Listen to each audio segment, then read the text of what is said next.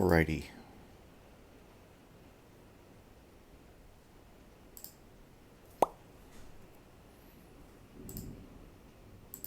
Go ahead and switch that over.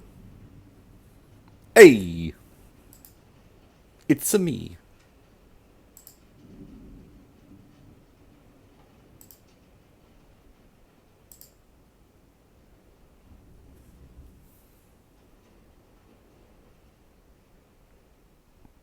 Danganronpa.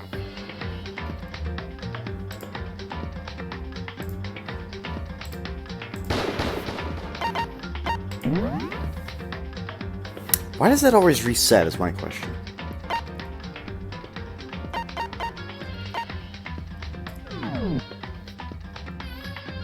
Alright, anyway. Hopping back in, we are in Chapter 3.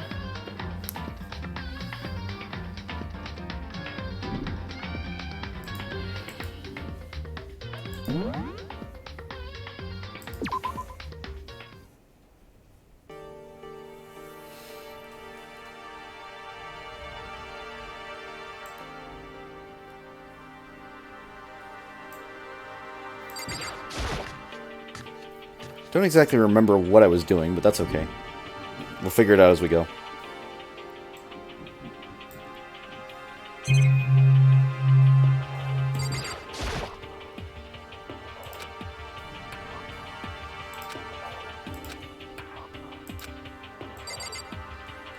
They just never returned the knife, did they? They just said, nope.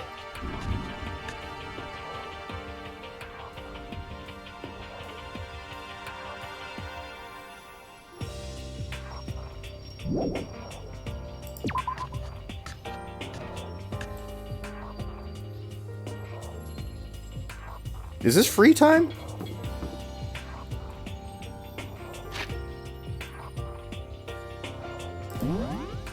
I mean, maybe it is.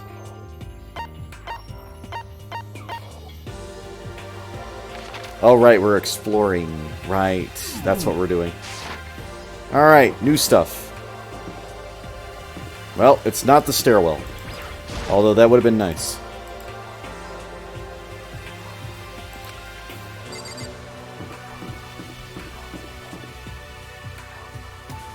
That's the trash, that's the rooms.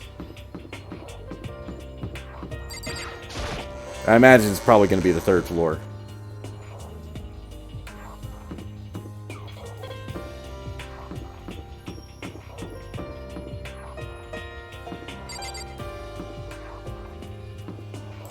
Let's go to the store while we have a moment. Now's the time more than ever.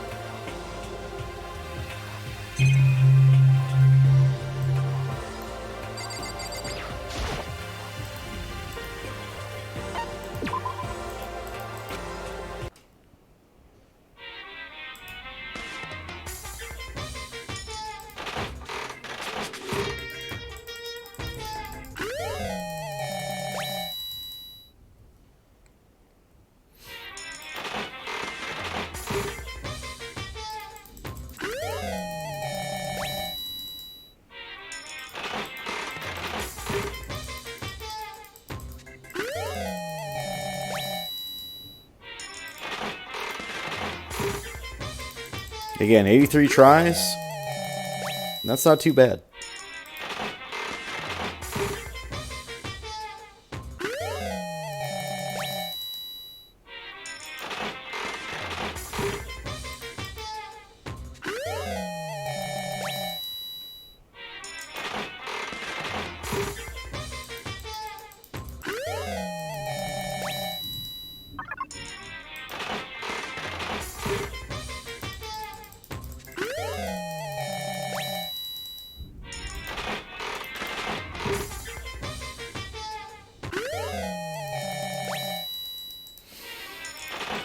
Round and around we go. Where we stop, nobody knows. Who would even want that DVD is my question. I can't even think of a single person who wants it.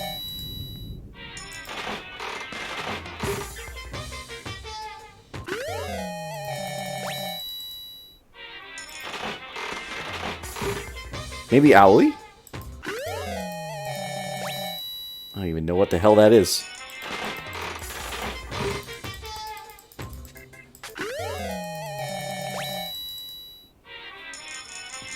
So if I want to get this down, let's say I used all my coins, right? If I use like 70 coins, I can guarantee I don't get a repeat. But I still don't think that's worth it. I think it's just better to play the odds.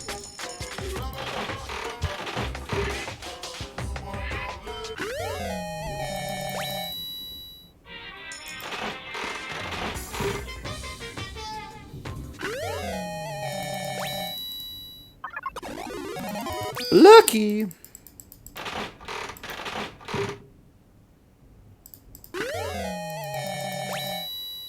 Is that...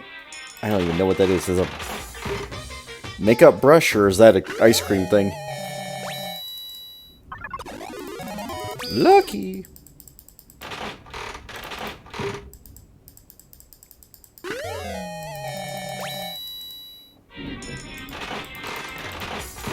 Also, in case you're wondering, there is a thunderstorm going on outside, so there's that.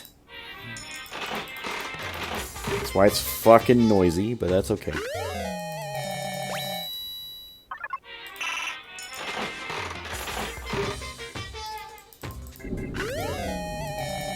Okay, that one's definitely new.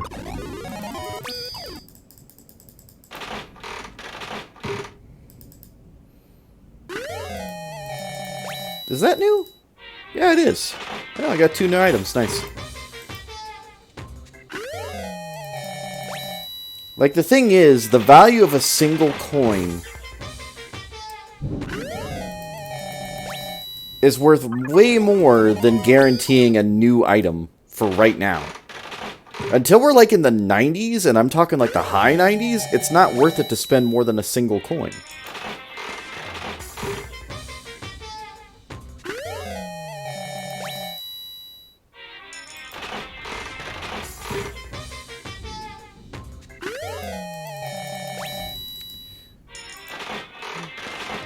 I wonder if I'm going to get, like, more free time. Because I seem to only have, like, 4 interactions that I can go through. And it's just like, I really would like more. I don't know if the clock's new. Or the radio's new. I don't even know what the hell that is. Flowers?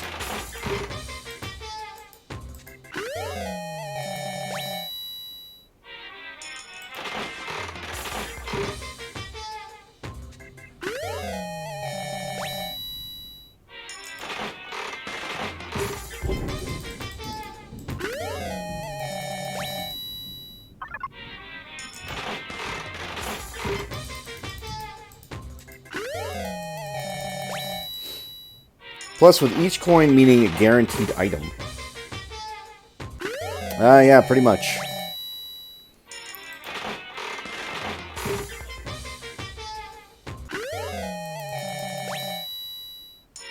Like, with each coin guaranteeing that it's going to be an item, right?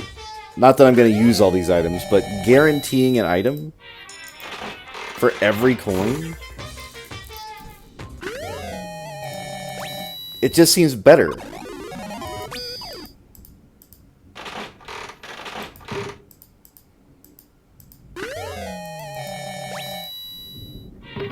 So here's what I'm going to do.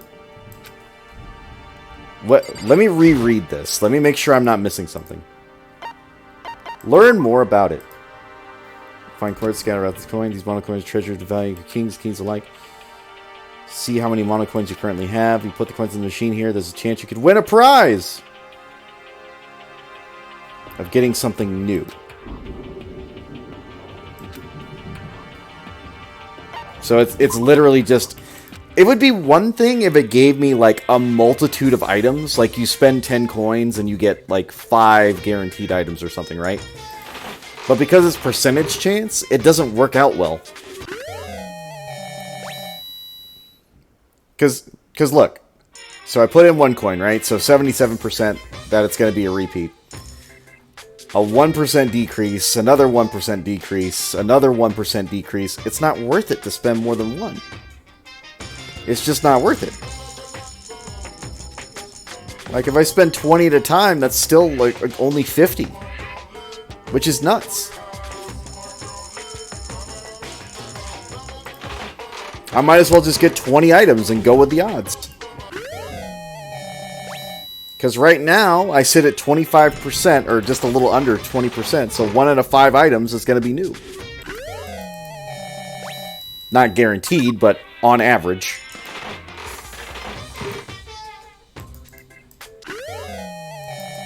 Like, again, when I start getting into, like, 90 territory, maybe I start spending, like, all my coins to guarantee something, but... Until then, just, like, it's not worth the trouble.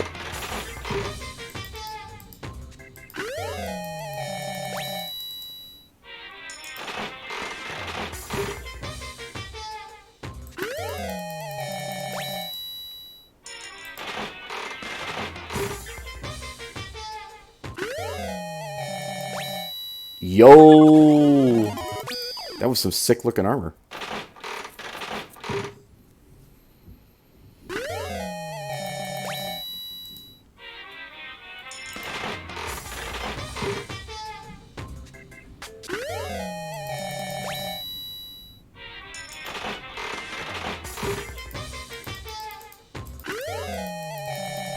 I've seen that bag like 10 times.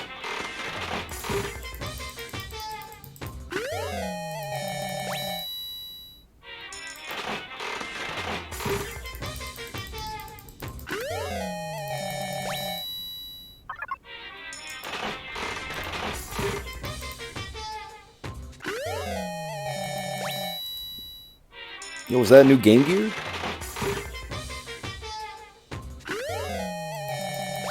Parfum. A lucky!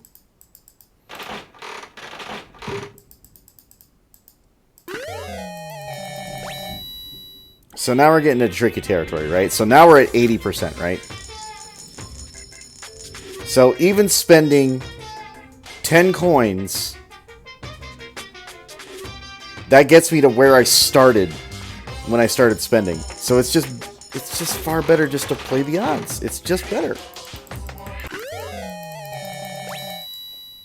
And I'm still getting an item per coin.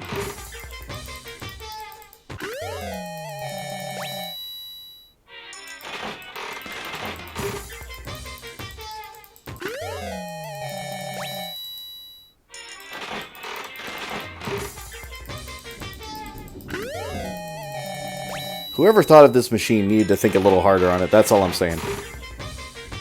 Make the coins do more percentage-wise, or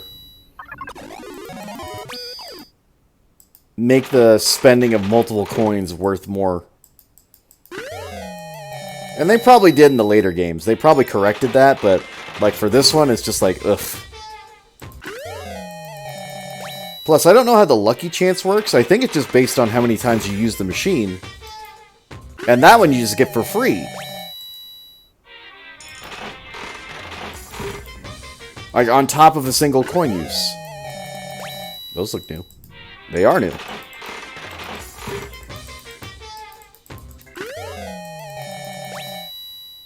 I mean, come on. I'm the ultimate lucky student in this freaking high school. All my luck should be golden, right?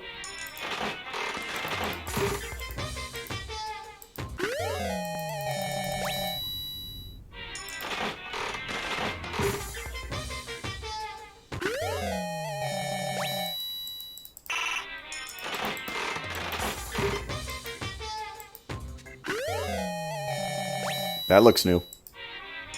It wasn't new, I guess. It looked new. It's a book!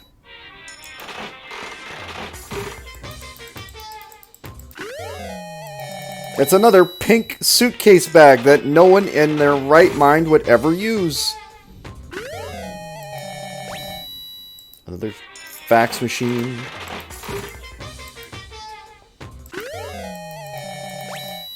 A cool bandana.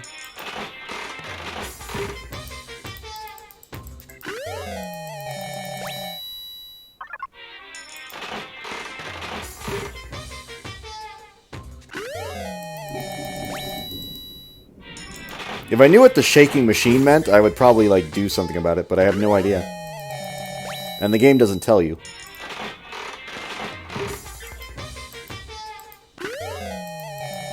What the fuck is that? It's new, whatever it is. It's like a mud ball.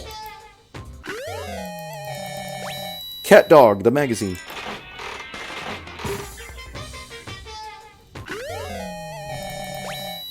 Cocaine. I'm kidding, it's not cocaine.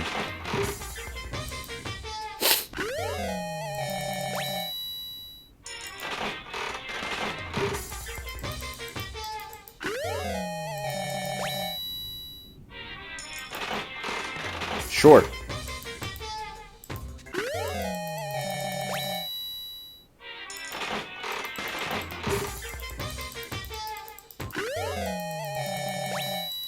Rose Whip.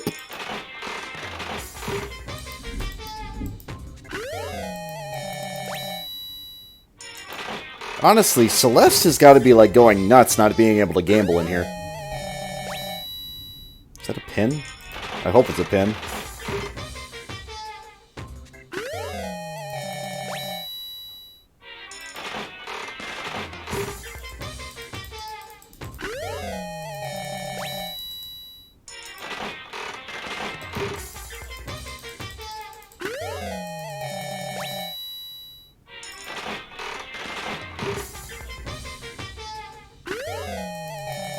And I know, we've spent like 20 minutes just doing this, but at the same time, I want all the stuff. And the only way to get all the stuff is to keep doing the stuff machine.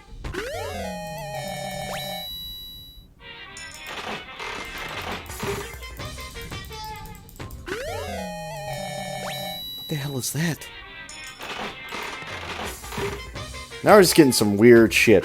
We're getting some real weird shit.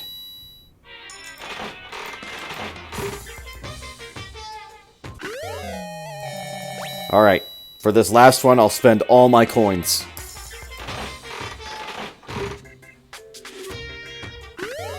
Nailed it. Alright, moving on.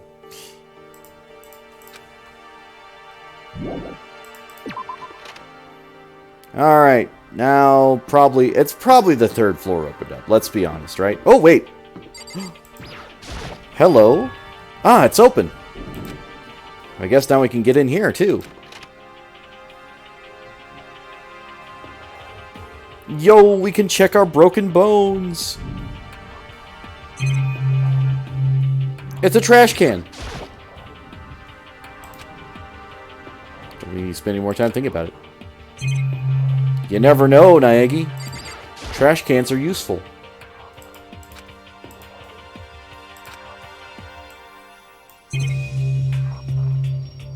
It's a mini fridge.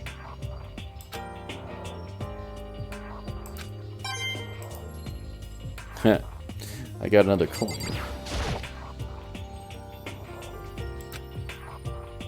It has Monokuma. Oh, sorry. I assumed it was just Monokuma because it was random. It has Monokuma Co. written across it. I guess they've covered all the details.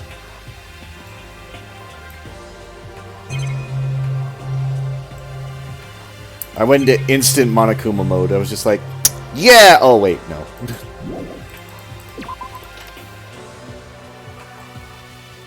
Okay, so that was new.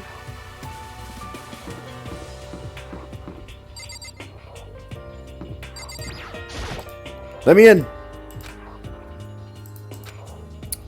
Man. Alright, let's go upstairs.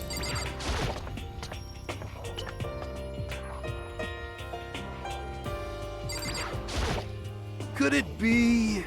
Nothing's changed on this floor. That would be a change, Yashihiro.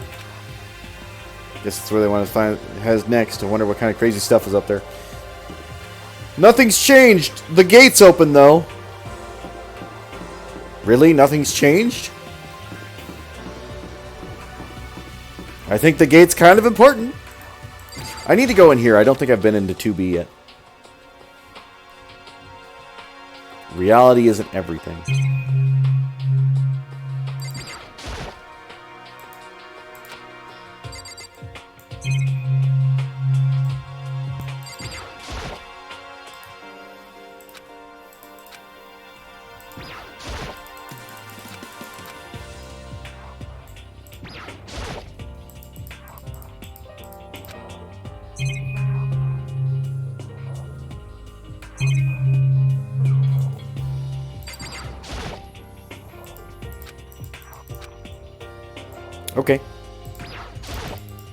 Just needed to cover my bases, because I hadn't been in there before.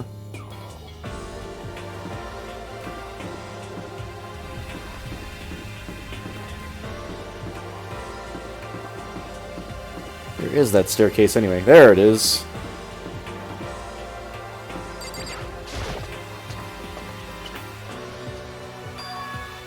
The 3rd floor of Hope's Peak Academy. I wonder what we're going to find this time. What's up here? Good question. Where the hell did I end up? Oh, there's the staircase. Got it.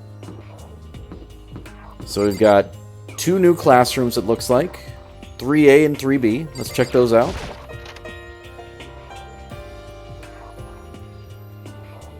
Despair Squadron, Monokuma.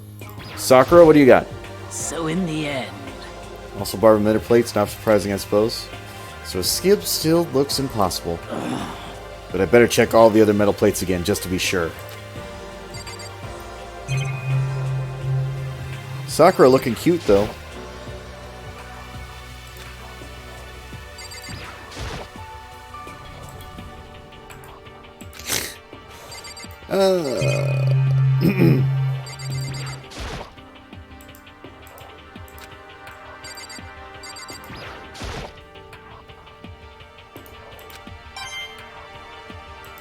Yay, another coin. Got it.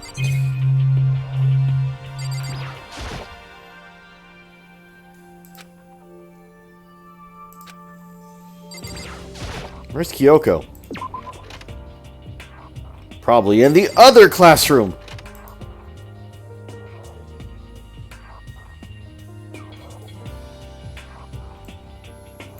It's funny, like, this is a school and yet the classrooms are, like, never used.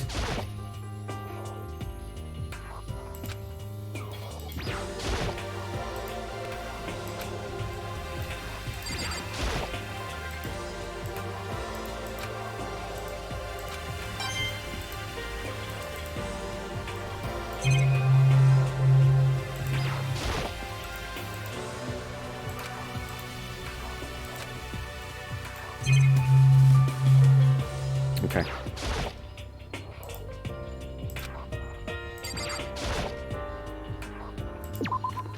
Again, if there was anything like new that I could see being there, I would go ahead and read it, but it's all the same old for right now.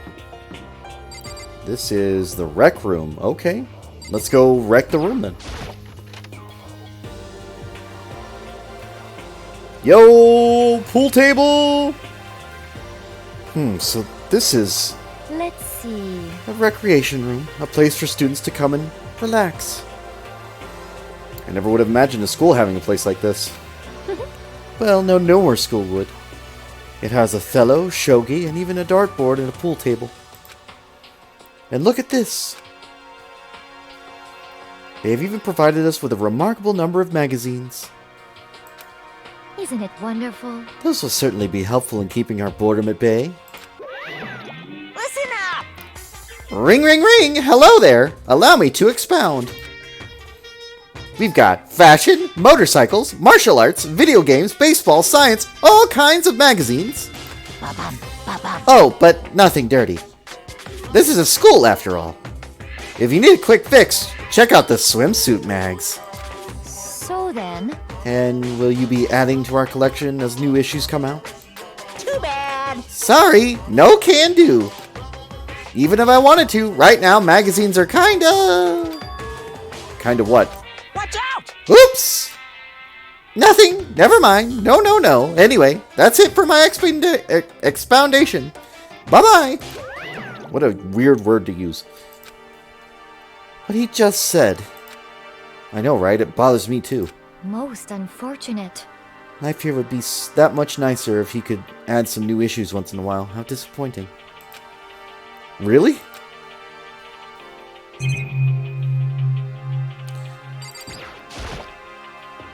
That's a copy of Othello right there. I'm pretty bad at it, though.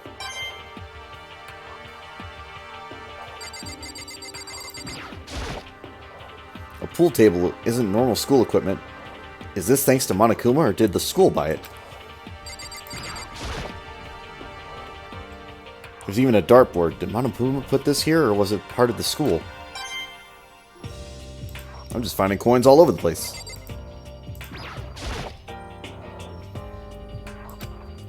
bunch of monthly comics, but without getting regular updates, what's the point?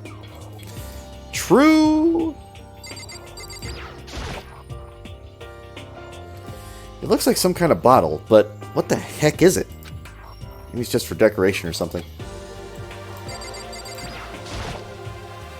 It's a beat-up old locker. Doesn't seem especially important right now, so I don't need to open it.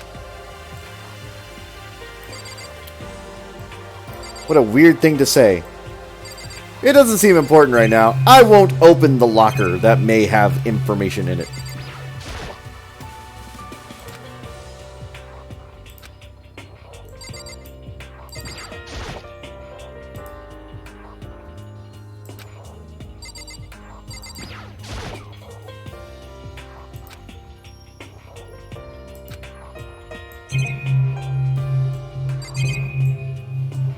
Just covering my bases here. Looks pretty comfortable.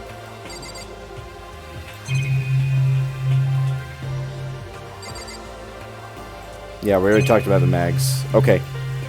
Cool. There is nothing to be done.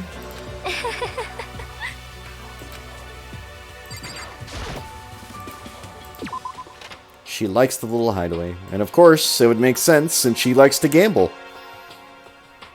I can't imagine what she possibly would have gambled. Yo, Kyoko.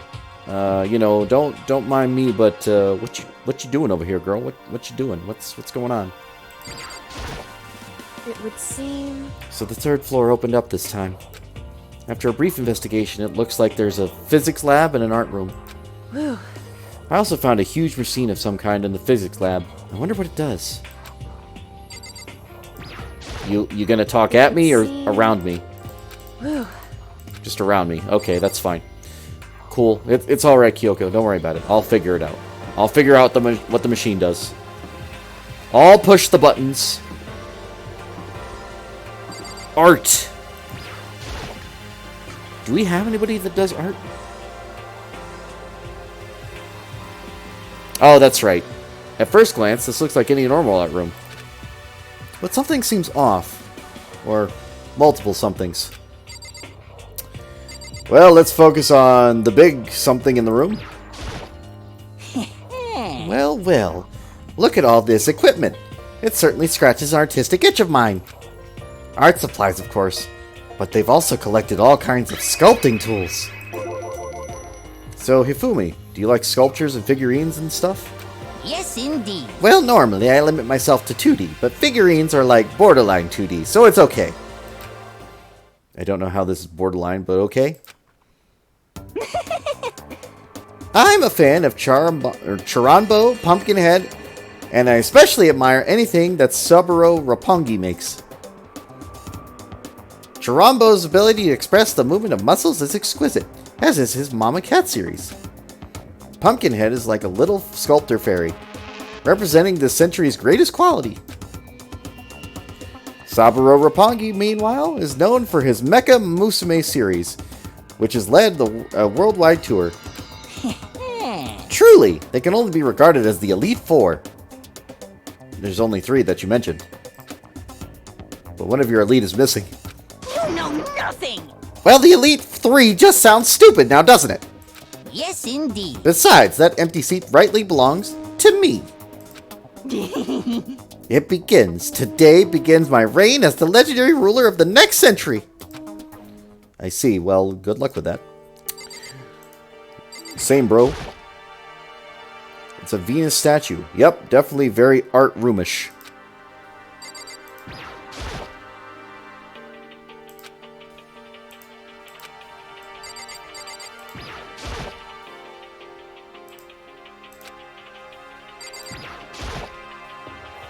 Is this a statue of Monokuma? Who would ever want to make something like this? Still, the quality is surprising.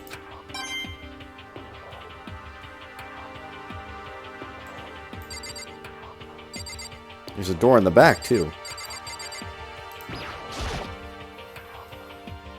This is a statue of Neo. Never really heard of anyone using Neo statue for life drawing classes or whatever.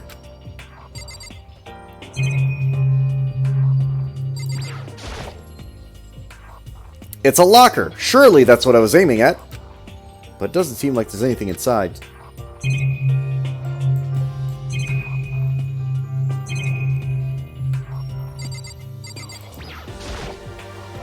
There are paintings lining the wall.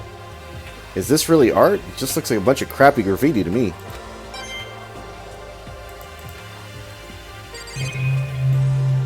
Sorry, art students. It's just crappy graffiti. I'm kidding. I'm joking.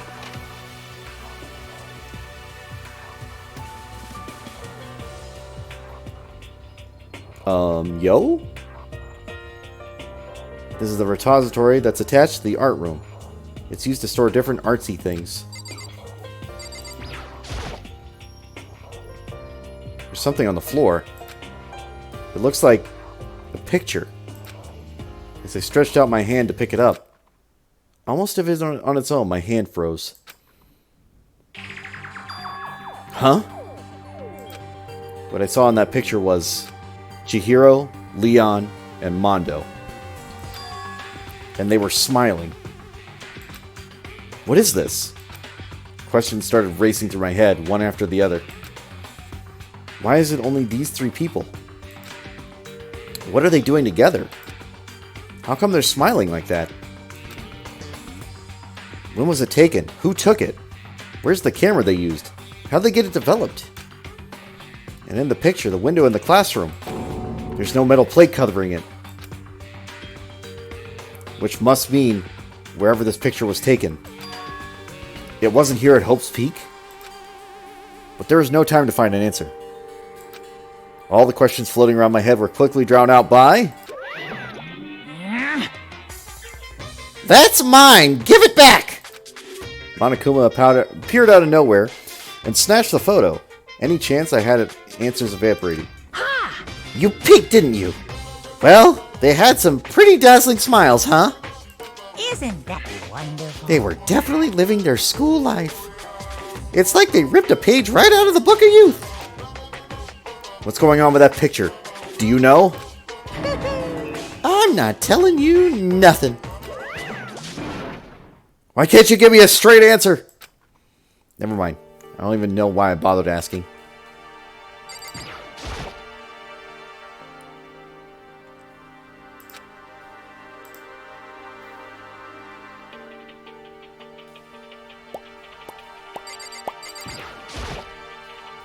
A dolly. Let's use it to make all these statues move around.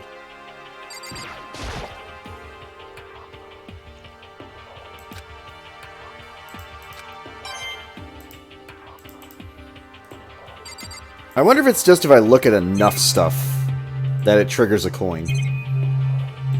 It seems like there's specific stuff that you know, it will actually trigger a coin guaranteed, and then there's other things that it's just like, yeah, if you keep looking at enough different things, you'll get another coin.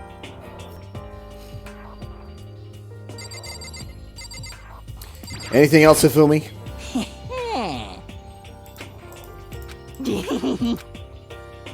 Nope. Well, good luck to you. Bye-bye.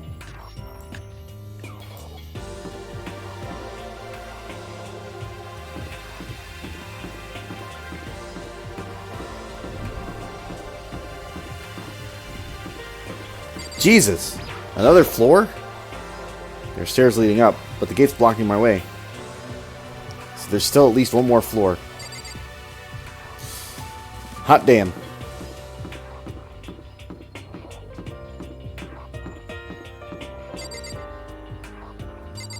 Why is the physics... You know what? I'm not even going to ask. They got a weird-ass door.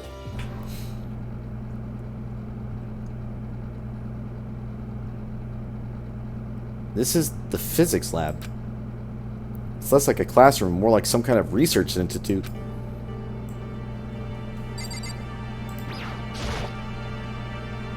Hey Taka, don't you think this place is like some kind of research institute? What is he doing up here? Who just let him walk around in here? Still no reaction. How did you end up in here?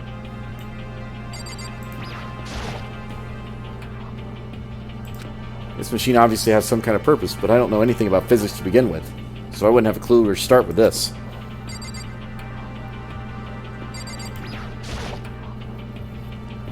What's up with this ridiculously big machine? Watch out! Watch out! Yeah. What? What? You want to become some want to do some quantum leaping? Huh? Phew! That's a time machine. Pretty awesome, right? It was designed by a student right here at Hope's Peak. The ultimate physicist, although they don't go here anymore. They died during the tragedy. A time machine? Seriously? So I can go back in time? Okay then, let me get in there. If I can go back to the past, then I can... This time I'll stop Mondo for sure! Oh, sorry. Not possible. This particular time machine can only go back 1 minute. It comes in handy when you, like, leave your pizza bagels in the oven 1 minute too long. 1 minute? What? You sound disappointed. But actually, I was lying about the whole thing anyway. There's no such thing as the time machines. What? Hey, Honestly, it's just an air purifier.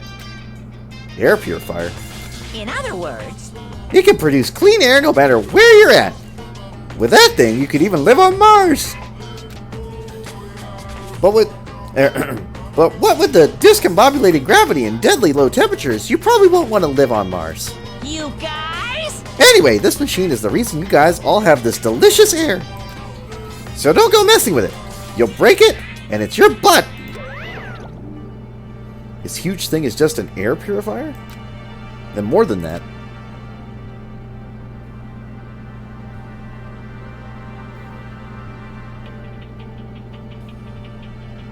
Any words, Taka?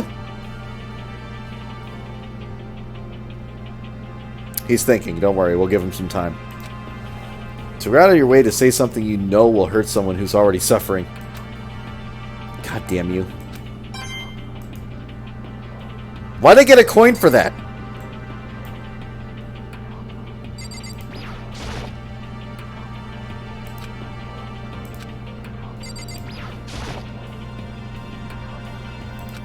There must be physics experiments and stuff.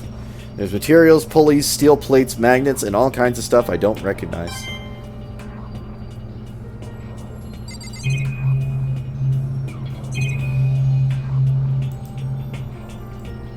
It's the door behind, right? Yeah. Okay.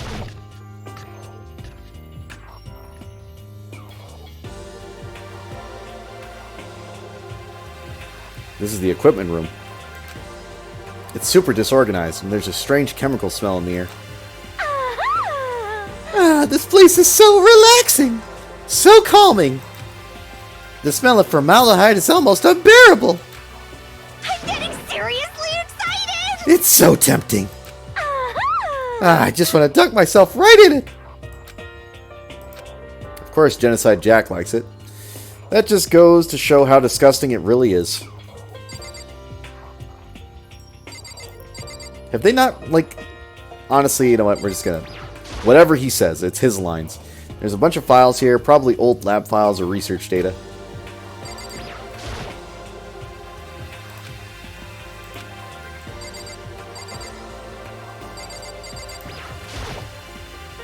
Pendulums, wheels, rail segments, all the equipment is scattered all over. They're all covered in dust, too. They obviously haven't been used in a long time.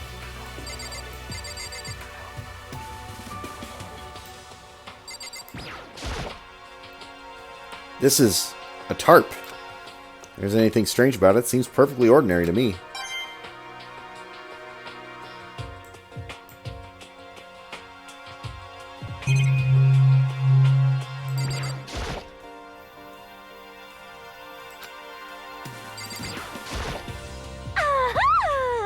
Ah, it really is unbearable. A nice long bath and a tub of formaldehyde. That's true happiness. Just thinking about it makes me... Alright, and we're going to leave you here. Goodbye, have fun, enjoy your time in the formaldehyde.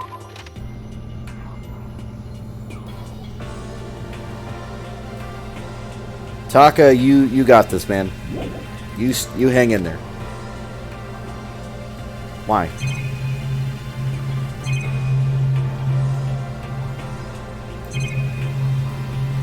Oh. Oh, this is... It's a digital camera. It's got some weird anime-style design on it. It's kind of beat up, but it looks like it still turns on just fine. Yep, it still works. I should show the others later. I discovered lots of stuff, and it was all strange, but I don't know if any of it was an actual clue. I'm just getting more confused. Maybe I should head to the dining hall and talk about it with everyone else. For now, I should head to the dining hall.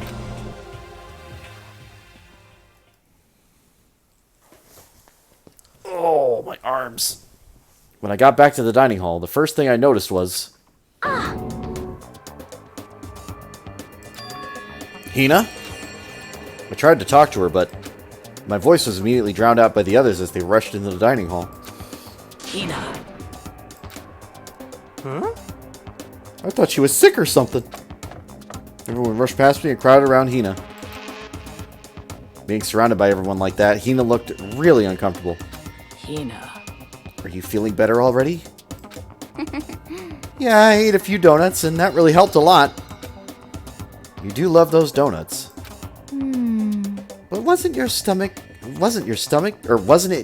that was hurting? Well, My stomach ache kind of made me hungry, so, you know. I guess my memory's kind of fuzzy lately. They say that a goldfish will eat however much food you give it, even if it's about to burst. Miss Asahina's pretty much the same, it looks like. just a second. Hey! You of all people don't have any room to talk. Well, Anyway, I was worried about you. Sorry. Besides that, you... Huh? Jeez, your knockers are huge! What the heck? Did you convince them to double up on milk production? bastard! Stay away from her feet. Anyway, first things first, we should talk about what we found, right, Taka?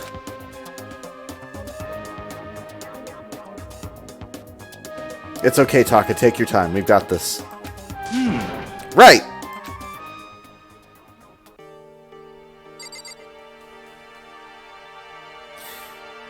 You know what, let's get the people who are going to be completely useless out of the way. Taco! What do you got for me, buddy? Uh-huh. Uh-huh. Uh-huh. Okay. Alright, cool. Wow, that is interesting. Yep. Uh-huh. Oh my god. You never told me. It's no use. That was enlightening, though. That was a good conversation. There's an art room on the 3rd floor, and it had all kinds of gear.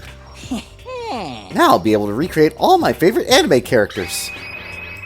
Anime character? Oh yeah, speaking of anime, that reminds me. I found something while I was looking around. Perhaps. A digital camera. That's what it seems like. Does it still work? Yeah, it seems fine. You know? Well then, let's see it. What the heck? This thing's like a kid's toy. Looks like it can store up like 5 pictures, maybe. Doesn't have a timer or anything. Well, On top of that, its appearance seems questionable. Is this some kind of anime character? Strange. You know nothing! Rude! She's not strange! She's Princess Pickles! From Demon Angel Pretty Pudgy Princess! Oh, you recognize this, Ifumi? Of course I recognize it! It's a super rare prize that was given away at a bingo contest at a big anime convention. You have any idea how much I had to pay that guy to get my hands on it? Wait! That's my camera! What? Damnation! Where did you find it? In the physics lab. It's my most prized possession. I brought it here with me, but I lost it the first day along with my phone. let's see. Why would it have appeared in the physics lab? However... But look at it. What? It got all messed up. Like when someone steals a sticker from your collection or you buy a secondhand shirt. Well, that's it. Huh? That's it? It's not mint condition. Unforgivable! I don't need it anymore. Weren't you just saying how much it meant to you? Then may I have it? I might be able to find some sort of use for it. If any of you would like to borrow it, please feel free to ask. Well, I can't really imagine any of us are going to really need to take pictures or whatever. Yeah, true.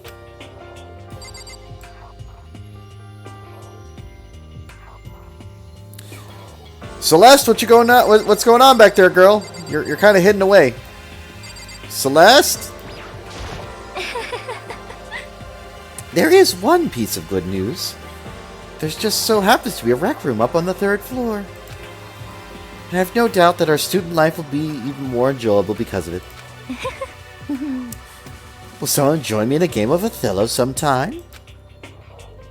And get our ass kicked? I don't think so. I searched the entire 3rd floor, but all the windows and halls, the rooms were blocked off. I wish they'd give us a rest already. For serious, give me back my bright blue skies.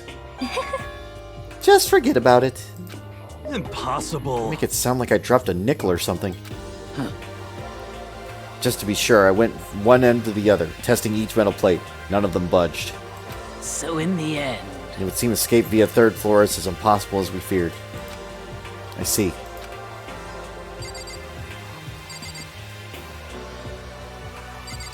Jill, what do you got for me, girl? Yes. The long road to maidenhood begins with a single step. That road may begin with only wrinkly old men, but it will end with strapping young, adorable boys. What the hell are you talking about? I'll just let her laugh speak for herself. Owie? So, Wasn't able to help much with the investigation, but I did make one discovery. Could it be? Didn't have to be a donut-related discovery, did it? What does that even mean? that's right. Never mind. It's about the nurse's office, remember? There's one on the 1st floor, right? Well, I remember, but it's locked. Yeah. Actually, not anymore. so then... Did you find any protein in there? Or even a vitamin supplements would be fine. I'm glad you're worried about the real issues here, Sakura. She actually is, but like, it's protein powder or vitamins. I did look, but no dice. Just a bunch of headache medicine and over-the-counter stuff. I see. That's disappointing. It is disappointing. Like the end of the world is already here. I'm not sure it's that disappointing. Kyoko! Girl! Correct. There's a rather remarkable physics lab on the 3rd floor. In the middle of the room, there was a machine bigger than anything else I'd seen before. Oh yeah, apparently it's an air purifier. Huh? Huh? What's something like that doing there? Is the device really that big? I really don't get it. Good talk, Taka. I don't think you have anything, but let's go. Oh yeah, I just remembered. I saw Byakuya a little while ago. What? Where? Where was he? What? Kind of scaring me. Where was he? He was in the locker room. He had a huge stack of books he must have got from the library. No. So that's where he was hiding. I won't let him get away from me. Huh? She just ran off. Is she okay? You should not concern ourselves with her. Okay, I've heard what everyone else has to say. So now it's my turn. Hey, can I tell you guys something? I found something that's been kind of bothering me. What? What is it? I found this weird picture in the repository. Apparently Monokuma took it. A weird picture? You mean like dirty? No, not that kind of weird. It was a picture of Leon, Mondo, and Chihiro all together. Why? Those three. And the three of them were laughing. Oh, It showed the three of them together laughing? When could it have been taken? And there's more. In the picture, there weren't any metal sheets covering the windows. well then. Then the picture wasn't taken here? Let's see. But I don't recall hearing anything about them knowing each other before coming to this school. Well, You probably just imagined it. Monokuma cast a spell on you. No, I saw it. I'm telling you. But if it wasn't taken before we got here, or after we got here, How about that? I bet they're still alive. They left the school and then took that picture. Is that right? That's impossible, after all. We saw it with our own eyes. They're all dead. Either murdered or executed. And they're not the only ones. Monokuma killed Junko. And then there's Sayaka.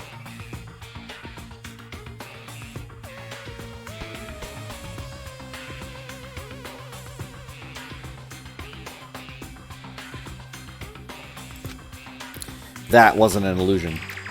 It was real, I'm sure of it. They all died. There's no way any of them are still alive. So we have to figure out when that picture was taken. Monokuma most likely forged it. I can't imagine any other possibility. Forged? Is that all there is to it? Stay focused, man. Don't let Monokuma's bullcrap sidetrack you.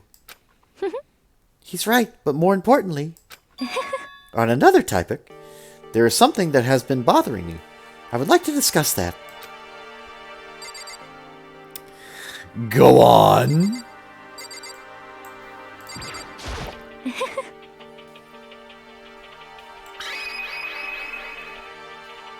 Thank you for the follow, cosplayer. What's bothering you, Celeste? Oh my goodness. A Ludenberg? Thank you for the follow. Appreciate it. What's bothering you, Celeste? The follow noise? I like it. actually, It's about Hina. Huh? What? Me? You said your stomach hurt, did you not? But I believe that was a lie. What really happened? Huh? It varies from person to person, but whenever someone lies, they tend to have a way of showing it. And Celeste would know. It's called a tell, something you can't hide, no matter how hard you try. is that okay? Whenever Hina lies, the tip of her nose just gets a bit longer. Huh? What? For real? Actually, no. Huh? Oh, But your reaction just now confirmed it. You were lying. That's no fair! If you're going to lie, at least try to lie convincingly. Hina. Hina, be honest. Were you lying about your stomach ache? Yes. I see. Why? Why would you lie about that?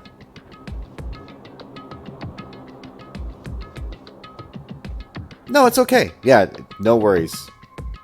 I appreciate you stopping by and watching and enjoying. It's perfectly okay to make mistakes. No judging here. I know people from all over the world. Even Great Britain. Those weirdos. I'm kidding. I'm making jokes because a lot of my friends are British. Why would you lie about that? that's it. I'm sure of it. Are you feeling guilty about something? Just a second. No, that's not it at all. But It's just, I mean, I have a reason for it. A reason? What's your reason, Aoi? sorry. To be honest, I didn't have a stomachache. I had a headache. I did it because even if it came and told you the truth, I thought you wouldn't believe me. Reaction! The truth? Well, I saw it. Saw what? A ghost. A ghost? You mean like that ghost? Hey, Is there more than one ghost? But I mean, ghosts are... what the heck? See, I told you you wouldn't believe me. It's not that I don't believe you, but Hina. I believe you. No matter what anyone else might say, I will believe whatever you say, no matter what. So you can tell us exactly what happened. Or can you tell us exactly what happened? If you really mean that, Sakura, then okay, I'll tell you. So, It happened last night. In that weirdly, you know, panty shot, picturesque moment. I was in bed and I couldn't get to sleep. I just kept thinking about everything that's happened up till now. I ended up just getting more upset. So I tried to to try and cheer myself up, I thought I'd go get some donuts. Huh? Donuts again. honestly, And you ignored the rule regarding nighttime? sorry. Fan service moment, basically. I know, sorry. I feel really bad about that. Hina. Anyway, please continue. But, Well, so I left my room and headed for the warehouse. But then I started to hear a strange sound.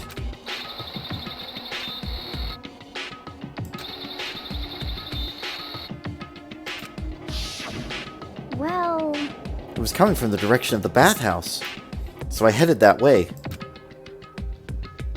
The locker was halfway open, so I took a look inside. And I saw a human shape surrounded by a pale green light. There was no doubt who it was. It was Chihiro. say what? Oh no! No way! A ghost!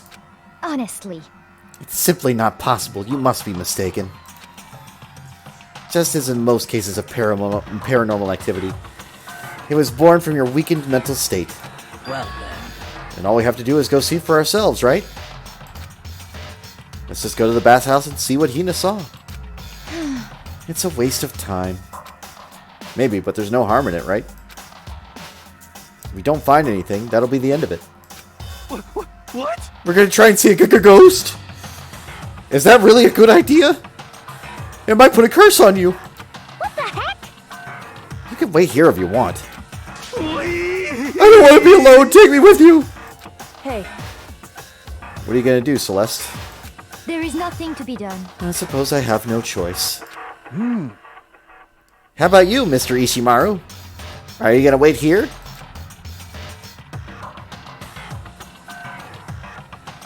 Man, he's always just yammering on about something. Good talk, Taka. Oh, Yeah, I guess that's a yes. I don't think that's Angie. That's he's still stunned from yesterday. So, It was right here. I saw it right here in the dressing room. I'm getting goosebumps. come on. La la chulu fahagen. Please! The one with the red eyes? There's a bunch of them with red eyes. He's not actually angry. He's very, very upset from the last trial. Not trying to spoil anything. Shut up! What if he actually shows up? Hina. Hina, where is it you saw Chihiro's ghost? well, Well, I heard a sound, and when I opened the locker, I saw a pale kind of outline of Chihiro.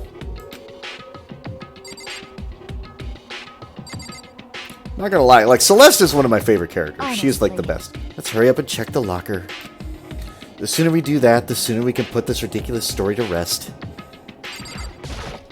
So in the end, In the end, it doesn't even matter. come on. What are you saying? Oh, it's an ancient chant.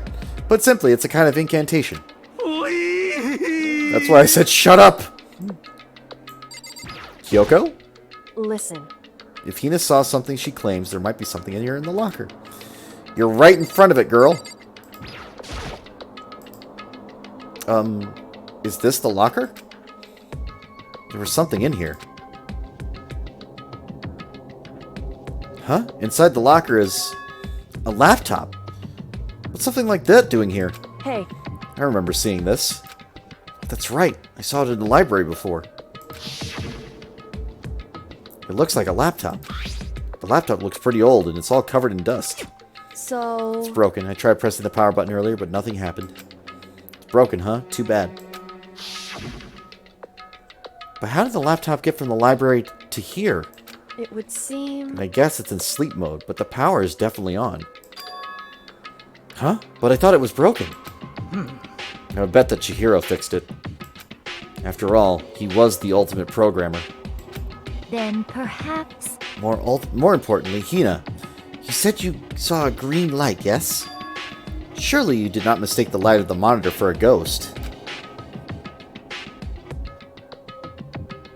Good talk, Hina. I'm surprised you're able to dress yourself in the morning. Oh man, if I had the Love's Clueless Girls attribute, I would have fallen in love big time just now. I'm so glad I don't have it. I didn't really expect to find a freaking laptop inside a freaking locker, okay? Hey, come on. It's okay, I mean, anyone can make a mistake like that. As a matter of fact, one time I thought I spotted a gray alien, but it turned out to be a tadpole. What are you saying? Don't compare what happened to me with one of your stupid delusions. Wow, Hina. Shots fired. Holy shit, girl. Don't be mean. Don't be mean. It's just trying to make you feel better. What if I get all depressed forever now? But listen, isn't this really strange? What's this laptop doing in here? In other words... Maybe someone hid it here. But... If that's the case, we found it pretty easy. Wrong.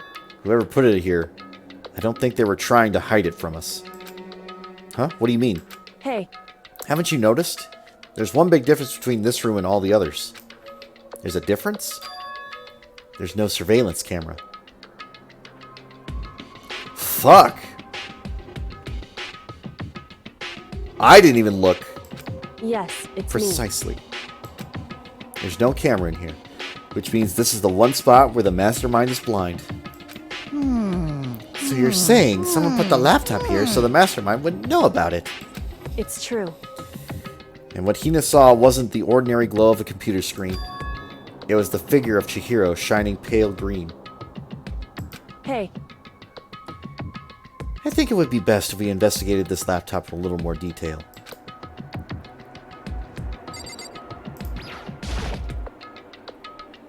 It's just like Kyoko said, the display isn't on, but the laptop definitely has power. so then... So first of all, we have to wake it up. Right. I started hitting random buttons on the keyboard. Good job, Makoto. You've got this. IT wizard you are. And the display instantly began to glow a pale green. There were a bunch of different icons on the desktop. Hey, There, the icon on the far left. What is it? It says, Alter Ego. Alter Ego literally means another self, I believe. In the field of artificial intelligence, it is not uncommon to create different aspects of a personality. You can consider it something like a pen name. Makoto. Could you let me see it, Makoto? With that, Kyoko moved between me and the computer. And we touched elbows. It was the most sensual elbow touch you have ever heard of in history. No, I'm kidding. She moved the cursor over the alter ego icon. And when she double-clicked it, the screen suddenly went dark. And then a voice spoke to us. You really came. Master, you're here! Chihiro's face appeared, taking up the entire display. Oh no! It's a ghost! Buddha, sweet baby Jesus, save me! Calm down. Calm down, it's not a ghost. What? Huh? Then what is it? Anyway, I'm sure if we just talk to it, we'll find out. Kyoko began to type, hands blurring across the keyboard. What are you? And then... Hello, nice to meet you. I'm Chihiro Fujisaki.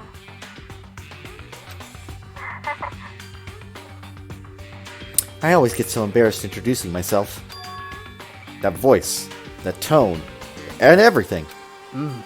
It's Chihiro. I knew it. Alter Ego. I've heard of this kind of AI program, but I've never seen one for myself.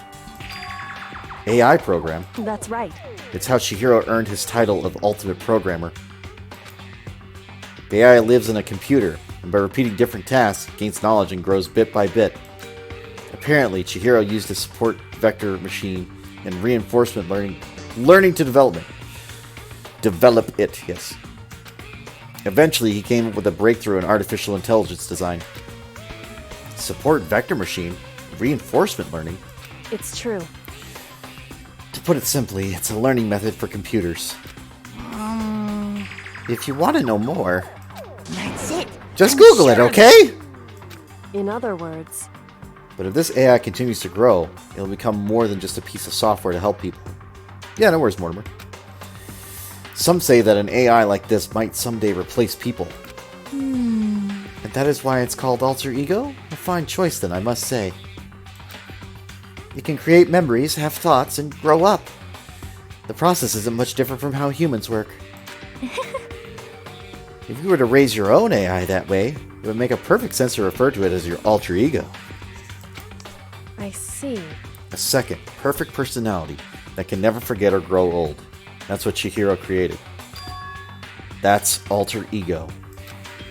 Kyoko, how do you know so much about this? Are you okay with this? Anyway, he's so fixed on the he fixed the broken laptop and put his own program on there. That is what this means, yes? Then he brought the machine to this dressing room, where the mastermind would not be able to see it. But you know, all this about master and whatnot, yes. I believe I'm on fire. Huh? I thought you were only into 2D. Da-da-da-da-da! This is the most excellent 2D possible! Huh? And he's a guy, and also a computer program. I feel as if... Oh, that aspect is no problem. I mean... That aspect? Anyway, Anyway, let's talk to him a little bit more. Kyoko typed away rhythmically. How much do you know about what's going on?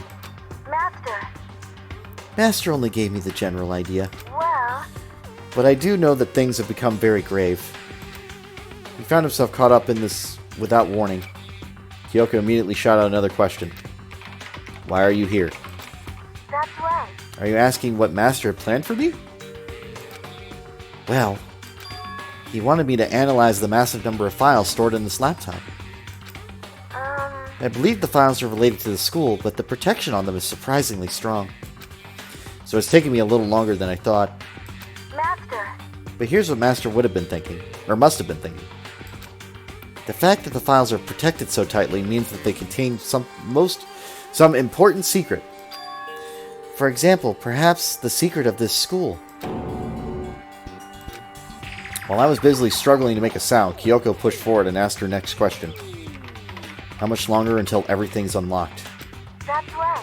It's gonna be a while, Leave it to me. but I'm definitely gonna do it. So you can just leave it to me. I see. So because of how long it would take, he designed Alter Ego to handle a workload. Smart! It also means that the work remains uninterrupted, even after his death. Once again, Kyoko typed quickly. Keep it up, but be careful not to let the mastermind notice you. That's right. Don't worry, I've got a secret plan already, just in case. Actually, I can see what's going on in my built-in webcam, so if anyone suspicious shows up, I'll just scream for help real loud. That's a pretty basic plan, I have to say. Yes, indeed. It is fine during the day, but nighttime is a concern. Huh? Why? Are you okay with this? Have you forgotten? All our rooms are completely soundproof. Once we close our doors, he can scream as loud as he wants and no one will hear a thing. Okay, then how about once it's nighttime, we each take turns guarding the dressing room? However, There's a good chance the mastermind would notice us going in and out of the dressing room like that. Then what can we do? so then, Once nighttime comes, I'll leave the door to my room open. Then there's no way I can miss Alter Ego yelling. But...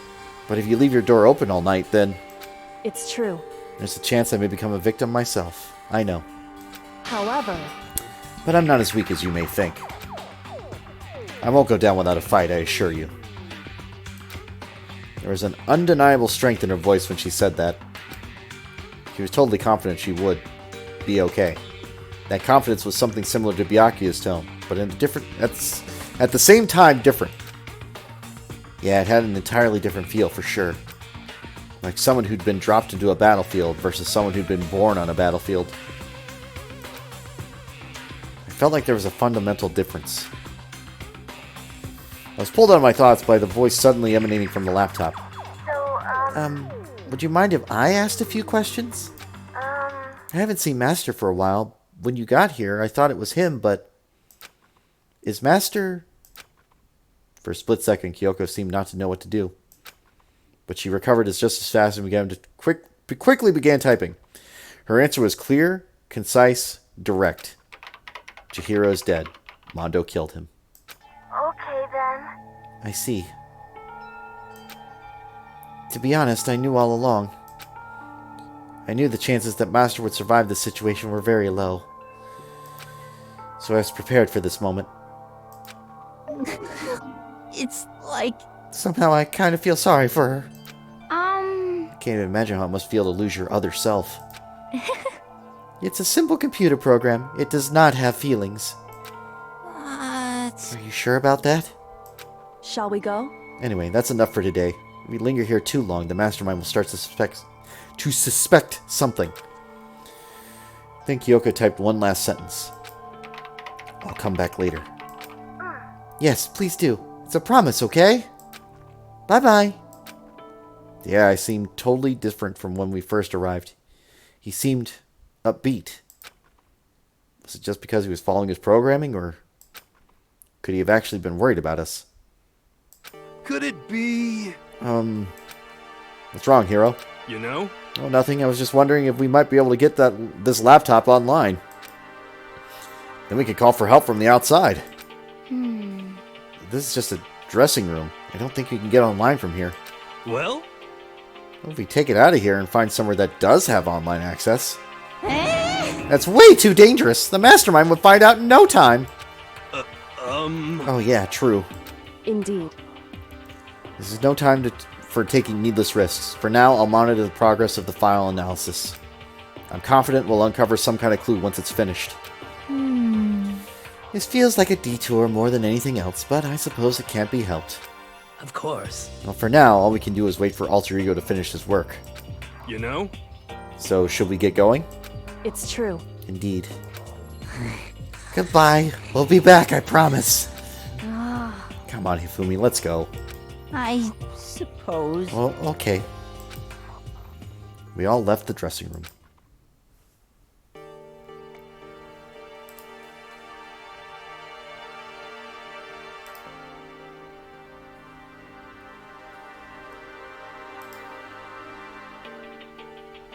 Don't mind me. Okay.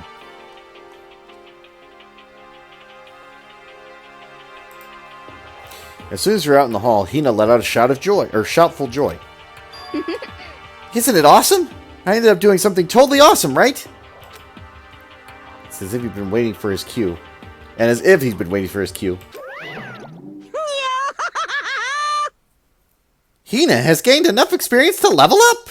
What's the matter? So, what was this awesome something? Monokuma. What the heck? You guys all seemed in remarkably good spirits. Did something happen? No, nothing in particular. Oh, keeping secrets? No fair! I demand an exclusive interview. Denied, denied, super denied! What the heck? Yeah, just because you demand something doesn't mean we have to do it. Say what?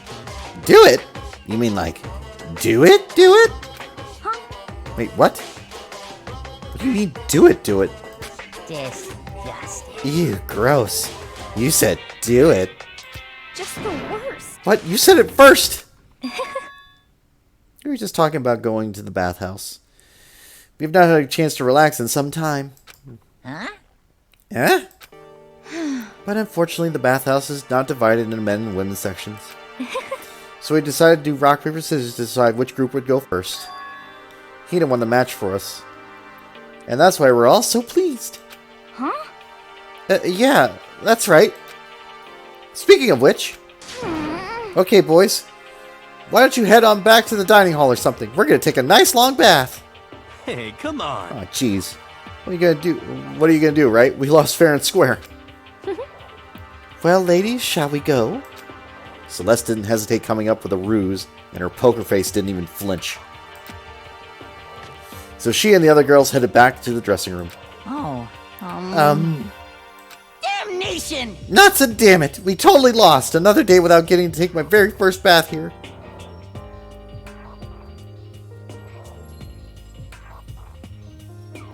Gross.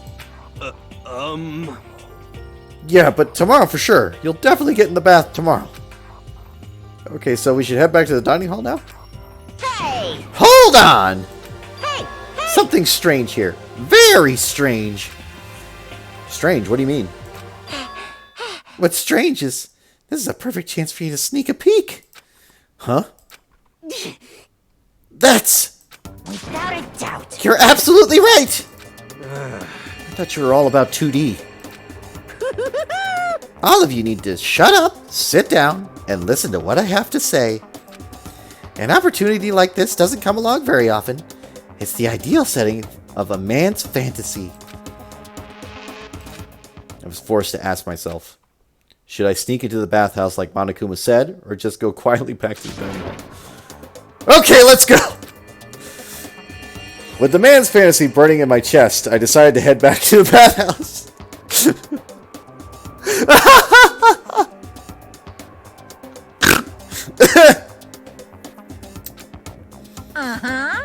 Have your fun in your man's fantasy. Have a smashing good time. We opened the door to the dressing room, silent as death, and peeked inside. It looked like the girls had already finished changing and gone to the bathhouse. This had all started as a lie, but apparently they decided to go in for real. Making sure it was empty, we quietly made our way into the dressing room. The Forbidden Land.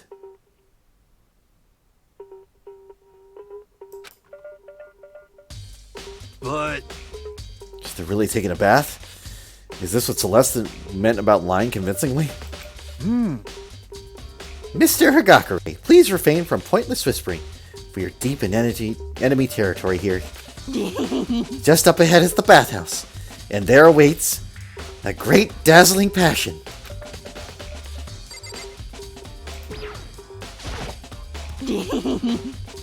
Mr. Naegi, you're on point.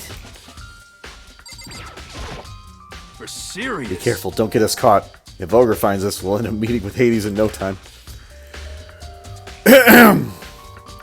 Well, I have no choice. I place my hand on the door leading to the bathhouse. I open it gently, inch by inch. I maneuver my hand like a master craftsman to avoid making even the slightest sound. A little further, a little further. And then, on the other side of the thick, rising steam, I saw...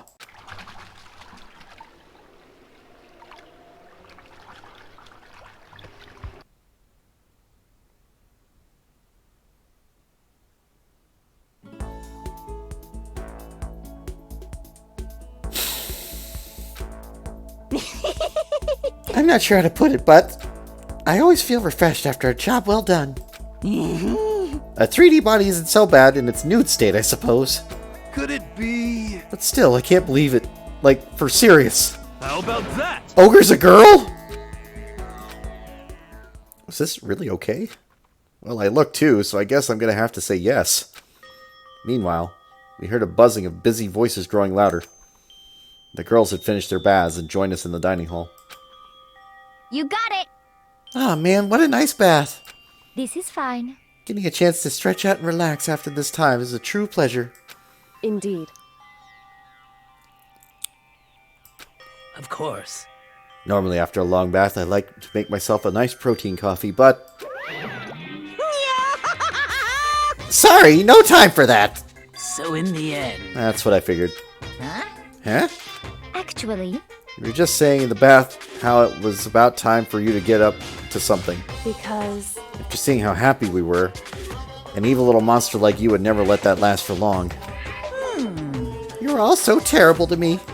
My entire existence! Everyone's so cold and mean. Even after I got presents for you all. Presents? Well now. Oh, have I got your attention? And let's head to the gym, where your presents await. See ya later! No questions, no dilly-dallying. Get a move on, and everything will become clear. Oh, What is it? What are you scheming this time? It would seem... He's probably going to repeat the same thing again. Providing us with a motive to get things moving. Huh? Again? I don't want to. I don't want to do this anymore. Me either. I'm like totally traumatized. However... It's okay. We have alter ego. I'm sure he'll find out something that'll help us. So for now, Correct. we have to just endure it, come what may.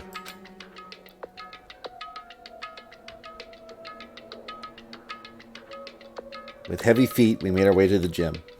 But when we arrived, there was already someone waiting for us. What? To be kept waiting by the likes of you. Rest assured, if we had access to firearms, you'd all be dead. Yakia, did you get here early? Did you forget how to walk? Is that why you're late? It's simple. Right foot, left foot. Right foot. The same as always, I see. Her, on the other hand. What the heck? Oh, she's back to her Debbie Downer self, huh? I heard what sounded like a sneeze, and she went back to her old self. So now she goes from maniac to depressive whenever she sneezes? Seems kind of late to add that to the mix. What the heck? Why does everyone keep making fun of me? I hope you all win the lottery and get hit by a bus. So when you want to say something mean, then you can talk? Well, Anyway, looks like everyone's here. So then... Which means...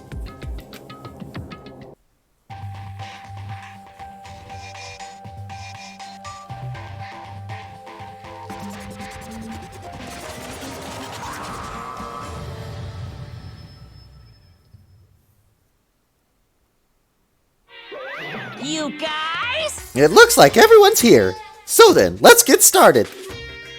What? Come on. Out with it. What kind of motive have you prepared for us this time? However... Whatever you subject us to, we will not break. Okay. Yeah, that's right. We're not going to lose to you ever again. Come on! You don't have to get so defensive. Calm down. I've decided to change things up a bit this time. Up until now, I've been using the whoosh of the north wind to get you all moving. But sometimes you gotta use the sun to light a fire under someone's butt.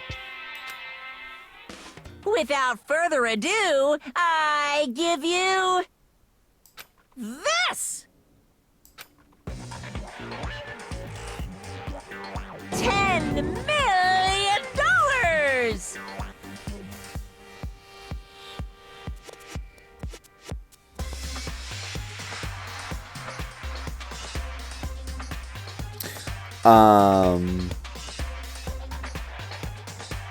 I've prepared this graduation present for whichever lucky student makes it out of here alive. What do you think? It's 10 million bucks! 10 million smackaroos! It's like totally wowie wow wow, am I right?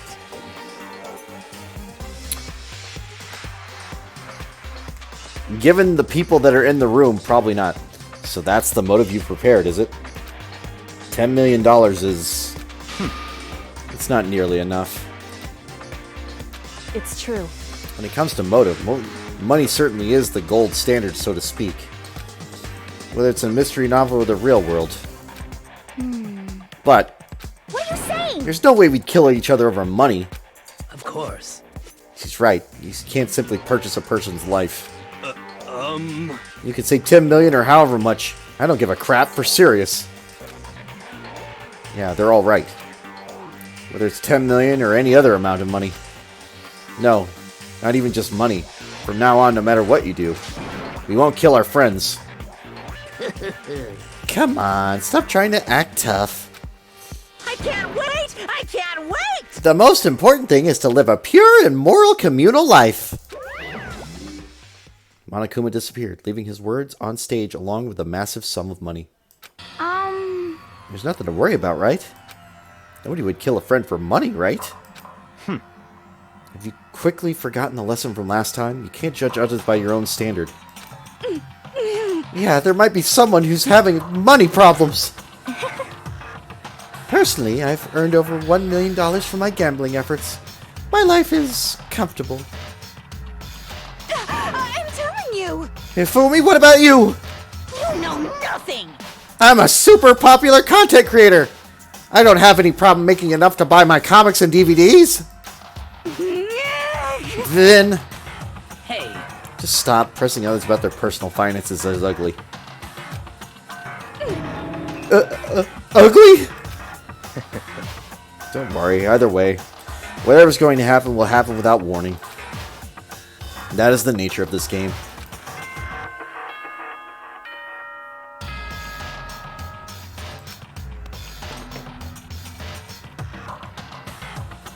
This is a school announcement. It is now 10 p.m. It is now 10 p.m. Alright. Nighttime has officially begun. Alright. I'm just readjusting. I do have food that's being made and everything else, but we will get back into it shortly. Ugh.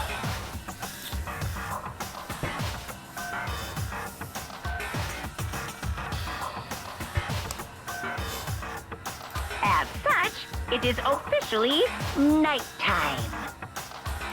Soon the doors to the dining hall will be locked, and entry at that point is strictly prohibited. Okay then, sweet dreams, everyone. Good night, sleep tight. Don't let the bed bugs bite.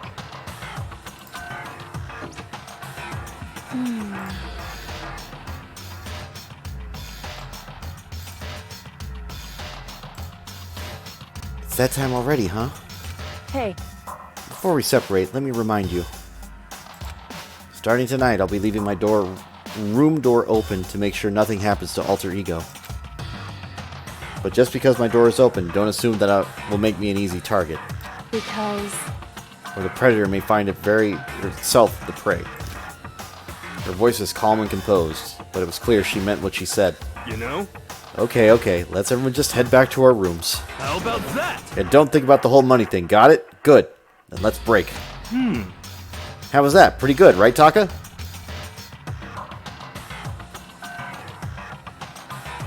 Truly a man of inspiration. Truly an inspiring person. Right! As soon as I was back in my room, I crawled into bed. Money. There's no way that's going to get anyone to kill anyone else. I told myself that, but deep in my heart, I was still troubled. After all, I thought the same thing last time about having our secrets revealed. Even if the reason for it seems completely nonsensical, a murder could still happen. That's a lesson we learned. But this time it's different, I'm sure of it. Because of the program Chihiro left behind, Alter Ego, we finally have some small hope to grasp onto. As long as we have that, then I'm sure.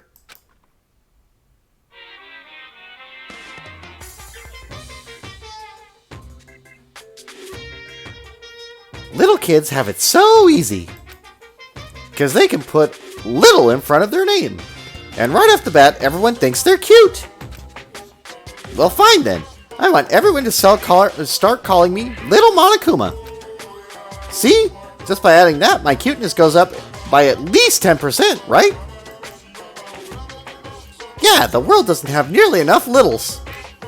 More littles will lead the world. More littles will lead to the salvation of the world. There we go. Just imagine little arsonist, little war criminal, little destruction of the environment, little hit and run, little death tax, little Great Depression. Even the darkest subject can suddenly become brighter! Our dreams are expanding, ding ding!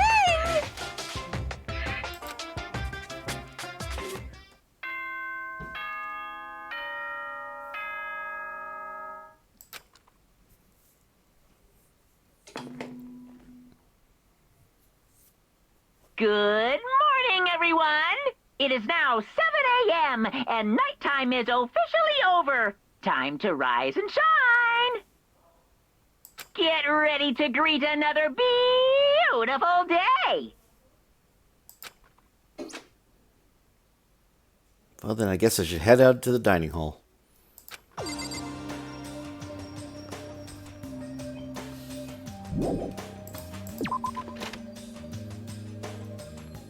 Yo, Sakura, what's up, girl? Good morning, Sakura. Did you just wake up? Yep. Waking up for our breakfast meeting is fine, but of course, like, getting up a little early is better. You can exercise in your room till nighttime ends. A big meal after working up a sweat is divine. Hey, Makoto. Morning, Makoto. Good morning. You're kind of sweaty. Have you been exercising? That's right. Yep, me and Sakura were doing our morning workout. Oh, but I didn't break our nighttime promise. I just ran around my room until it ended. Why don't you come with us next time? I don't think I can keep up with you and Sakura. Huh? Huh? Seriously? Okay. Then we can do something in the rec room. I'm not good at much, but I do know how to play Othello. I'm not very good at that either, though. I don't like to think when I'm playing, so...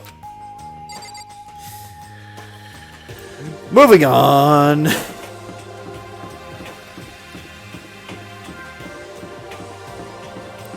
I like to be brain dead all the time.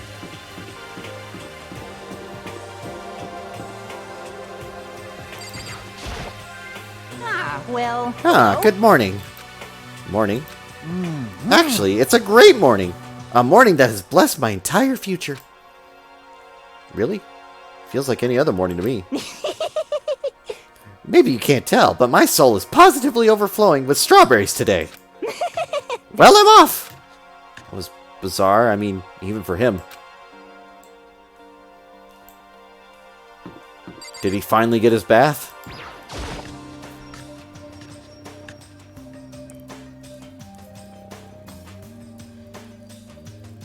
Could it be? So the people here today are the same as yesterday.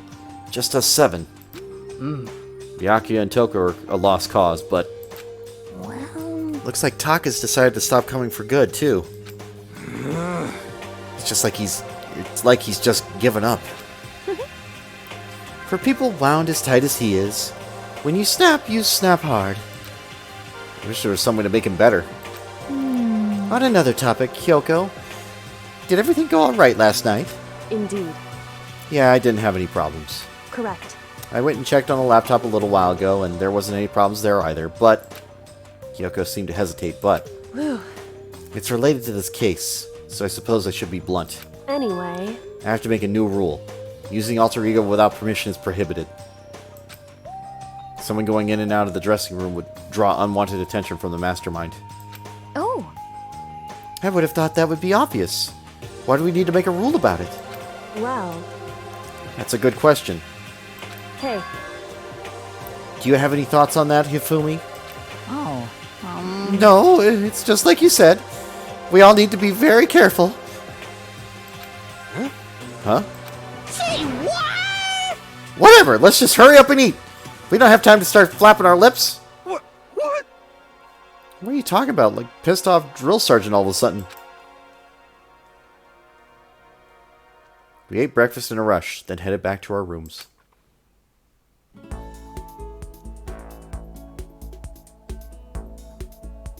What should I do today? Free time.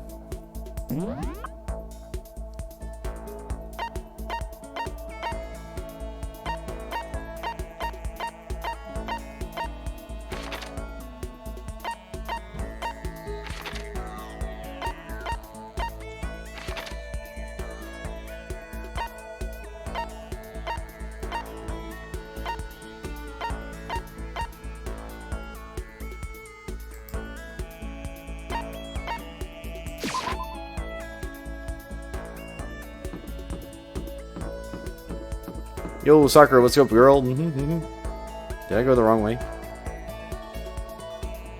No.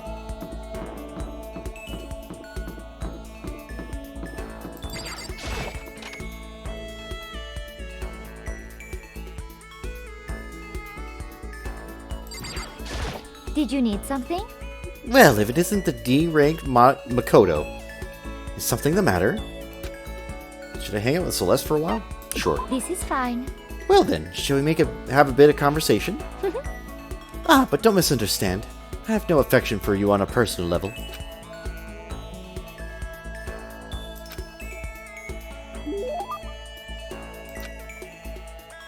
Yes, definitely.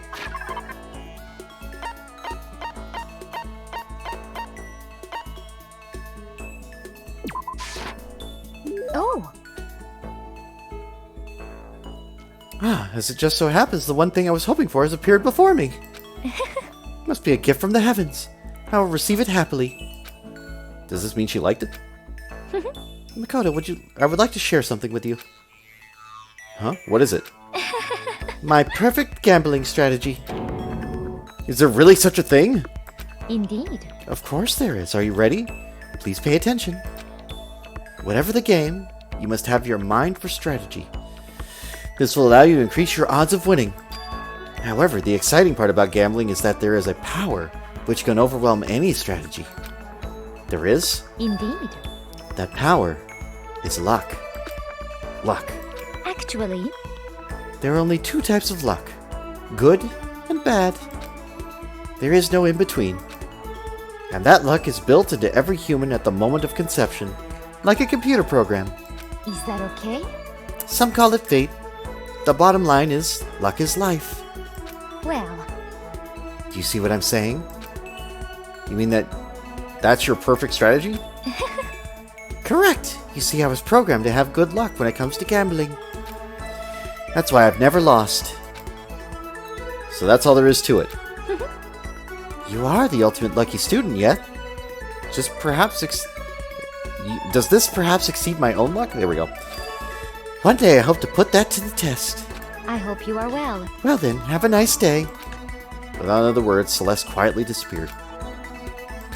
I'd say my life's been more the bad luck than good lately. Gambling's probably not a great idea for me. Celeste's report card has been updated based on your experience with her. Your maximum number of skill points has increased. Look at you go!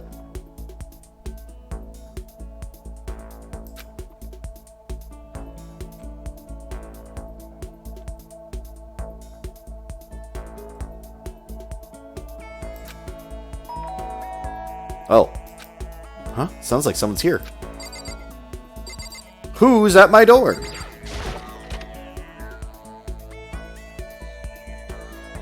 Okay, Taka? Taka! Is it true? Can I really see Chihiro? Huh? You mean alter ego? He's still alive? No, not quite. Let me I want to talk to him. Taka. The way he is, no, there's no way I can explain what's going on to him. Kyoko said we're not allowed to use alter ego. But even so, I can't just leave him here like this. Okay, why don't we get going?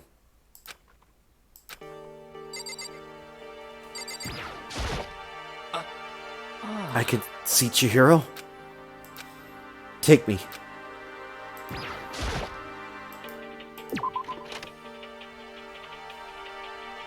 Well, fuck. Just a second. Where are you going? Huh? Hey, It's probably best if you don't drag him around with you too much, given his current condition. Kyoko looked at Taka standing behind me. Yeah, I know that. But I was getting kind of hungry. I thought we could head to the dining hall or warehouse or something. correct. Well, then I guess that's okay. I thought I saw a brief flicker of doubt, but maybe it was just my imagination.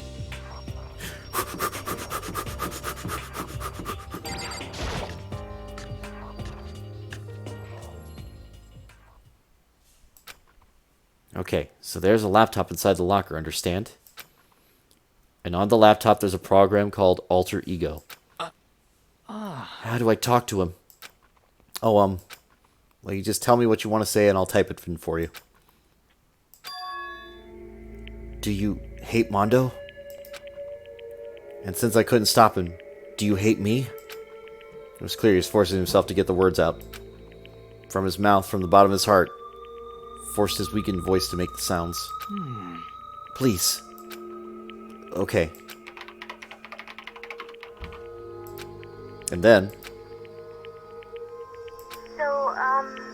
Do you hold yourself responsible? If Master could talk now, I think this is what he would say. Please live your life for the both of us. It's impossible for me now, but you can still survive and escape, all of you. Hey, Taka. I was about to say more, but quickly closed my mouth. Hey! The one asking those questions is Taka, right? Analyzing all available data, that's the only conclusion I can come to. Master told me how close Taka and Mondo had become. Must be why he feels responsible. The screen suddenly went dark. And what appeared next was... Stop fucking around. You're not letting yourself get crushed under the weight of that responsibility, are you? Yo. A man's only worth as much as the load he can carry. You get it, right, bro? Hell, what am I saying? Of course you do. That's... I'm sorry if I startled you. That was my attempt at a simulation, using the data about Mondo that Master had given me. I figured if Taka was depressed, that's the kind of thing Mondo would have said to him. Yo. So you're just gonna stand there, huh? Just wait for things to get better? Just take your time and get all depressed? Take the time to indulge your regrets? You might even start walking again without realizing it. Sure, that kind of mediocre thinking might work for some people. What if I said, with that kind of condescending tone?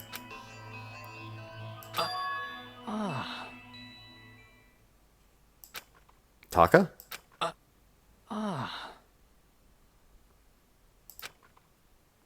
It's starting to sink in.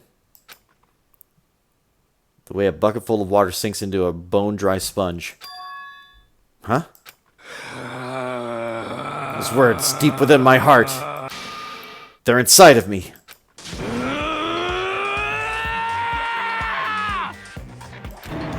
Taka? Who the fudge is Taka? Your eyes. F you. Hey, don't worry about it. I guess I caused a kind of scene, huh? Shoot, man. And your voice. Yeah. I'm a new me. I'm totally stuffed with fighting spirit now, you dumb butt. Okay, Taka, just calm down. What? I am calm, and don't call me Taka. That's not my name anymore. I'm me. I am me. Taka let out a bone-chilling howl and ran out of the room. Hey, Taka, hold on! I took off after him. Someone stood in my way. Whoops. As if tagging Taka out, she walked briskly into the dressing room. Thanks, Yulant. Speedrun this dumb game. It's an enjoyable game. I'm having a good time. Just a second. What do you think you're doing? Kyoko! Oh, no, see, this is just... Enough already. Don't go around doing whatever you feel like. It causes problems. And not just for me, for everyone. Why do you despise Danganronpa so much? I don't understand. Sorry. Correct. If you're really sorry, you'll get out of here. Now.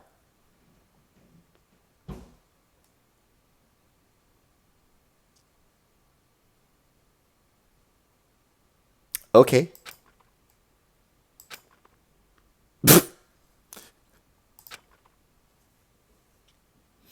Finally, I head back to my room, embarrassed and sullen.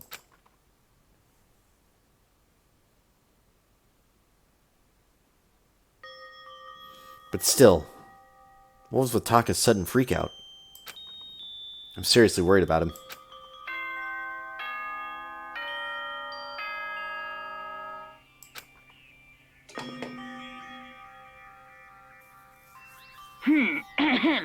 This is a school announcement. It is now 10 p.m. As such, it is officially nighttime. Soon the doors to the dining hall will be locked, and entry at that point is strictly prohibited. Okay then, sweet dreams, everyone. Good night, sleep tight. Don't let the bed bugs bite. It's nighttime already. I guess I'll have to wait until tomorrow to figure out Taka's whole thing. For now, time to sleep.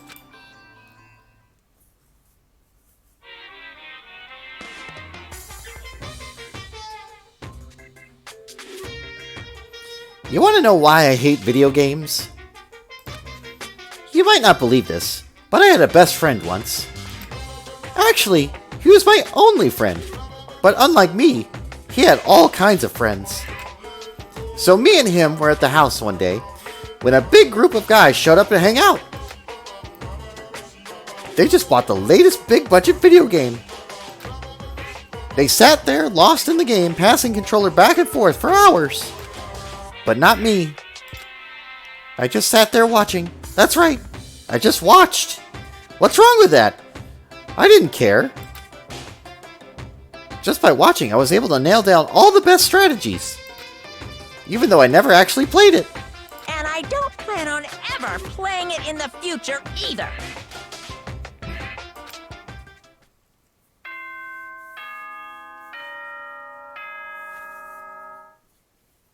Does that sound like me or what? It's like I didn't play it, but I watched it.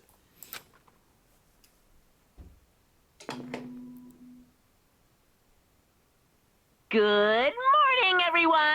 It is now 7 a.m. and nighttime is officially over. Time to rise and shine. Get ready to greet another beautiful day. Yulin's excited. Alright, I need to hurry up and get to the dining hall. I need to tell everyone what happened to Taka yesterday. I think Taka will do it on his own. Let's be fair.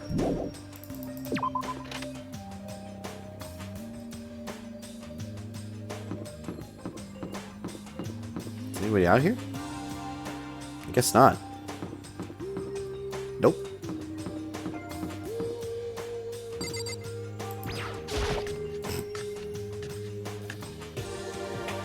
Nah, this is Yulin's favorite game. Yulin loves this game.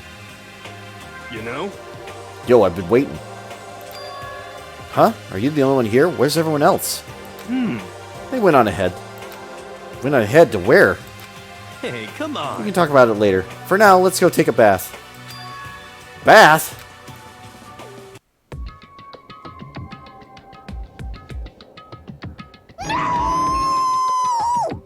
Someone help! Ifumi, what's going on? Makoto, save me! I've never asked you for anything, but I'm asking now. What happened? She's trying to kill me! Ifumi pointed at... Huh? Kyoko's trying to kill you. Celeste, what do you have to say on the situation? You're late. Sorry, so what happened? I don't know too much about it, or you should talk to Kyoko. So Sakura, what happened? I don't know. Well, But considering where we are, it must have something to do with a laptop. Alright, Kyoko, what do you got, girl? I never said I was going to kill him. I simply asked him a question. I'd like to know why he made the same mistake twice. The same mistake? What did he do? So, He snuck into the dressing room in the middle of the night and accessed alter ego without permission. When I caught him last night, he was hugging the laptop and breathing strangely. Huh? What were you doing? I thought I made myself clear yesterday, but since being subtle didn't work, listen to me. I suppose I have to clear myself further. Please don't kill me! Wrong. I'm not going to kill you, merely instruct you. how very sad. Go on. What? I want to hear him explain himself. Fair enough. What do you got, fat man? Hifumi, could you tell me what's happened? Well, Well, I was just talking. However, Which is prohibited, was it not? I mean, you see, talking to her was just so much fun, and I just... Okay, time out. I can't even believe when I'm about to ask this, but... Hifumi, you're not going to tell us you fell in love or something, are you? That I, the cold-blooded killing machine of the underworld, could ever fall in love? That's... Well, Wait, no way. seem- Is this love? According to the spirits, I happened to do a psychic reading for a certain famous CEO once. And that guy was seriously head over heels for a mannequin. He had a wedding and everything. how about that? And your eyes just now, I saw the same look in his eyes. you know nothing. Shut up! She's not a mannequin, she's an angel! I feel as if... And don't bother telling me angels exist. And don't bother telling me angels exist. What can't be defined by your petty words. What we have can't be defined by your petty words. Got it. Okay. Yeah, you're totally in love. I don't know if love's the word. Lust? Sure. Love? Probably not. So how did things end up like this? Well, at the beginning, I just wanted to hear her say master one more time. But then I was poking around in her settings and stuff and saw she was a well-designed program. It was like, how can I say... It was the first time I was ever to talk like that with a normal girl. But she's definitely not a normal girl. What? Even when all we did was talk about my hobbies and stuff, she wasn't annoyed or disgusted or anything. Your stories are so interesting, Hifumi. Come on, tell me more. I want to learn everything you have to teach me. I suppose. That's the first time a girl's ever said anything like that to me. Besides my mom, I mean. Hey, Your mom says stuff like that to you? That's kind of amazing all by itself. That's why I was just Like, so happy. It was so much fun. And before I knew it, I found myself, liking her. Her face, her personality, her voice, even her keyboard. Well, Even the keyboard? I think you may have misunderstood the situation, Hifumi. are you okay with this? Alter Ego is not interested in who you were. It was interested in what you knew. It is an artificial intelligence. It exists to learn. Of course it wanted to hear things it did not know. You're an expert in many things Chihiro could not have known about, or taught about it. Taught it about, for what it's worth. Honestly. Alter Ego wants that information, that is all. I know that. I know, I do know that, but still. Are you saying it's totally hopeless? Or... You gotta be friggin' kidding me. F you! Hey, you jerks! I'm sitting here listening to you guys jibber-jabber on about whatever. Yo! Oh, Taka, are you back? Who the hell's Taka? Huh? You? Listen up! I'm me, got it? What the heck? Huh? You're... who? What? Don't bullcrap me, isn't it obvious? I'm Kiyotaka and Mondo. So, like, Kiando, I guess. I'm gonna stick a banana up your tailpipe. I'm gonna stick a banana up your tailpipe. Okay. What the heck kind of fusion is this? What happened to you, Taka? Actually, I told everyone it happened the day before. Well then. So because of what Alter Ego said to him. Are you sure it's Alter Ego's fault? Maybe Mondo's ghost showed up and possessed him. Ghost? No, there's no such thing.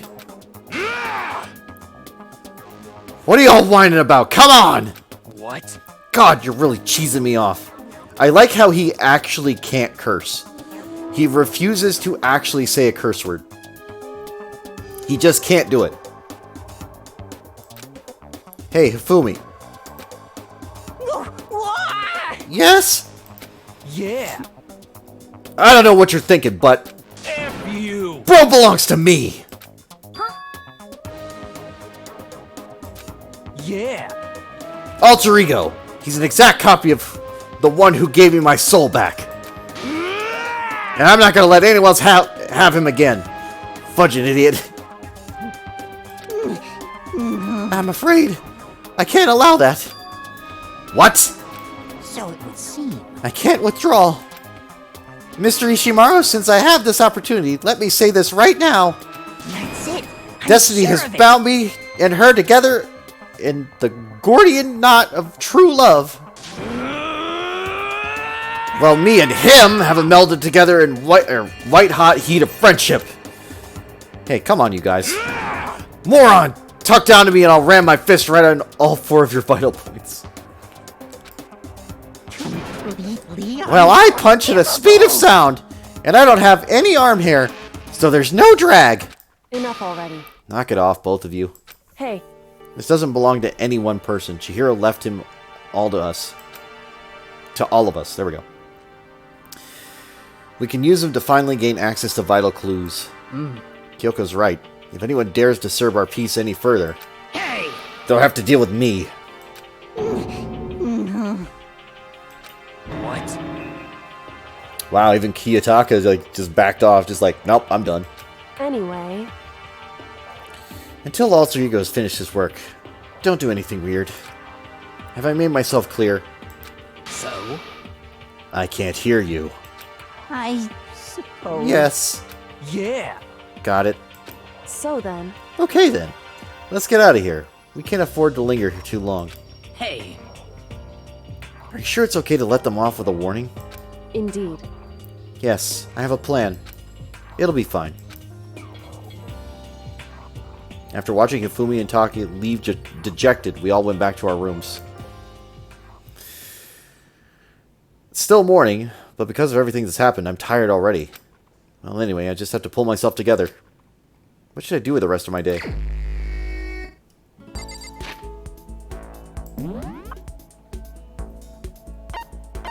Who's in the dining room? You know what? Let's go.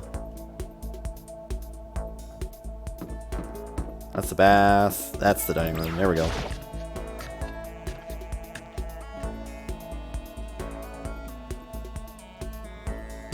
Not that I really want to do this, but fine. Yes, did you need something?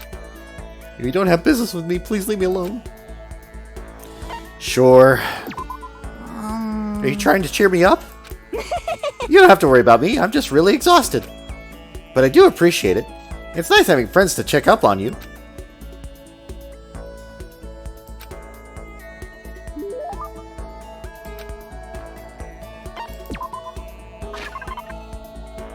What is the most weeb thing I've got?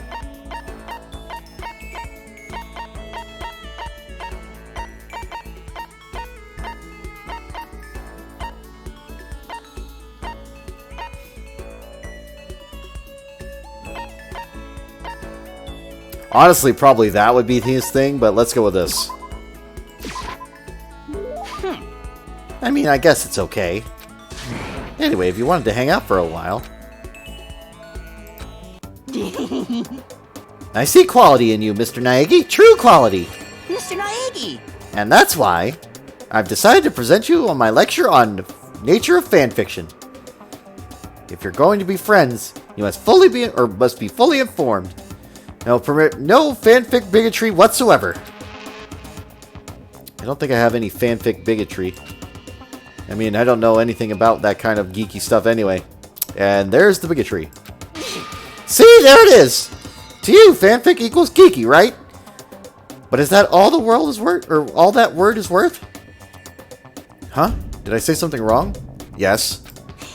But that's okay, because I take the word geek as a compliment. For you see, there's nobody on Earth so full of knowledge as a geek. Yes, indeed. In a sense, a geek is like an expert. That's right, a total expert. A successful musician must necessarily be a music geek. A good movie director is a movie geek, you see? It's those experts, those geeks, who open up the world to others. So when you say writing fanfic is geeky, That's it. you're recognizing us as true experts. Okay, so, what exactly is fanfic then? Here we go. Super direct question for the win. I'm not saying the other variation because I'm just going to go with that.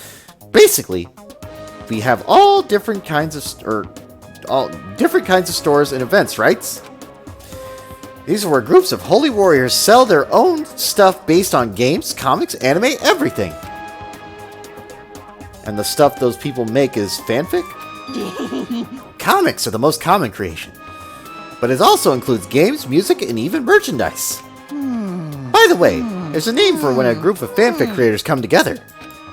Specifically, it's any organized group that comes together to release their work. A group that comes together to release their work.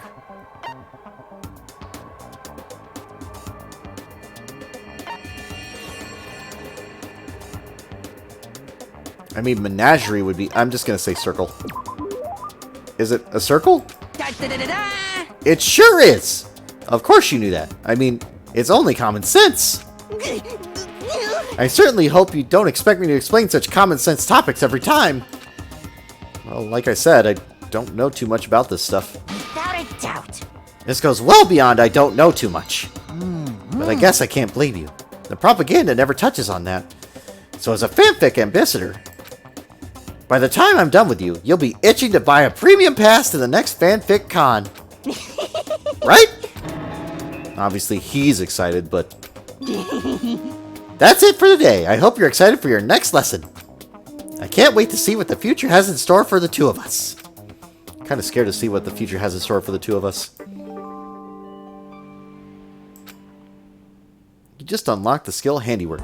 Give yourself a pat on the back. You've earned it. Alright, I'm never going to talk to him again. After we're done, I decided to head back to my room for a while.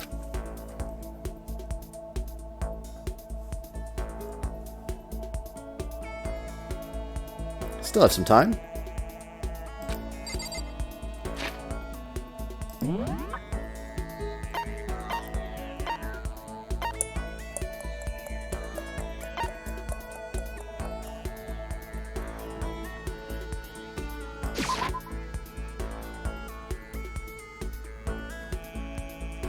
Where are my girls at?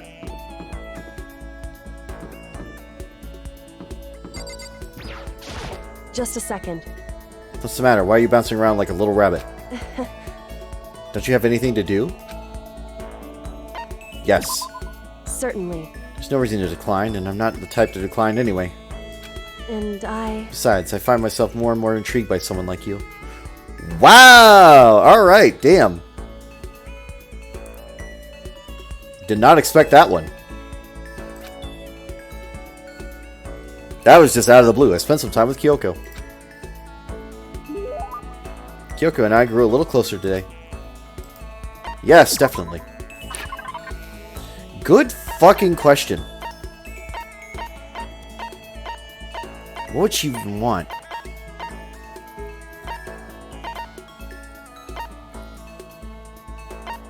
I mean, that seems a little bit much.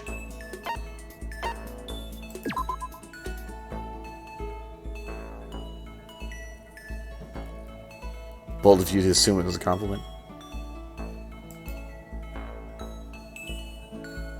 Hello, Kit Kit. Hello, hello. Welcome to the stream.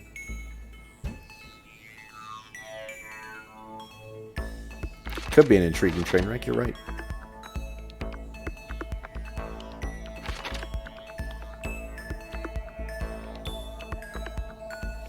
Kyoko.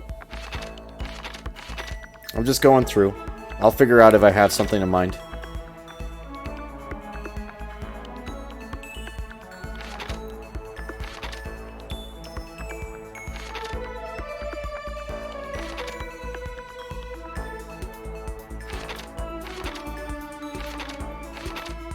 The ham bra is just weird. I don't get that one.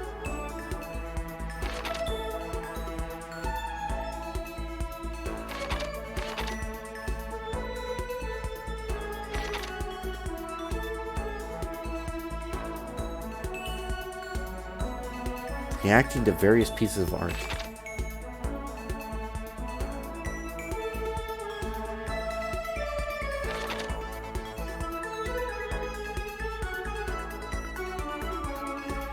Really?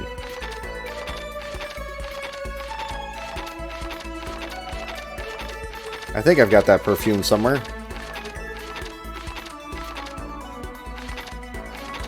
I would never have thought of the perfume. I would have never thought the perfume.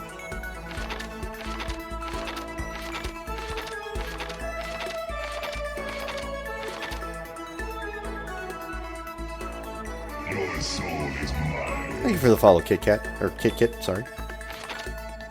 Every time I see Kit, I automatically go to Cat because of the candy, and I'm just like, I really want a Kit Kat. I know I've got it somewhere. I just got to get there.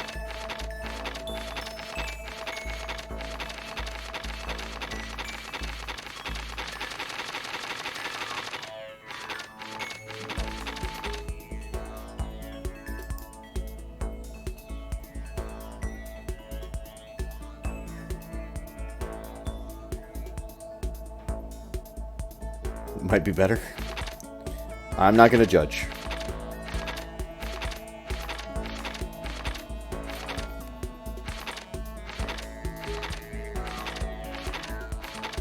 Let me see if I can find that.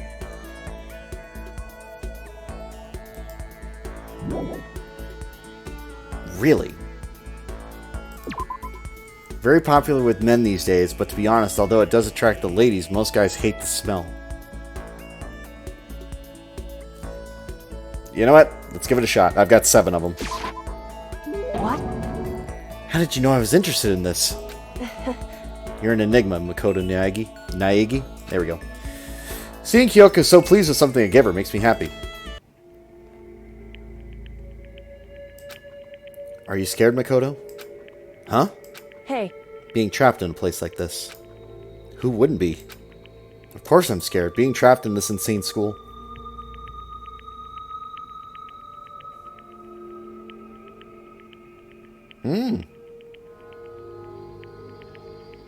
Interesting.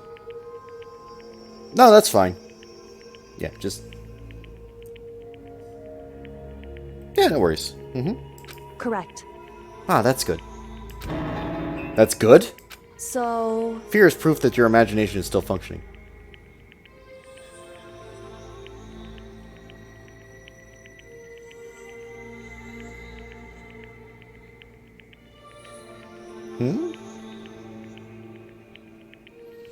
Well, I'm just like going with like different people. I'm going with people I haven't got stuff from, right?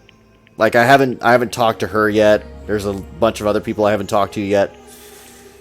So the second I don't know like the full functionality. Like I know I get abilities from some people or whatever thing, but I don't know the full length of it.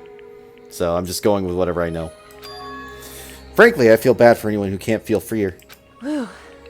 Without imagination, you can never deduce which action to take next. Any favorites or ships or stuff like that? I'm a big Celestia fan. Like, no lie.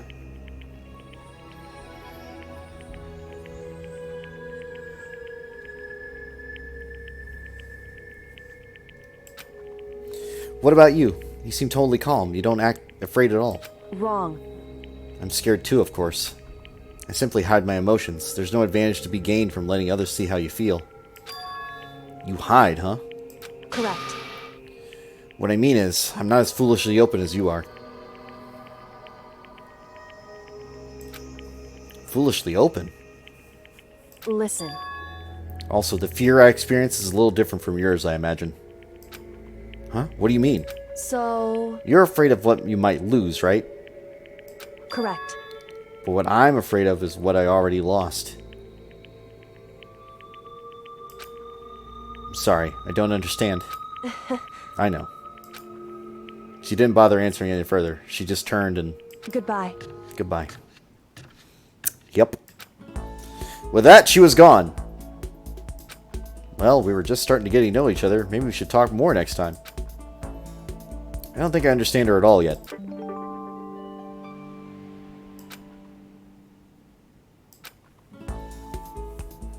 So I get the skill points thing, but it's like, sometimes I don't even get the skill. I guess there are people that need multiple ones or something? I just don't fully understand, because some people I get skills from, other people I get the skill points from.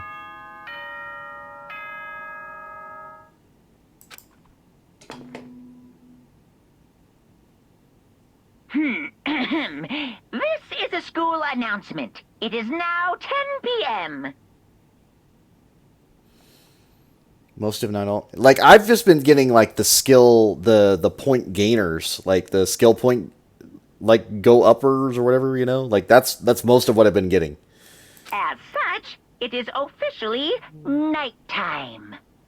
Soon the doors to the dining hall will be locked, and entry at that point is strictly prohibited. Okay then.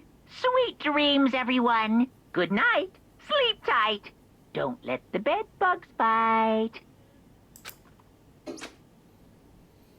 Nighttime already. I guess I'll go to bed for today. Do I get another Monokuma night thing? Yeah, I do.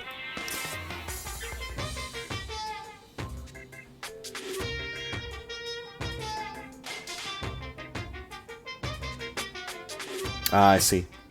Happy New Day! I'm the kind of guy sorry. I'm the kind of guy I don't want to celebrate a new year. I want to celebrate the dawn of every new day. Because every new day deserves celebrating, so... Once again, Happy New Day! There we go.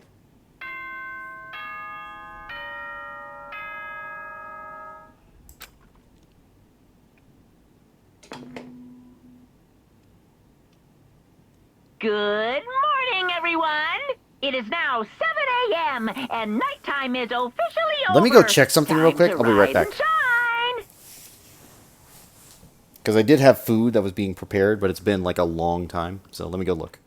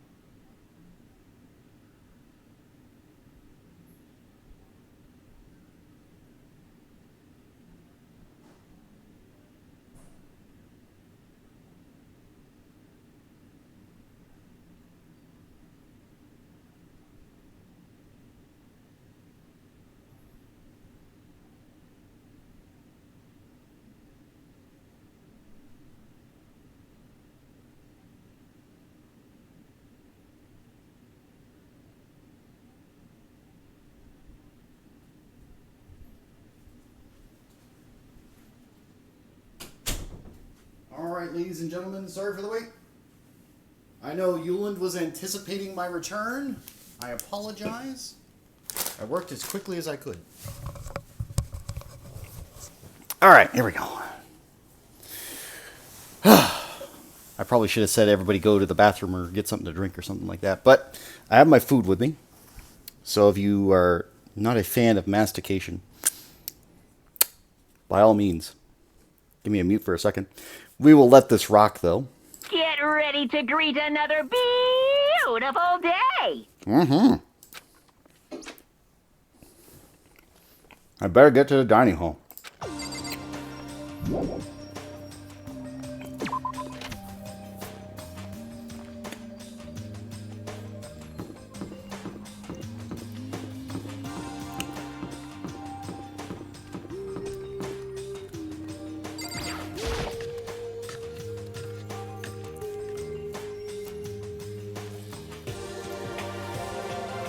Oh,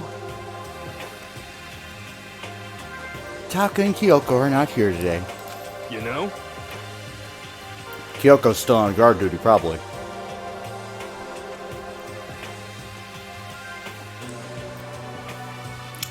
Opinion on Mondo and Byakuya. I don't know. Mondo's got that, like, whole tough guy act going on. But, honestly, I just kind of hate his hair. Like, let's be honest. I just hate it. Like, his personality sucks. His hair sucks. Miyaki, on the other hand, he's just a smug asshole. Like, he's fine. He's not the worst character, but, like, just being a fucking asshole most of the time. Kyoko's still in guard duty, probably. I have no idea about Taka. Damnation! May as well just forget about the guy. so, Oh, no, You don't have to get so mad. You know? They're rivals in love. What are you going to do? Oh, no. I'm aware. I'm aware, Kit Kat. Or Kit Kit, so shh.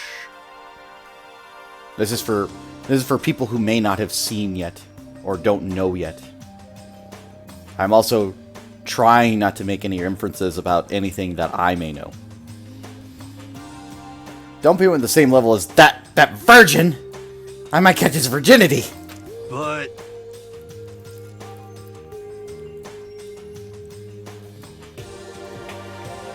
Nah, my guess is you're already infected. Wait, can you really catch it? Aoi? You can't be this dumb. Then again, yes you can, but stop being this dumb. Let's go with that. Stop being vulgar, let's eat breakfast.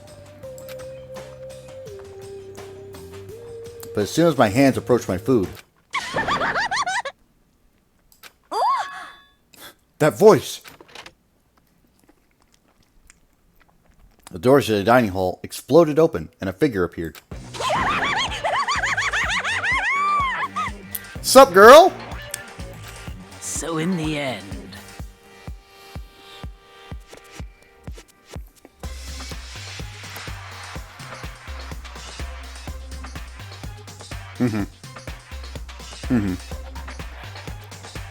So it's you, Genocide Jack, and... That's enough. Don't bother asking why we arrived at the same time. The answer should be obvious. Yep. I'll give you a hint. I'm wearing red lingerie today. huh? I don't think anyone wanted to know. Hold on a second, you. Huh? Have you reached that certain age? What's your top power level? Like 35, 22, 33? You start out big on top and try to look thinner down south?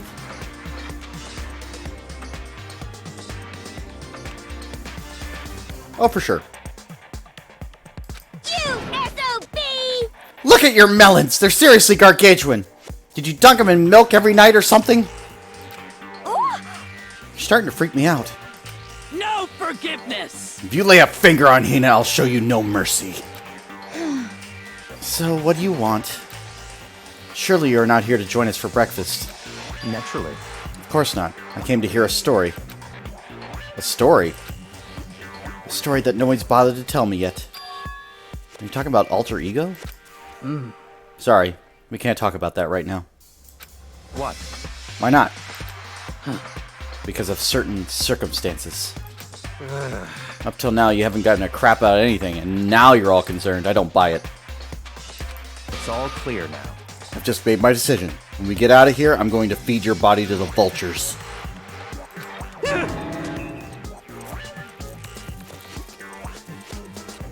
What kind of messed up dictator are you? What?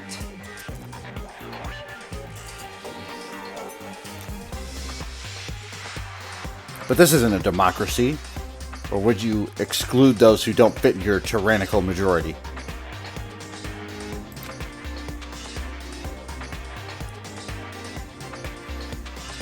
It's not what we're doing here. That's fine. Well, whatever. If nothing else, tell me what's going on with Taka. When I saw him yesterday, I happened to notice something seemed off. So I was curious. Indeed. Taka has become utterly useless.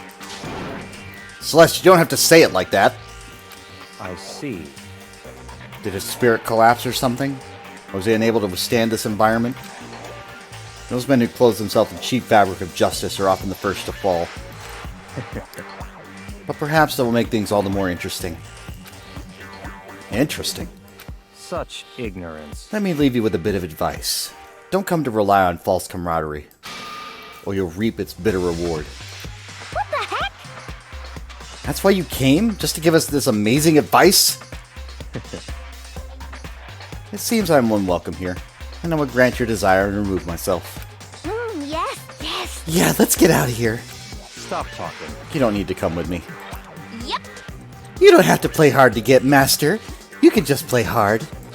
That doesn't make any sense.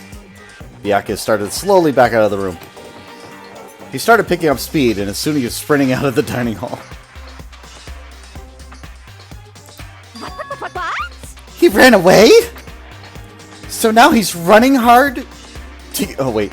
Now he's running hard to get? I see. Wait.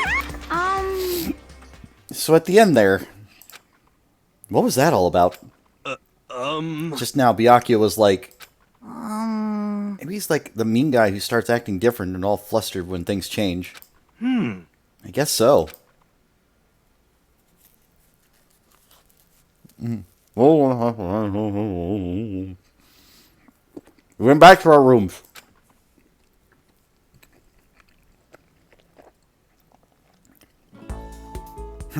What to do today?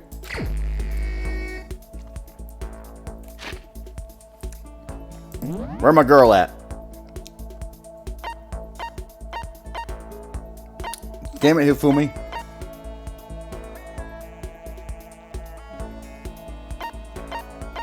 I mean, you know.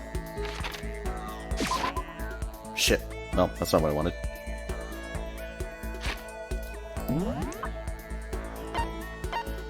There is nobody that's ever on the second floor. Like, nobody is ever on the second floor.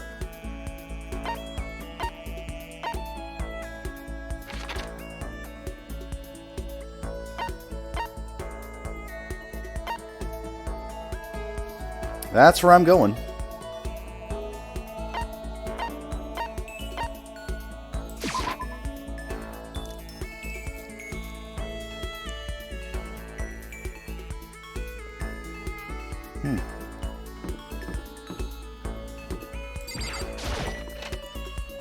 This will be my second time doing it.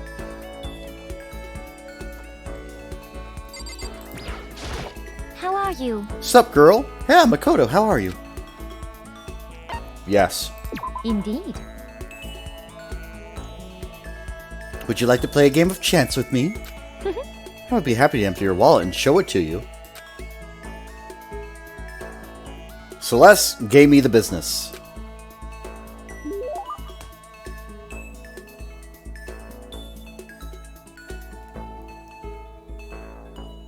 Why do they like the blueberry perfume?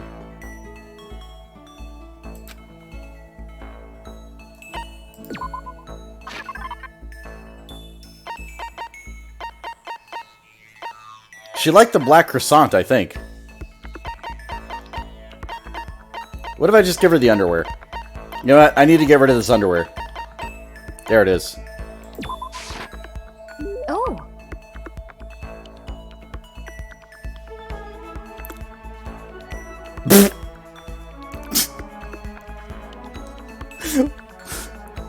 I don't know. I'll receive it happily. Let's see. Do you play Mahjong? I've never actually played. Most unfortunate. Is that so? Pity. I was hoping we might play together. I don't know! It's goth panties. I don't understand. You think I get it? I don't fucking get it. Yes, indeed. Good. I'm not merely good.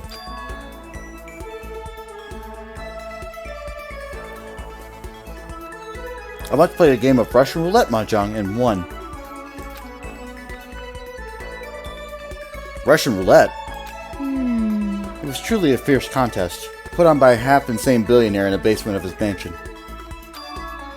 My opponents were a fierce old man and a silver-haired boy who was said to have the devil's own luck. We played with a modified rule set. I remember well the glass tiles we used. And you won. Indeed. I defeated them both at once. I will never forget the angry, twisted look on their faces. The crowd has been invited to watch became positively riotous. Nobody could believe I had won. That's another one of my fonder memories. I'm really glad I didn't agree to play Mahjong with her.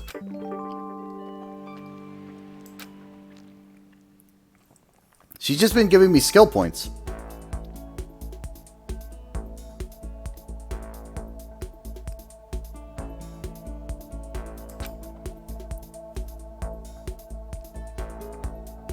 Unable to comprehend Celeste's fearsome past, I went back to my room.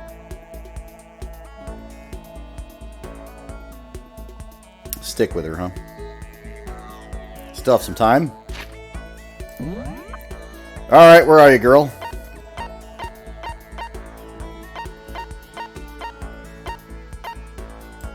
I mean, yeah. Listen, I'm not saying I don't want to keep hanging out with her. I'm just saying that hangout time is usually only 4 times, and then something happens.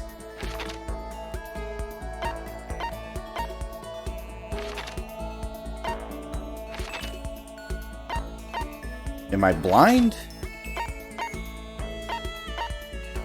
How is there nobody here?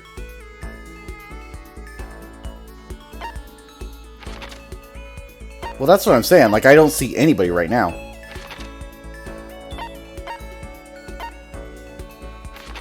Is it busted? What the fuck? Alright. So I should go 5 seconds. Okay, maybe it's only because, it didn't reset yet. Oh, no, wait. I don't know. Maybe it's an event.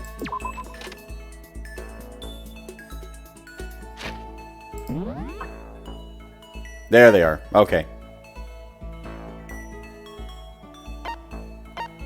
She's in the kitchen.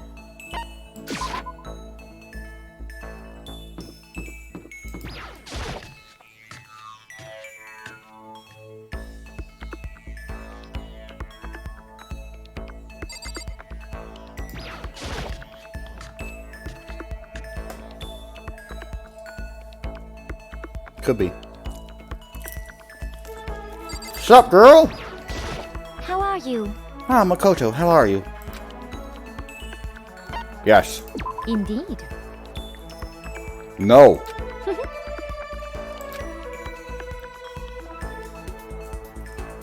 Every time she do.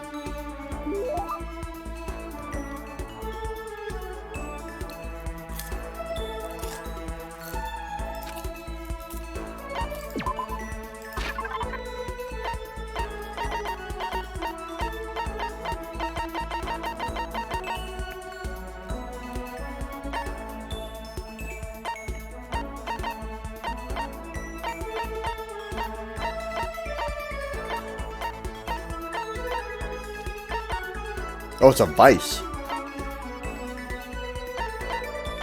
What do you mean? The panties weren't an actual gift? They were totally a gift.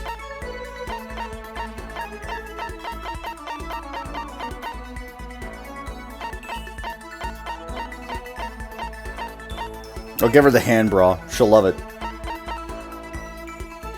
I can't give her panties every time. I've got another set! Look, right there!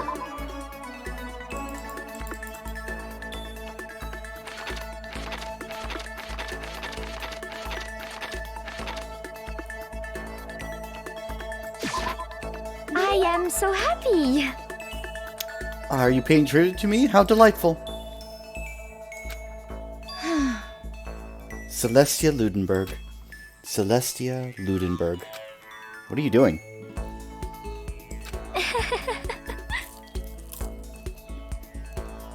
No matter how many times I hear it, I never tire of hearing my own name. Isn't it so splendidly charming?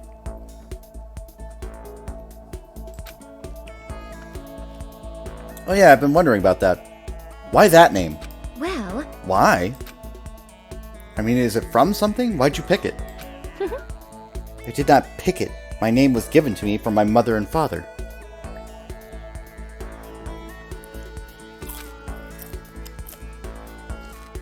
Come on, that can't be your real name, can it? this is fine. It is indeed my real name. Make no mistake about that. Okay, so your parents gave you that name? Indeed. That's right. My father is French nobility, and my mother is part of the German family of musicians. No, it's not, but when she said she was Japanese, that was the part. There's no way that's true. But okay. Were you born in France or Germany?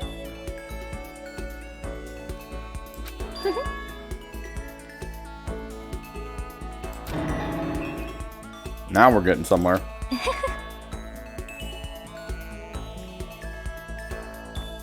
Which is known for its delicious gyoza. Do you know of which city I speak?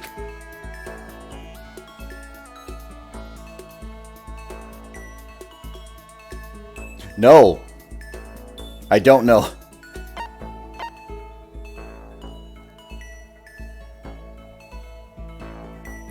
Somebody, like, I'm just gonna Google this if I have to, because I'm just like, I don't know off the top of my head.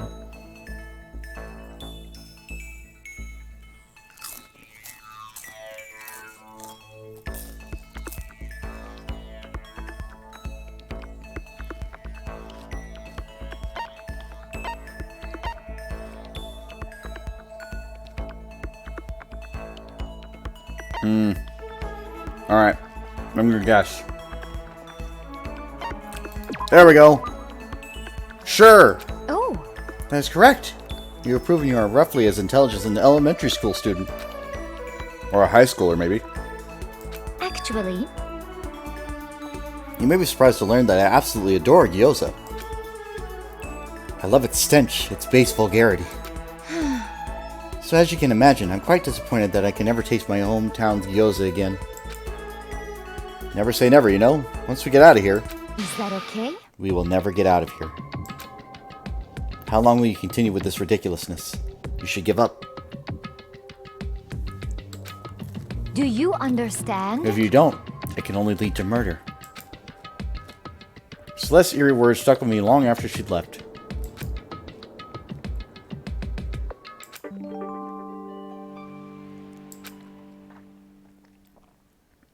Raise! Sure.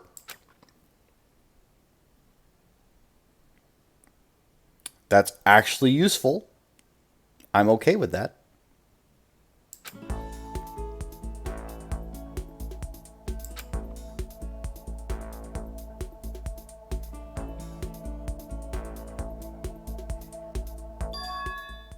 Huh? There's something by my door. What is it? Porn mags? This piece of paper looks like someone must have slipped under my door.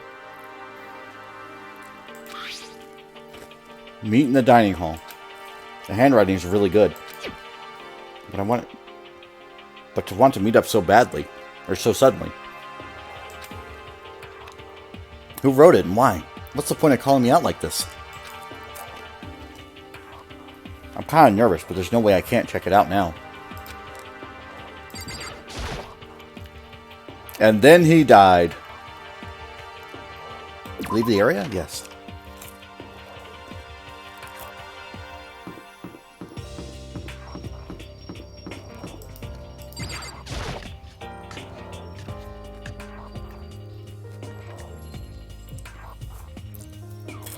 Yo, Oh, Makoto. Hero. In the letter I found in my room. you know? Yep, I wrote it. Your handwriting is really nice. Well, I was always taught that if you had bad penmanship, a ghost would come and haunt you. Who taught you that? Why did you want to meet with me? Oh, I just did what Kyoko asked me.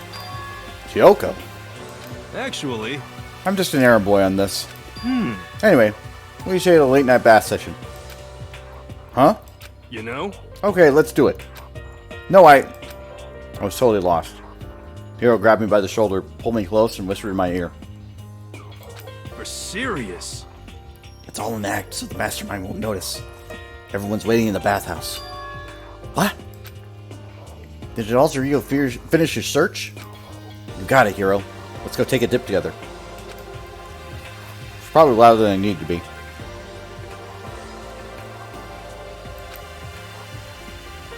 But me and Hero hurried to the dressing room.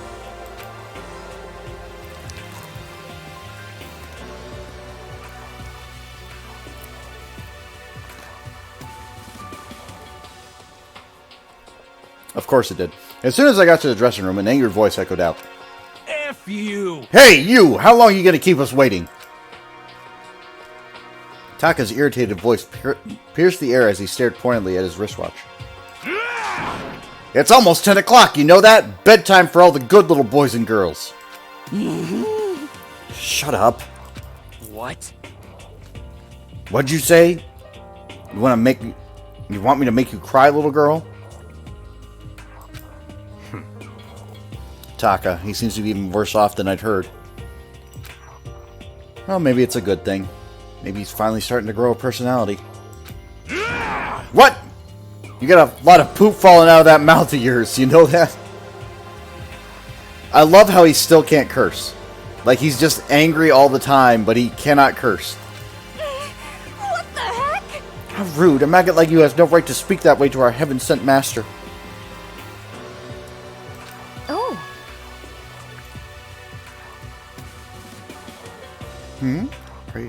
Are you back into your normal gloomy self? I can hardly keep track at this point.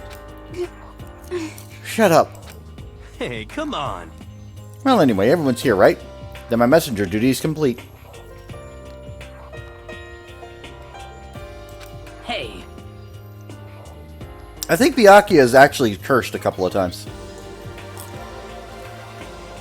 You want us to meet here, right, Kyoko? So what are we doing here? How about that? Isn't it obvious? It's gotta have something to do with alter ego, right? that's right. Yeah, totally. Did he find a clue? What is it? A way out? The mastermind's true identity?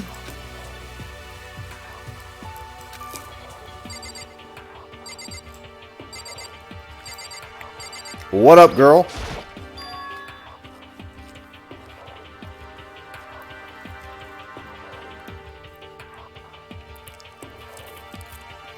Oh.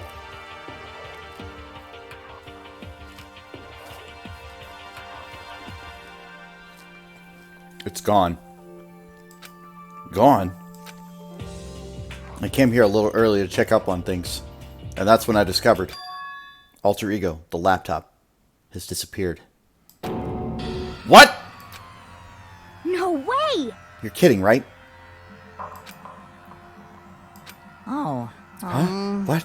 She's gone? F you! You can't be fudging serious!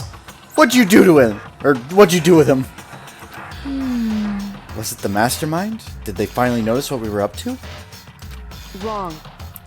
I told Alter Ego to yell if anyone he didn't recognize or appeared. If it was the mastermind, I'm sure he would have alerted us. Well, Maybe we just missed it? However, I was in the laundry room right next door all day. There's no way I wouldn't have heard it. But if it wasn't the mastermind, then the solution to this particular mystery is obvious. It could have been him. Without a doubt. Mr. Ishimaru, you stole her, didn't you? What? What? I'm the ultimate moral compass. I would never do something like that. Except yelling and trying to curse. It's prefect, right? Yeah, no worries. Again, once was enough, Kit. I get it.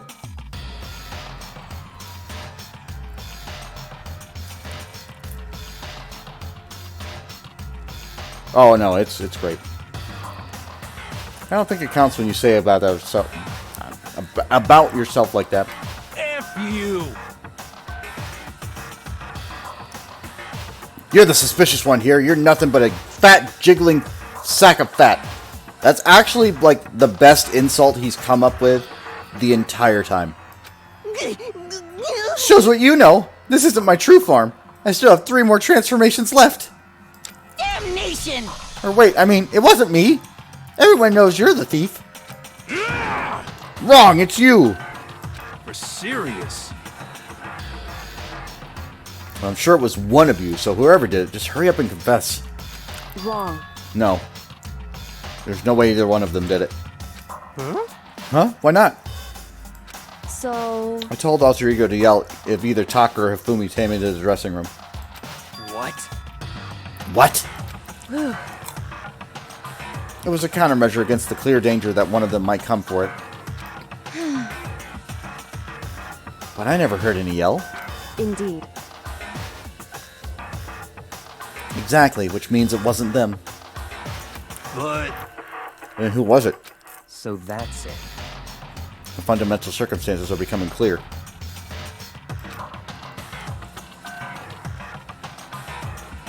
If it wasn't the mastermind and it wasn't Taka or Hifumi, then quite simply it was someone else.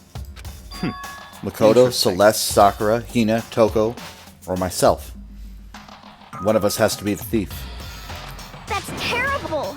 Why would any of us want to steal Alter Ego? How about this for a reason? There's a traitor among us. Huh? One of us is working for the mastermind, a spy.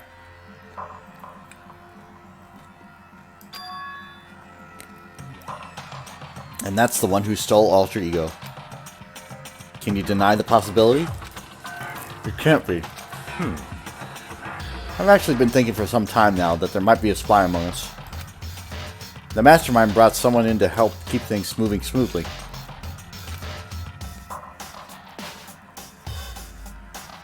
A spy for the mastermind?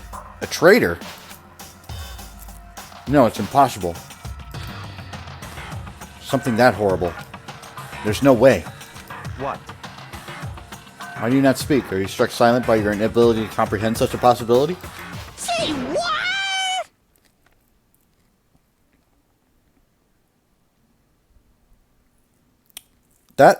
You know what? Okay. I don't care! I don't care who. Someone, anyone, save her.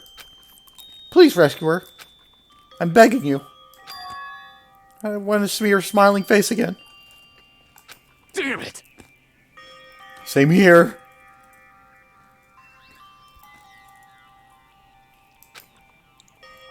How many times do they have to kill bro before they're happy? I'll beg, I'll scrape my head against the ground, just please give him back. So,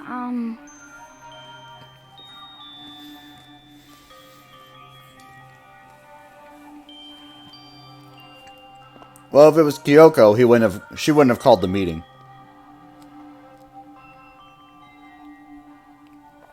I mean, it could be Kyoko for sure, but like it just doesn't really make sense for it to be her and then have her call the meeting. It's pretty messed up, but still, I kind of get how they feel. At the very least. Maybe. I think Alter Ego is most likely still safe for the moment, at least. yes, indeed.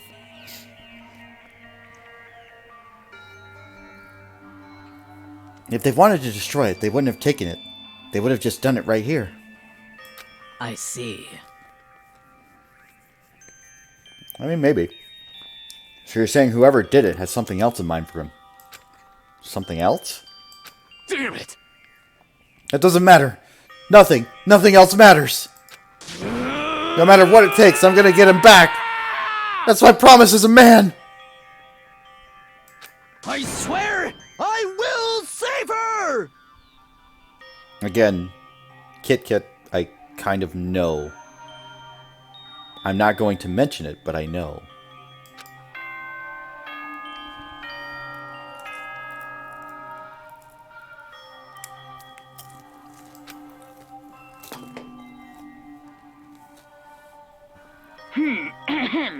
This is a school announcement. It is now 10 p.m. I've seen most of the games, watched the anime, all that sort of stuff. I have watched Let's Plays. As such, it is officially nighttime. This is my first time actually playing it, though.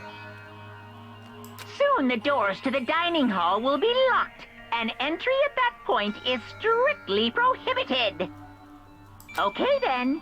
Sweet dreams, everyone. Good night. Sleep tight. Don't let the bed bugs bite. It's nighttime. There is nothing to be done. It is unfortunate, but we will have to leave to search for tomorrow. For now, everyone get some sleep. How can you be so casual? We don't have time to wait around.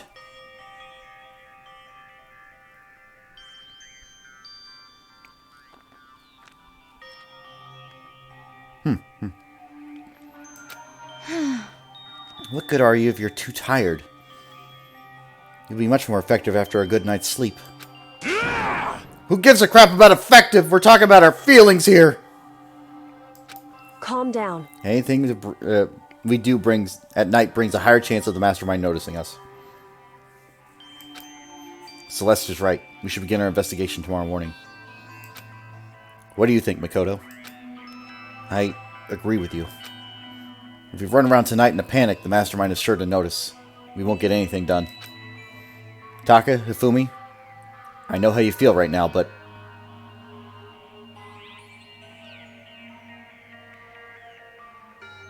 Oh, I definitely have some favorites.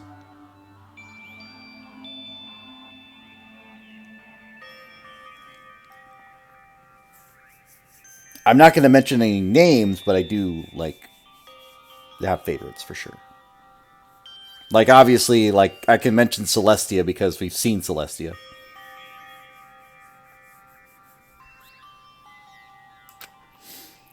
It's best if, just for tonight, you can try to endure it.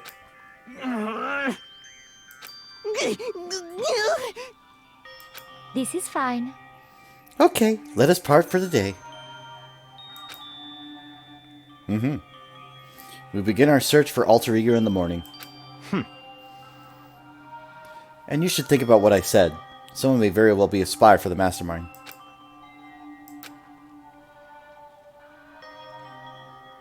Alter Ego, gone as quickly as he appeared. We'd finally discovered some small measure of hope, but even that...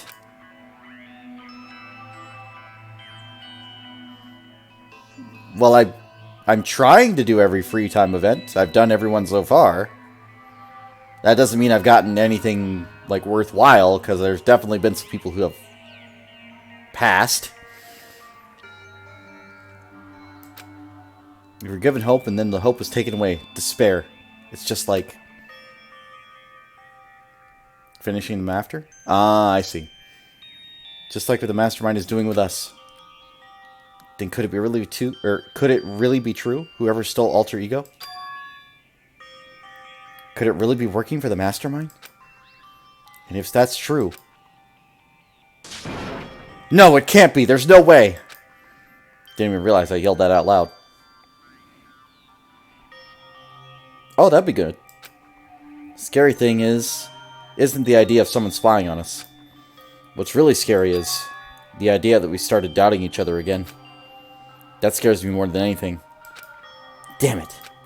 I threw myself into bed trying to shake off those unsettling thoughts. Before long, I fell into a restless sleep.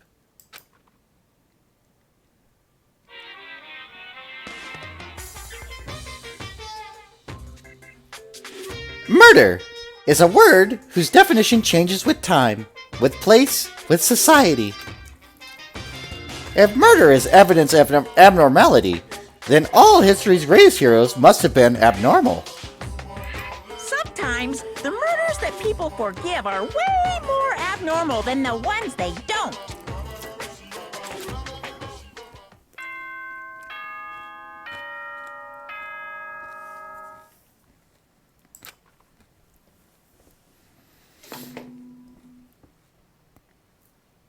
Good morning, everyone!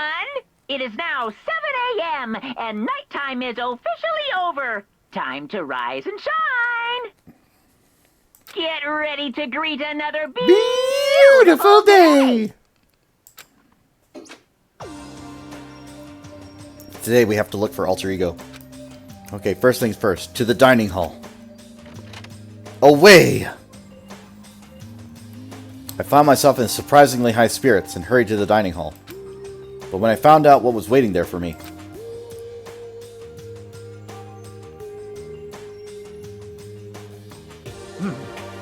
Is this it? What happened to the others? Aren't they coming? There were only 3 people in the dining hall. Sakura, Hina, and Kyoko. It was then, in my mind, the thoughts of a 4-way crossed my... I'm just throwing shit in there because that's exactly like where Spike would be like... Have you seen that one Monokuma copy pasta yet? I don't know. But let's keep the copy pastas out of the chat. Let's just try to do that for now. So including me, only 4 people? God, this is why I hate people who take their sweet time with everything. However... Anyway, let's wait a little while longer for the others. Oh, I'm sure. So we decided to wait in case anyone else showed up. But no matter how long we waited... So it's 8 o'clock. We've been waiting here for a full hour. Why haven't the others come? Hiro and Celeste have never missed a day until now. That's why I'm really worried about this. Hifumi and Taka. They were more eager than anyone to look for alter ego, and they're not here either. It can't be. Something must have happened. Huh? It would seem... I was careless. I was too distracted by alter ego. But Monokuma gave us a motive. There's no way something wouldn't happen eventually.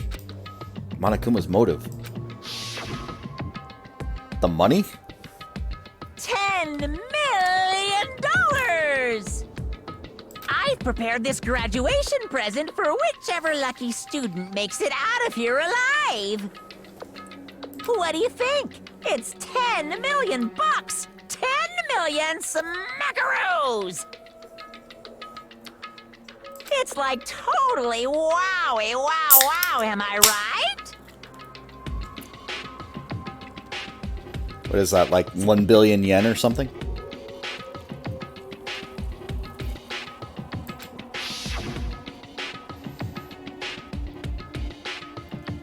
Don't tell me someone did something for money. I don't think it's enough. Like, I get where people would. I know people have, like, killed for less, but it's just like... For me personally, it's just like, it's not enough. That's what I wanted to say, but I didn't bother. I already understood. I understood, and I hated that I did. You can never really know another person completely. Anything can happen here. You can't consider it strange. Not really. Hey. We need to go look for the people who never showed up. Okay, let's track them down. Not another word. We left the dining hall. Hey. We can cover more ground if we split up. Alright, gang! We'll meet back here at the Mystery Machine in half an hour. Sakura, you go check the dorms. Make sure to check all of our rooms. Makoto, you check the first floor of the school. Meanwhile, I'll check the second. Okay. Okay, then I guess I'll check the third floor. Just more money, yeah. Anyway, Don't take any risks. If anything happens, call for help right away.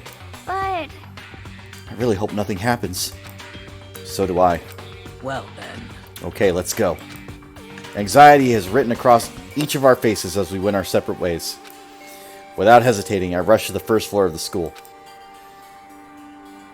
Okay, I need to look around the first floor. Well, the only new place that opened up was the nurse's office, so... might as well give it a look, huh?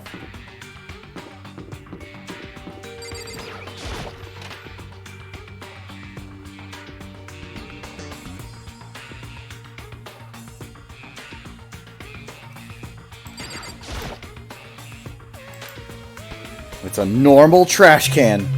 Or is it?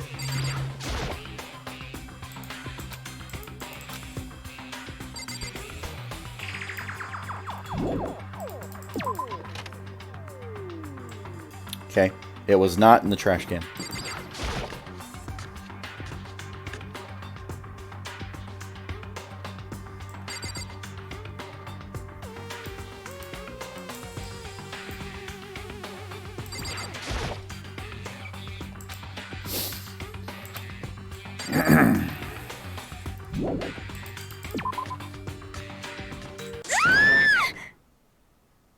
Well, damn then. What?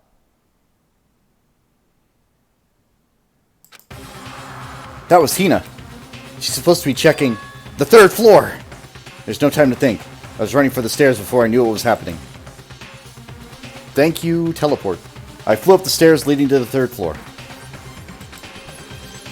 Right away, I saw her standing there in the hallway. please. Makoto! Hina, what's wrong? It's awful. The rec room door was open.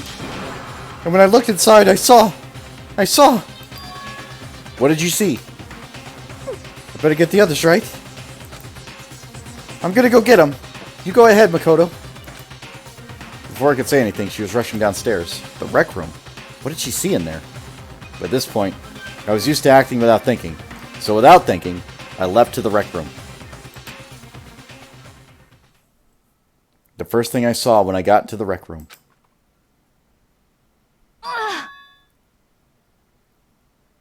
Beg your pardon?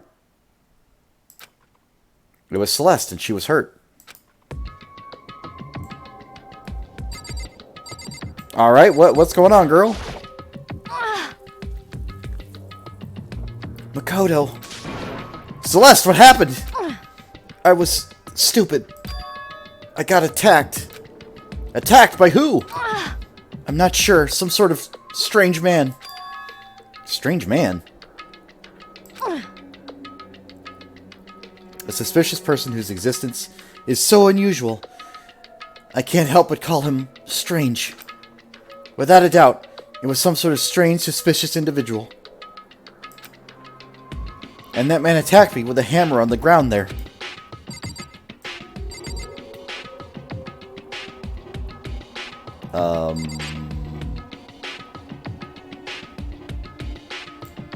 That hammer? What is this? Some sort of wooden hammer or something? Pretty strange design. There's some writing on the head. Justice Hammer 1? That's the hammer he attacked me with. Barely managed to avoid the blow, but I stumbled and fell. I now curse my lack of daily exercise. So we were attacked with this? Justice Hammer 1. Makoto, Celeste! Okay. I found Sakura! Nice job, Aoi. You're doing your work. What? Celeste, what on earth happened here? Apparently she was attacked by some sort of strange man. A strange man? Tell us everything you can remember, Celeste. Be as detailed as you can.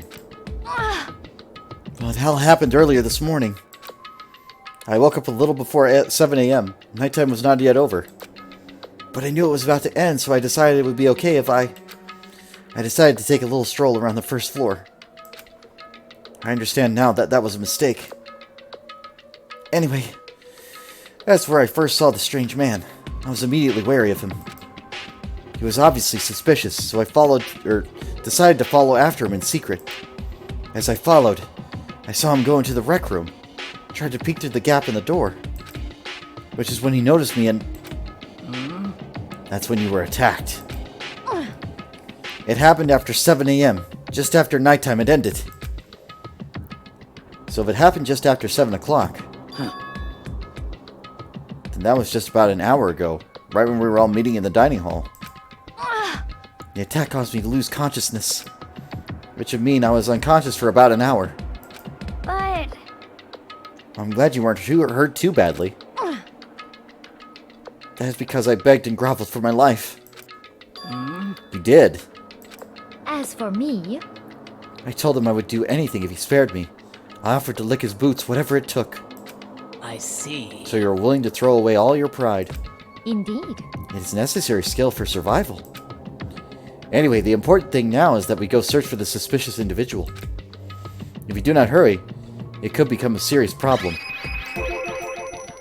Celeste, what do you mean, a serious problem?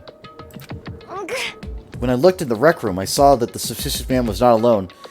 He had with him Hifumi. Hifumi?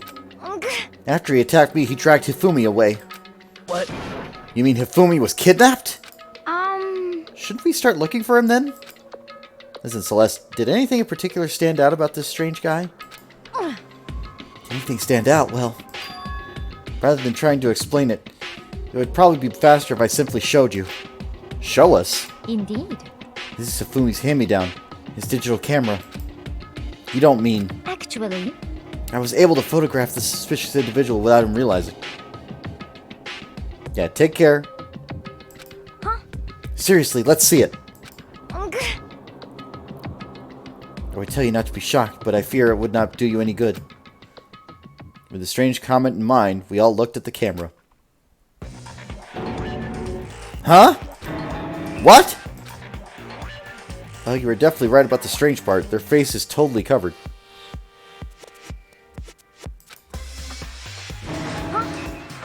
Is that a robot costume?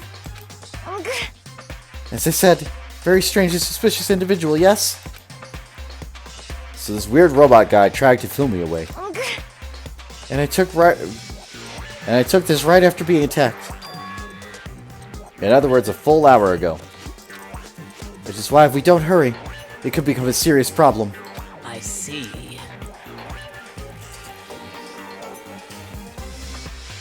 I believe I understand what happened. Well, no, there's so much I don't understand, but... the point is, someone dressed like that has dragged Hifumi away. And it happened over an hour ago. Just a second. This is bad, we have to hurry. Celeste, do you know where this mysterious man went? Let's see. When they left the rec room, they headed left. I see. If that's true, they were headed towards the stairs leading to the second floor. Then he must be down there, right? Second floor, that's where Kyoko was supposed to be. Huh? Speaking of which, why isn't Kyoko here? Sorry, I didn't have time to look for her. This is bad. If the strange man headed to the second floor, Kyoko might run into him. We have to hurry, Kyoko's in danger. As soon as the words were out of my mouth, we all rushed to the room down to the second floor. Hey, you two! What? What's going on? What's all the fuss? What? Yeah, you guys playing a game or something? What are you saying? Does it frickin' look like we're playing a game? Listen, have either of you seen Kyoko or Hifumi? You gotta be kidding! Nope, sure haven't. Are they on this floor? We just got here ourselves. I heard some kind of uproar, so I came running. We came here together. Stop talking. No, you're just stalking me. Anyway, you guys help us look for them. What? Why? What happened? There's no time now. We'll explain later. That's fine. Oh, fine. It sounds like something interesting is going on. Okay. Hifumi! Kyoko! Can you hear me? Say something! Her voice echoed down the hall in vain. Oh. Did you hear something? Maybe. Perhaps. I think it came from the library. Okay. The library? Okay, let's go! We ran to the library as fast as our legs would carry us.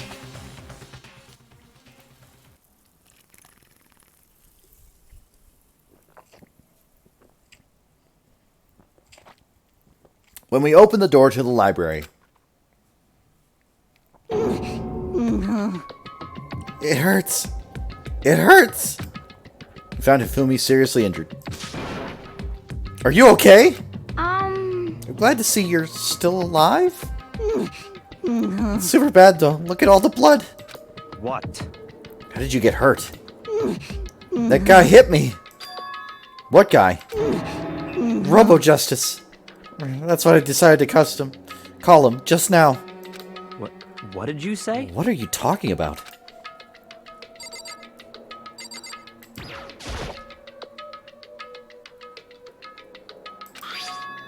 Justice Hammer 2? On top of that, this one actually a little bigger than the first one. He attacked me with that hammer. Bumped me right in the head with it. Well... A hammer that big? I'm surprised you're still okay. I'm not okay. Look at all this blood. Hey, Protein helps heal wounds, you know. Would you like some? I've never heard of such a thing. Are you sure it isn't just you? That guy was Robo Justice. Indeed. This Robo Justice you're referring to is... This is it. This is it not. Is it not? This is it not. There we go. Got it. What the hell am I looking at? This is the one who attacked Celeste and Hifumi. Isn't that right, Hifumi? Yeah, that's him. I'm sure of it. Is unforgivable. Robo Justice! It can't be. Robo Justice, huh? damn. This just keeps getting stranger.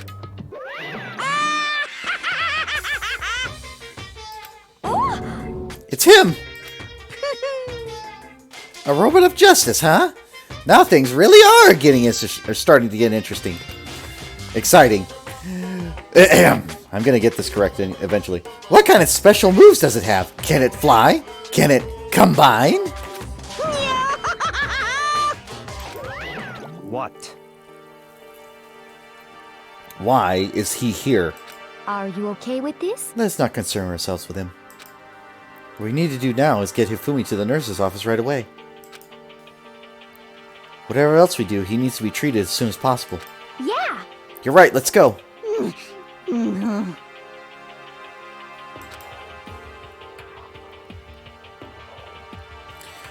We moved Hifumi to the nurse's office on the first floor so we could take care of his injuries. How you feeling, Hifumi? You want me to take a look at you? I'm okay. I think it stopped bleeding. Still kind of dizzy, though. So then... Perhaps you should rest here a while. I suppose. Yeah, good idea. Well then. The rest of us should get back to looking for that mystery assailant. Yes, indeed. Indeed, before another victim appears. The Justice Hammer seemed to be increasing in size. First one, and now two. So, in other words, If there is a Justice Hammer 3, we can only assume it's even bigger than the first two. If you got hit with anything bigger than that, you'd be dead for sure. Tell us what happened to you, Hifumi. Well, when I woke up early in the morning and started looking for Alter Ego ahead of everyone else. I went to the third floor, and that's where the strange costume man attacked me. That must be what I witnessed around 7 this morning. Well, After that, he dragged me to the library, and whack! Down came the hammer. It must have been 30 or 40 minutes ago. It's 7:30. In other words, we still would have been in the dining hall. Which means Hina, Sakura, and I were together. and Kyoko was still with us. So we all have alibis. I was in the laundry room doing my laundry. Yes! His black underwear is as black and as the pitch black darkness of the blackest night. What? Why do you know that? Isn't it obvious? 'Cause I was peeking. Anyway, so that means Byakuya and Toko were together at the time. Meaning they also have alibis. And the only ones who don't have alibis for when Celeste and Hifumi were attacked are the only two who haven't seen yet, Hiro and Taka. That's it, right? Very strange. By the way, what happened to Kyoko? I haven't seen her anywhere. Oh yeah. She was supposed to be checking the second floor, but I didn't see her up here at all. Where could she have disappeared to? She's disappeared, huh?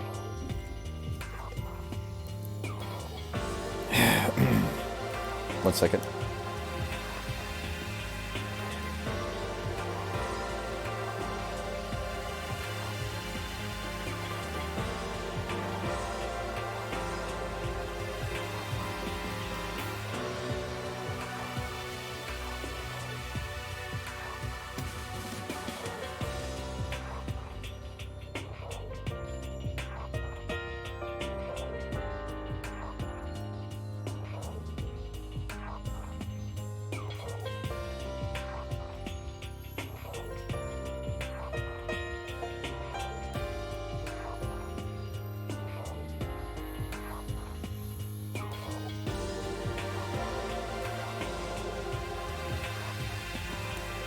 Anyway, she's disappeared, huh? What a strange woman. So that's it. She might be exactly as I suspected. Hold on! Kyoko was with us in the dining hall when Celeste and Hifumi were attacked, so... We're not talking about who attacked them. Huh? In other words... I'm referring to what we talked about last night. Who the mastermind spy might be. Are you saying Kyoko is working with the mastermind? That's not possible! What? Isn't it? This woman, who seems almost eager to handle dead bodies, hasn't even revealed her true identity. Hey, Save the discussion for later. Right now, we need to focus on finding a suspicious individual. Okay. Yeah, if we don't hurry, there's going to be one more victims.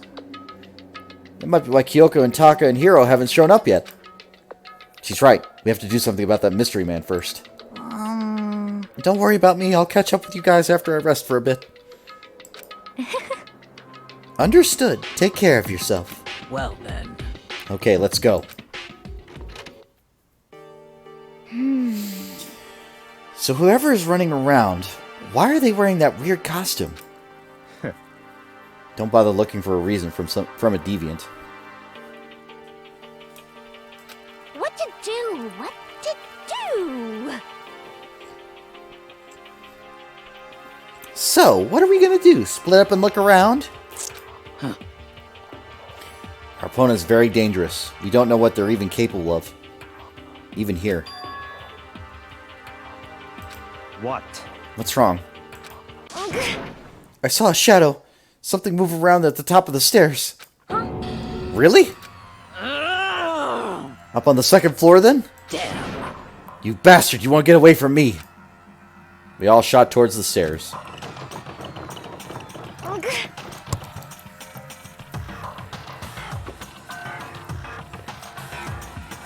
He must be around here somewhere. Let's split up and corner him.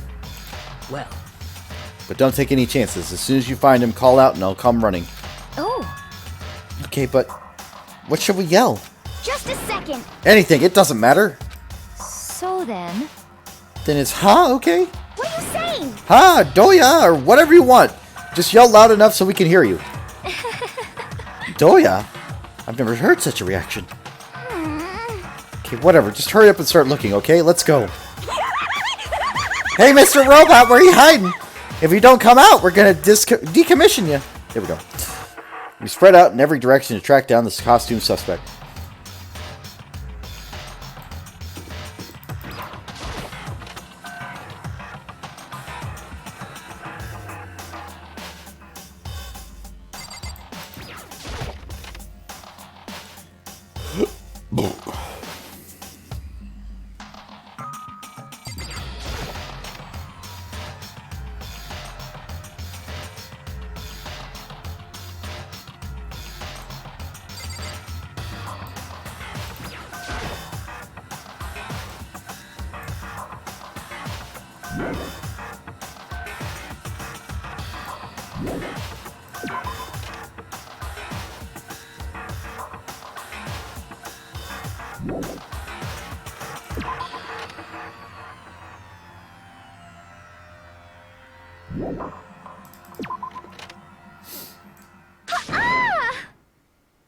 Well, there's one room.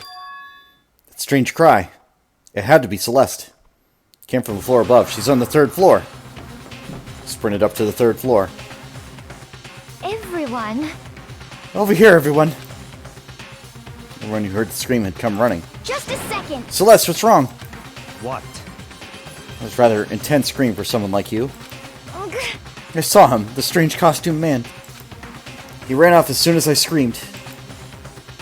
I was blocking the stairs, so he headed further down into the hallway and disappeared. He must be down this hall. Come on, let's go. What is it now? Huh? Huh? Whoa, it's really true. But it doesn't matter right now. Huh? What was that? Ugh. It came from downstairs. It must have been... Ifumi, he's in the nurse's office. This is bad. Come on, we have to go back. What? What about the suspect? We've gone to all this trouble to capture him, right? Then why don't we split into 2 groups? It's all clear now. I'll lead the hunting party. That seems much more interesting. So then. Very well. Then Makoto and Hina, you come with me to the nurse's office. I will leave the capture of the suspicious individual to Toko, Sakura, and Byakuya. So then. We'll handle it. Just go take care of Ifumi. Okay, you guys be careful. With that, we split into 2 groups. Me, Celeste, and Hina all ran downstairs to the 1st floor. Just a second. He's in the nurse's office. Nurse's office. Let's go.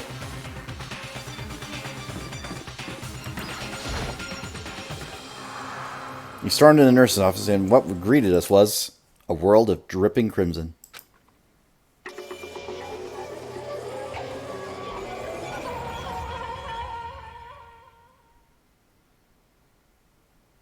Everything was covered in red. And in the center of all this red was...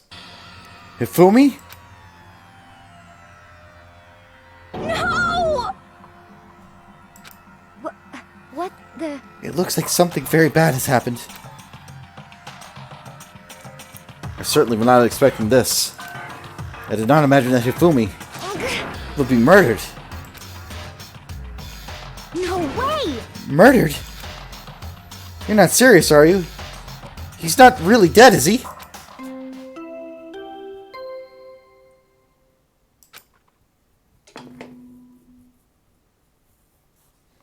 A body has been discovered. After a certain amount of time, which you may use however you like, the class trial will begin.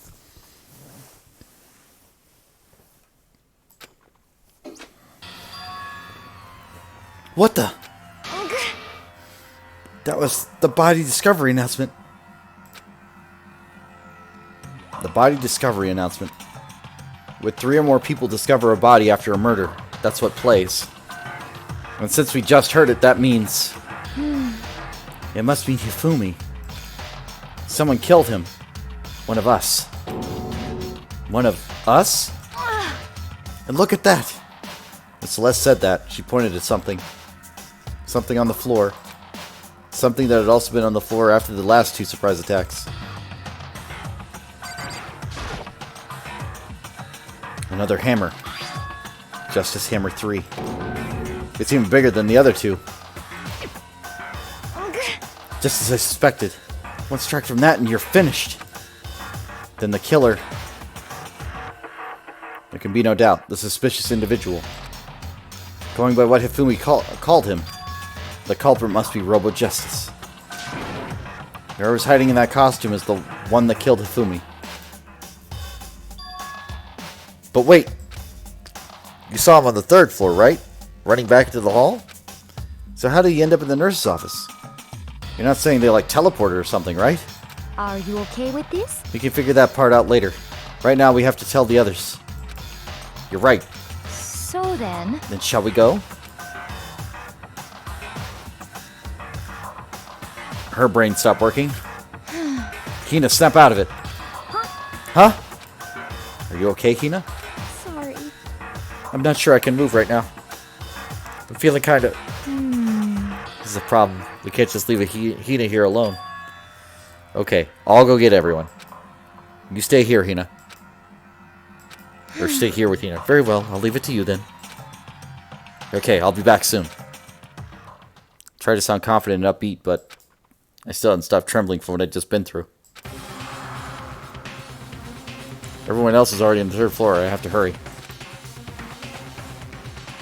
Here's where everyone was chasing after this suspicious individual. Where is he headed? Celeste, what's wrong?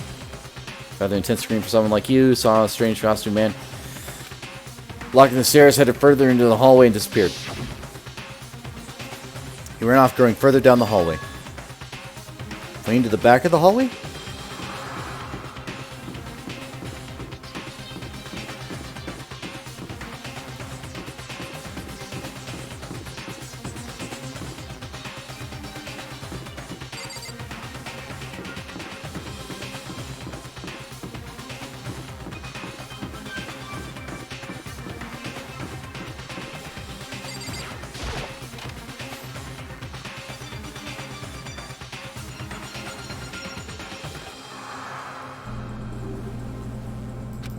As far as I can tell, there's no one here. But still, I feel some kind of presence. Yeah, I'm sure I can feel someone's presence. His presence. It's coming from over there in the back. I leapt through the doorway. And when I did, I found another nightmare. The second nightmare of the day was waiting there for him to greet me.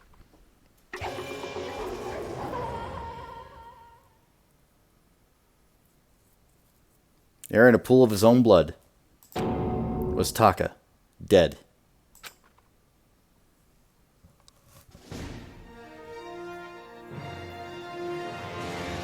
Danganronpa. Hifumi's body discovered in the nurse's office. Taka's body discovered in the equipment room. I was witness to 2 nightmares, one right after another. No, they weren't nightmares. This is harsh reality. The true nightmare in this reality. The reality I have to face every day. But still. Why is this happening?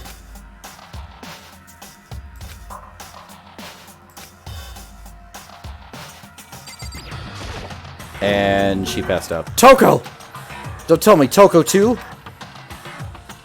Relax, she just passed out when she saw the blood. The blood? Oh, that's right, when Toko is, Toko. She has to fear of blood, huh? We tried everything to wake her up, but no luck. Just let her be for now. Oh, it's... like he said. I should just leave her alone for now. Taka. Damn it, why did this happen?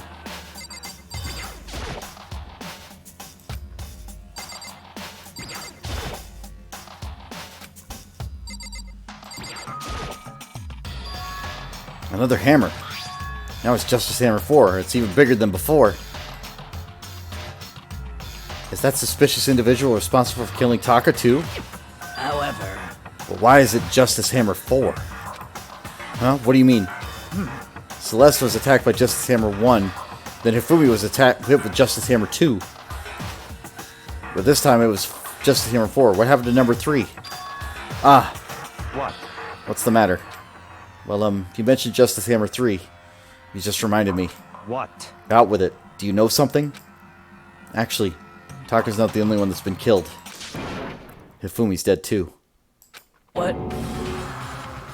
Hey! Hifumi's been killed? Yeah, I see. this is why you came to get us. We'd better go check it out. Damn. Of course, come on. So Sakura, Byakuya, and I rushed out of the physics lab. But as soon as we were out of the physics lab... Oh. Ah! Celeste, aren't you supposed to be waiting in the nurse's office? Something has come up. Yeah, I heard. Hifumi's dead, right? Indeed. Well, that's not all. It is gone. Huh? What's gone? It has disappeared. Disappeared? Hifumi's body has disappeared. What? What did What are you you talking say? about? It disappeared. Don't be ridiculous. Come on. Are you serious? What? What the heck is happening here? Hey! Everyone, back to the nurse's office. I practically leapt down the stairs, nearly losing my balance. I reached the nurse's office completely out of breath. I couldn't believe my eyes. Hifumi's body was there just a few minutes earlier. It just disappeared? Me and Celeste went to the bathroom. We were only gone for like a minute. And then when we got back, Indeed. through the work of the culprit, they must have come and carried the body away. You must really be enjoying this. Enjoying the sight of us standing around frightened and confused. We're all going to die here. We're all going to die, just like those guys did. What did you say? I don't believe this. I don't believe the body would just disappear. Why? First, there are 2 murders, and now one of the bodies has been taken? This is unnatural. Huh? Hold on, what do you mean 2 murders? Hina. Taka's been killed. We found him in the equipment room. No way! Can't be. Taka too? Can't be. It can't be. No! Hina. Calm down. We're all gonna die. All of us. They're gonna kill all of us. Then who might be the next, or who might the next target be? Toko? Huh? What? I completely forgot. She's still unconscious in the equipment room.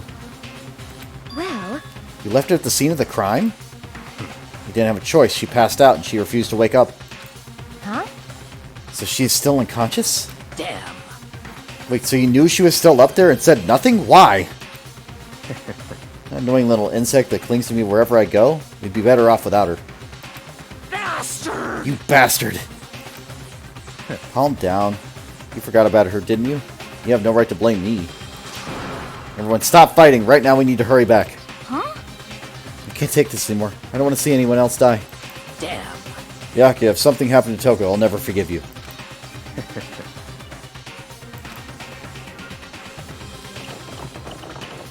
We shot to the nurse's office and bolted up the stairs, headed back to the 3rd floor. We ran back to the equipment room at full speed. When we got there... Toko! Thank God you're okay. But right away I noticed. There was something very different here. It was gone. Taka's body, which should have been right here, had disappeared. This is... This can't be happening. Are we hallucinating all of this or something? No, it's not a hallucination. I know I saw it before. And what I'm seeing now isn't what I saw before. Huh? What? What are you saying? Taka disappeared too? Stop talking. Stop saying disappeared. It didn't just vanish out of thin air. Obviously, whoever did this has hidden the body. But why would they do that? Couldn't possibly begin to imagine. Anyway, our costume suspect has clearly continued his crime spree. We gotta hurry and catch him before he kills all of us. Not possible. Oh, I don't think you have to worry about that. Think about it. Who could possibly be responsible for killing and hiding all these dead bodies? Well... When Hifumi's death cry went up, everyone was here together on the 3rd floor. It is so. After that, we split into 2 groups. And now this time, you all came up here as a group from the nurse's office. In other words, the only ones who could have done this are Hiro and Kyoko, who are missing. Hold on a second. Kyoko has an alibi for when Celeste and Hifumi were attacked. There's no question that she was in the dining hall with us. You seem very adamant about defending her. Perhaps you are in love? That's not it at all. That's fine. Well, anyway. Yes, I do accept Kyoko's alibi. Let's see. Which means the suspicious individual we're looking for is none other than Hero. Which further means there will be no more murders. The regulation is very clear about that. That's right. There's a rule that says you can only kill a maximum of 2 people. That's right. As long as that rule is in place, there will not be a third murder. If they were to break that rule, I'd mince ya! Mince ya without a second thought. Mince ya, grind ya, turn ya into paste. By the way, did you know that fish paste can also refer to shellfish, like shrimp or crabs? Indeed. Let's see. Since 2 people have been killed, there are no possibility of any more. Perhaps. You knew that from the beginning, didn't you, Byakuya? Which means you knew Toko was never in danger. I still meant it when I said they'd be better off without her, though. In other words, Anyway, with that in mind, we can now relax and search for the 2 missing bodies. The 2 missing bodies. 2 people have been killed and their bodies have been hidden. The only one without an alibi and the only one who could have done it is Hiro. But is he really the killer? What about Kyoko? If she's not involved in the case, where did she go? what? Hey, Makoto, what's the matter? Huh? Oh no, it's nothing. Whatever, we need to find those bodies, or a little narrative here can't move forward. So then, Very well, let's split up and begin searching. but There's no need to be afraid. No more murders will take place during this case. I know that, I think I do, but Hina. if you're still nervous, I'll come with you. Huh? Okay, thank you. No need to thank me. Let's get moving. Yell out if you find anything. Byakuya left the equipment room, followed by the others. I have to try and find the 2 missing bodies.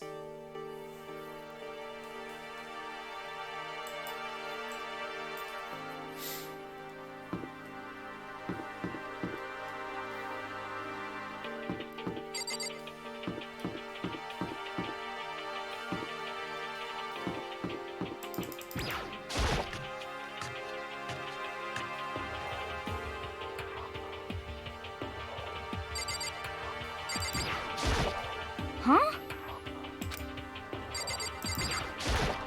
Damn.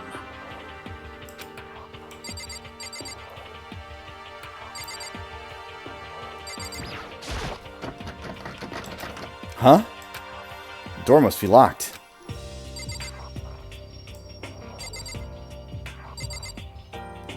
That's weird. Chapter 3 indeed, Cameron.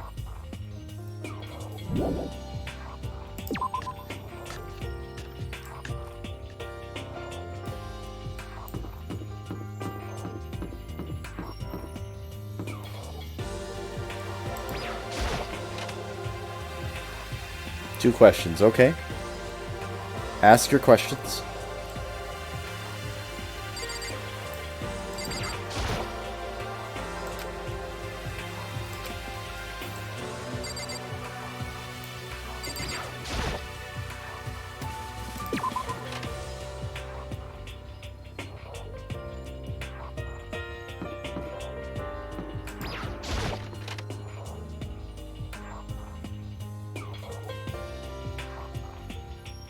Favorite character in this game? I'm a big Celeste fan.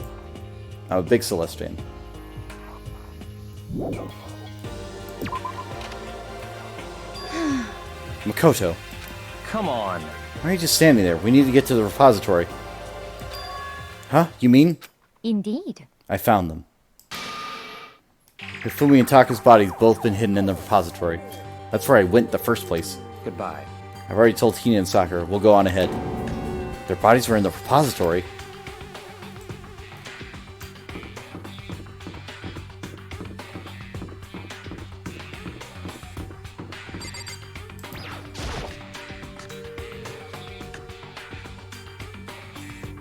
The pool how? What? The body's here somehow? Up ahead is the repository. The doorknob turned. I guess it's unlocked. Then I have no choice but to go inside. So I opened the door. When I entered, I saw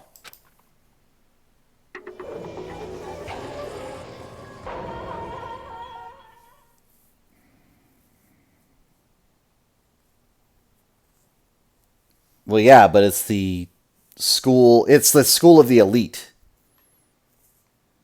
So it would make sense that they have the best of the best. The two bodies that had disappeared were right here. The smell of blood made me gag. What I saw before my eyes was unquestionable, avoidable, unwavering reality. And then I heard the announcement for the second time.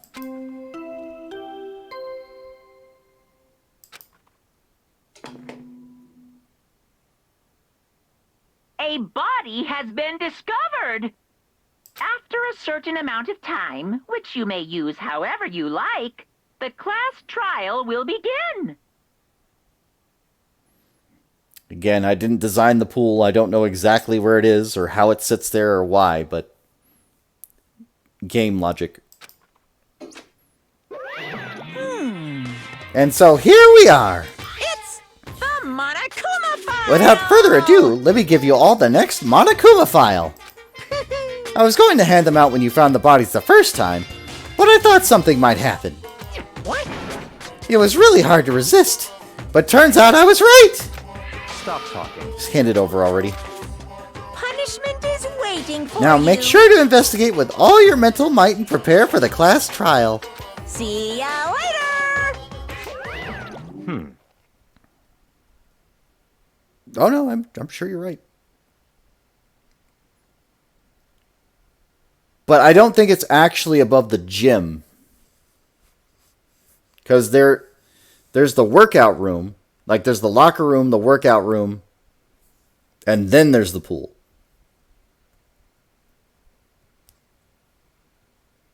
But that's okay. Well then, now that we found the bodies, all that's left is uncover the culprit. What the heck? Hold on. How can you be so calm? I mean, they're dead, you know? That's terrible. Gone. Or dead. Gone forever. They're never coming back. Awful. This is all just too awful. Hina suddenly burst into tears. She clutched at Hifumi's lifeless body. Why Hifumi's, I don't know. Who would do this? Why?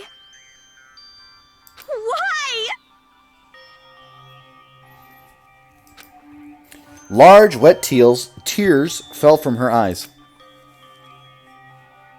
Yeah, that's true. Byakuya did fuck with a body. The tears landed on Hifumi's cheeks.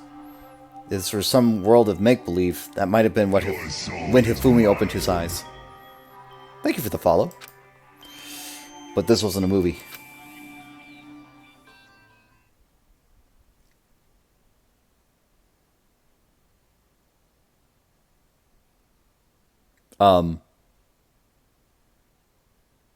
This wasn't...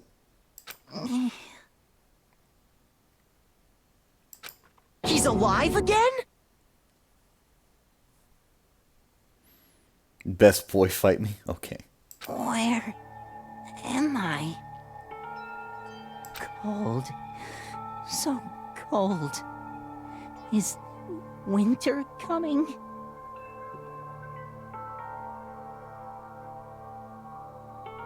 Ah, I see.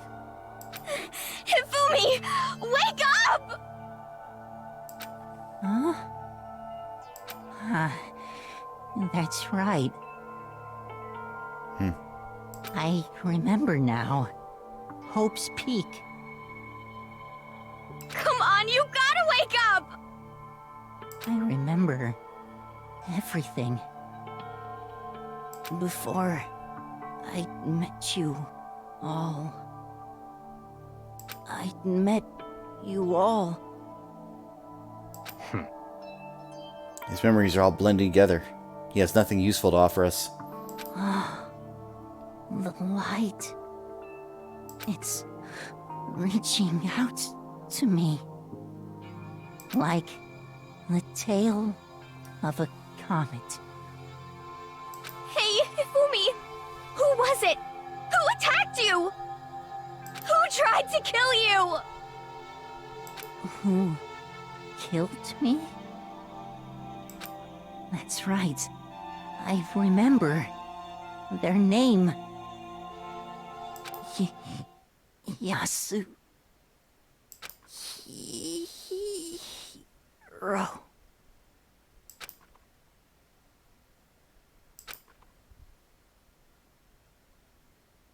His eyes closed, and they never opened again. Death for the second time. Or third. Or fourth. Absolute, undeniable death. No matter how many more of Hina's tears splashed his face, there was no second miracle. Reality set in again. This isn't some stereotypical fantasy world. Tears can't restore a person's vitality. Honestly. You have no tears, do you? No blood in your veins, no calcium in your bones. At least you have your meat. Not so much anymore. But I was a Game Grumps fan, yes. Stop talking. You're just angry. Going out of his way to return, just to leave us with unnecessary dying words. Now this game has become exceedingly boring. He said Yasuhiro, right? Then perhaps... Yasuhiro Higakure? That is the only person he could have been referring to. So, in other words... And with that, the case is solved.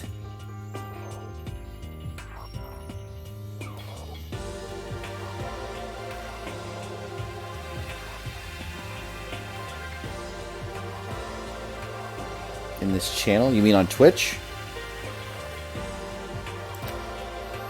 Assaulting people and even killing Taka and Hifumi. And going so far as to hide their bodies. A criminal that hides his face behind a mask and uses a bunch of wooden hammers. Is that what Hero is? What is this? If it's true, I can't forgive him. No way I can ever forgive him. Oh yeah, no, like, I get you. To kill 2 of our friends. That's fine. Anyway, it's about time we track down the culprit in our little life or death game here. Although this time, it's not all that life or death. The trial will conclude without much trouble. Indeed. Yes, it does look that way. It's going to begin again. We have to go through this one more time. I have to accept it. I have no choice but to go through with this. To make sure everyone survives. I just have to do it.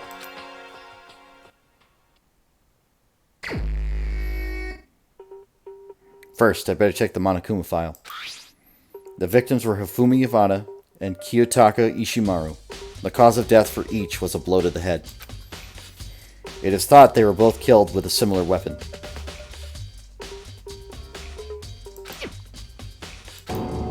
That's it?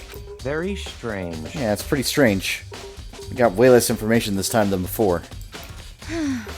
There's no problem. After all, the events of this case unfolded before our very eyes. We should know more about what happened than the Monokuma could anyway. Maybe. Well, There's something else that's bothering me. Someone else has been missing for quite a while. Are you talking about Kyoko? perhaps. Without a doubt. She has an alibi for when Celeste and Hifumi were attacked. But what if the killer wasn't acting alone? What if they had an accomplice? An accomplice? An accomplice? What are you doing here? Monokuma Don't be rude! appears! I'm here to answer your question. What question? Yep. You're talking about accomplices, right? I'm pretty sure I explained it before, didn't I? The first class trial. Speaking of which, I'd like to ask the bear. If there is an accomplice, do they also become blackened? So you ask, and so I shall answer. Each murder is allowed to have an accomplice, but only the one who does the killing will get to graduate. So, in other words, 2 people can work together, but one of them has no chance of profiting from it. Then there's no way anyone would work together, right? In other words, So basically, you can be an accomplice if you want, but there's no gratification in it. So then, Are you saying nobody worked together this time either? hey, Sorry, can't answer that. It would obstruct the free exchange of information between you guys. I just want to make sure you don't forget, no matter how much you might assist in a murder, only one Blackened can graduate. An accomplice gets nothing. So, in other words, And we only need to figure out who the one Blackened is that did the killing, right? Just like normal. Well, Okay. Let me take this opportunity to clarify the whole shebang. In this class trial, what you need to determine is extreme! the one true Blackened who devised the murder plot and put it into action. The true Blackened? So just one person? Well now. That's enough for explainifying. Now, it's down to the final battle between all of you and the Blackened. Good luck to all the contestants! So there can only be one Blackened. An accomplice wouldn't benefit. And I can't see any way Kyoko would be connected to this case after all. You may be right. If that's true, then Kyoko, where are you? However, As long as she's not connected to the case, it doesn't matter. Let's get back to the investigation. Indeed. I have absolutely no doubt that Hiro is responsible. But for the time being, I suppose it can't hurt to pursue further information. So, You know, don't you think we should consider a certain someone to suspect just in case? Talk about the murderous fiend Genocide Jack. what? What? I'm offended! Oh. Yeah! You, when did you... I've been looking all over for you, Master. When I woke up, you were nowhere to be found. You SOB! Anyway, you there! Milksack Swimmer Girl! Huh? Milksack? You've gotta be kidding! Why do I gotta be suspect? What the heck? Well, I mean, you are a serial killer. What? So what? I'm like a special guest suspect every time. I have an alibi, you know. She's right about that. When you heard Ifumi scream, she was with me. And when the bodies disappeared, she was still lying unconscious in the equipment room. Plus, Taka's body aside, I can't imagine any way she would have been able to move Ifumi's body. Yep. Besides, I can calculate every move I make. I'm not going to kill someone with everyone knows what I look like. They don't call me the murderous fiend for nothing. What are you saying? It's not the kind of thing you should be bragging about. Let's see. Yeah. On another topic, should we post a guard by the bodies like before? We can't have them disappearing again. so then. Hina and I can handle that. You don't mind, do you, Hina? Sure, I'd be totally useless in the investigation anyway. She hasn't tried yet!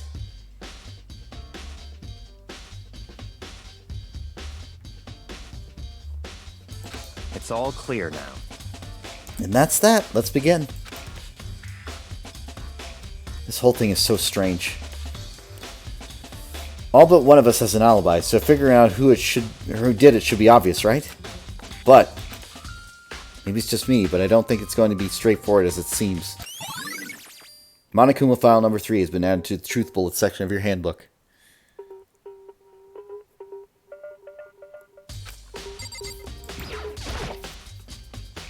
There are hammers of all different sizes hanging on the wall, although some are more like mallets.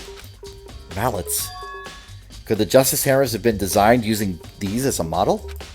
Either way, all the hammers have obviously seen a lot of use. They're all covered in debris and chalky stone powder. Wait. For some reason, this one hammer isn't dirty at all, and it's wet. Did someone wash it recently? The spotless hammer has been added to the truth section of bullets of your notebook. Truth bullet section of your notebook. Taka, he'll never move again. According to the Monokuma file, Taka died from a blow to the head. We found Justice Hammer 4 near his body in the equipment room. Is that what was used to kill him? There's a tarp laid out under his body. Did the killer use this to move Taka's body? That way, there wouldn't be any blood left while the body was moved. Blue tarp's been added to the truth bullet section of your handbook. It's a dolly. It doesn't have a handle. I saw this in the art room before. I guess it's used to move statues around. kind of awkward, but if you bend down, it's not too hard to use. Huh? But wait. Wasn't this in the equipment room when we found Taka's body? And look at the wheel. There's a blood stain on it. So there's blood on the wheel of the dolly that was moved from the equipment room to the repository. What's the explanation for that? Repository dolly's been added to the truth bullet section of your handbook. Fumi's big, cold body is laying on the floor. His really big body. I mean, how on earth was the killer able to move someone so big? From the nurse's office where he discovered here to the repository. All the way from the first floor to the third. And all without anyone noticing it. How the hell? It's no good, I just don't get it. I can think about it later. For now I have to finish investigating Hifumi himself. If I remember correctly, Hifumi's fatal injury was also a blow to the head. Probably from Justice Hammer 3, which is lying on the floor in the nurse's office. Huh? Wait. Something's off about this body. Why am I getting this feeling? Something's different. Something about Hifumi's body in the nurse's office versus his body right now. That's it, his glasses. When his body was in the nurse's office, his glasses were covered in blood. But now they're completely clean. Does this mean someone wiped his glasses off? But who would do that, and why? Hifumi's glass has been added to the truth bullet section of your handbook.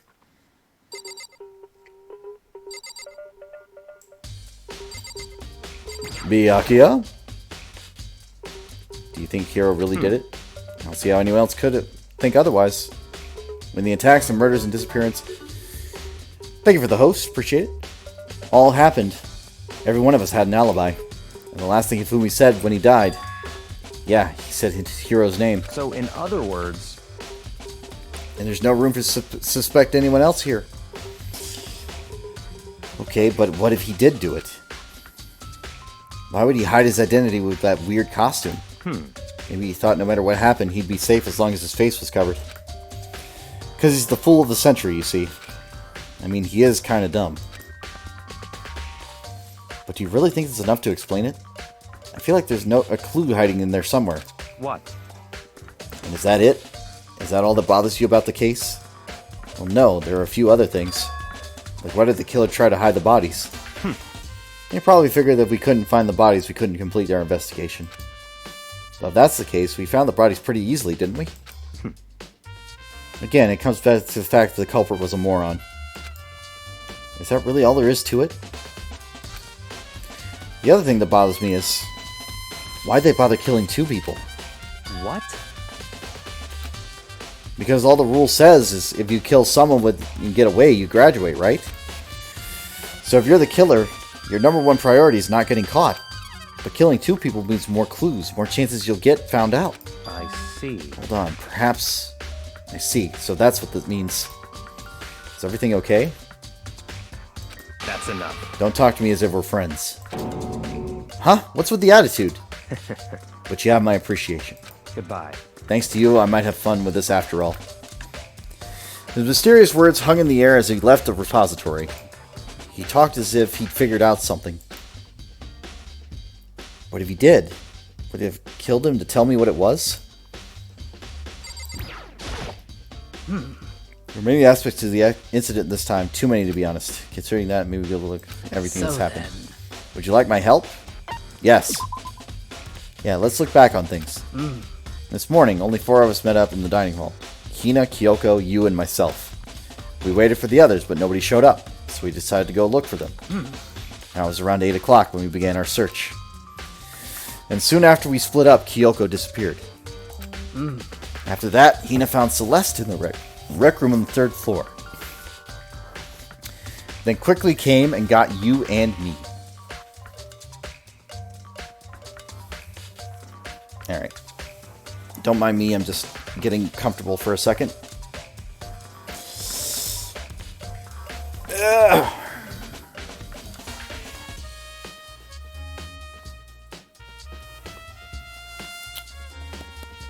I've been sitting in the same spot for too long, so I need to move my legs.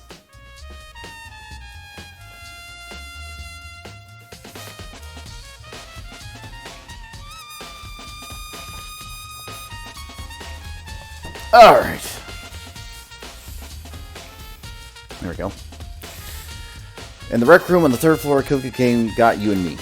According to Celeste, she was attacked by a suspicious individual and lay unconscious for about an hour. In other words, she was attacked an hour before we found her. Meaning just after 7 o'clock. Based on the picture Celeste took, we discovered her attacker was dressed in a strange costume. It was Robo Justice. It also became clear that this Robo Justice had dragged Hifumi away.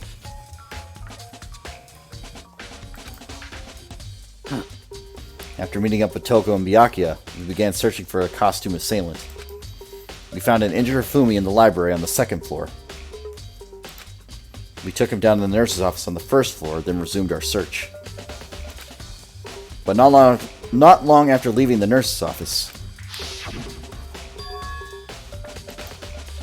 What's wrong? I saw a shadow, something moving around the top of the stairs. Based on Celeste's claims, we went back up to the second floor, where we split up and began searching.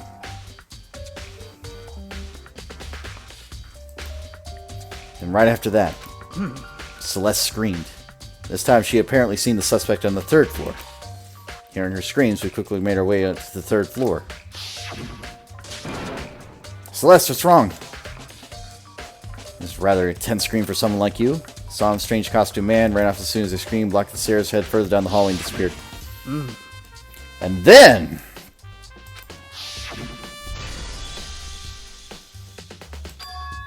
Huh? What was that? It came from downstairs. It must have been... Hifumi, he's in the nurse's office. This is bad. Come on. We have to go back. At that point, we decided to split up into two groups. Celeste, Hina, and I went back to the nurse's office. Meanwhile, you, Byakuya, and Toko pursued the suspect up to the third floor. And when we got back to the nurse's office, we found Hifumi's corpse. Which is also when we heard the bloody discovery announcement play. I left Celeste and Hina alone, headed back to the third floor to tell the others what had happened. However... But at the same time, we discovered Taka's body in the equipment room. Which means Hifumi and Taka's bodies were discovered right around the same time. Because I remember hearing the body discovery announcement play right after finding Taka. And that's when I showed up and told you that you and Byakuya that Hifumi had been killed, right? Then you, me, and Byakuya all headed back to the nurse's office, leaving behind Toko, who had fainted. But as soon as we left the physics lab, we ran into Celeste, who had just arrived to tell us something very unusual. Hifumi's body has disappeared. We hurried back to the nurse's office, discovered his corpse was, in fact, gone. Then, when we remembered we had abandoned the unconscious Toko, we rushed back to the equipment room. This can't be happening. Are we hallucinating all this or something?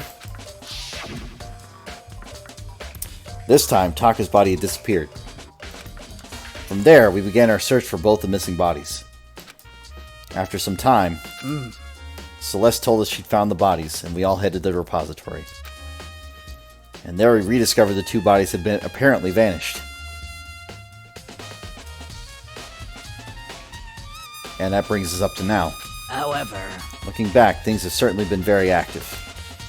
If you want to look back on this case again, let me know. I'm fine anytime. So, I've been thinking about something. It's about the repository. Huh? What is it? After Hifumi and Taka's bodies disappeared, we split up and looked around, right? I was really scared, so me and Sakura stuck together. but... And we came right to the repository to, look around. When we got here, the repository was locked. We couldn't get inside. It was locked? And we came here as soon as the search started, so there's no way someone should have beat us here. If that's true, then who locked it? And why is it unlocked now? I wondered the same thing. The door was locked and the search for the bodies began, but now it's wide open. There might be some secret lurking in here. I'll probably have to leave this area to figure it out.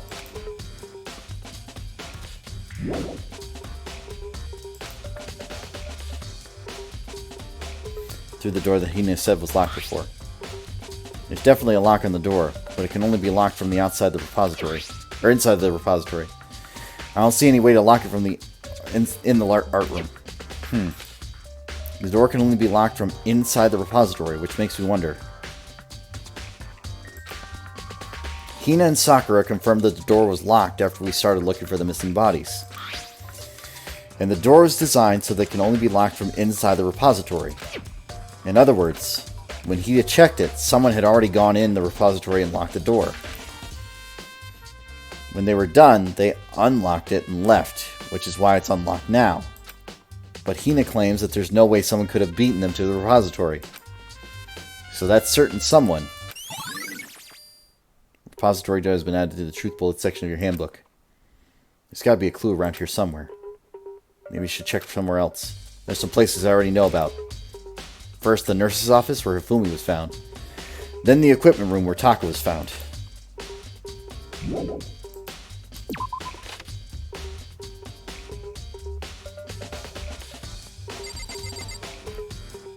I'm actually surprised there's no, like, marks on the floor in here.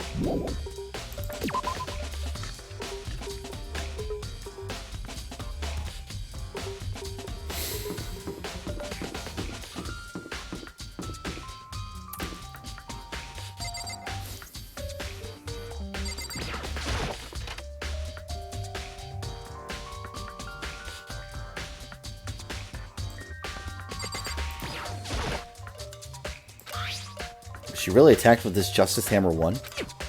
But then what the heck is with this thing? Oh, that's not a clue? Alrighty. Leave the area? Yes.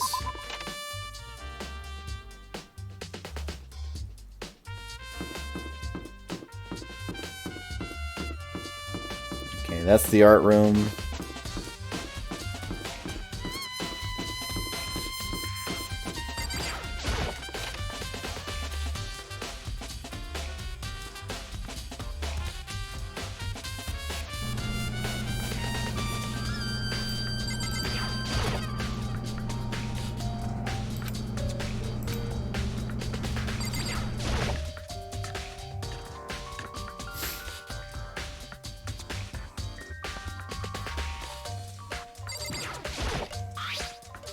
Some kind of tire mark going through the pool of blood in the middle of the room. That reminds me, I bet the dolly in the repository. There's blood on its tire. Could that blood have come from here? Which could mean that Taka's body was moved from the equipment room to the repository using the dolly. Both rooms are on the 3rd floor, so that should have definitely been possible.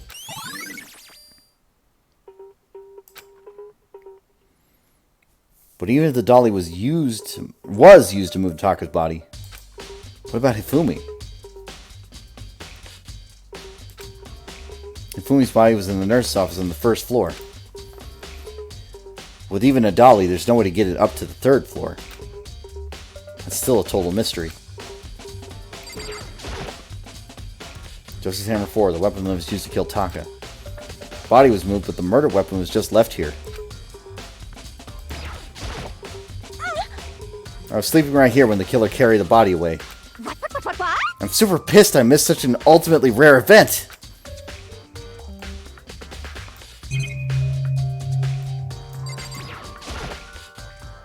Huh? This tarp. I feel like I've seen it somewhere before, and it just recently, too.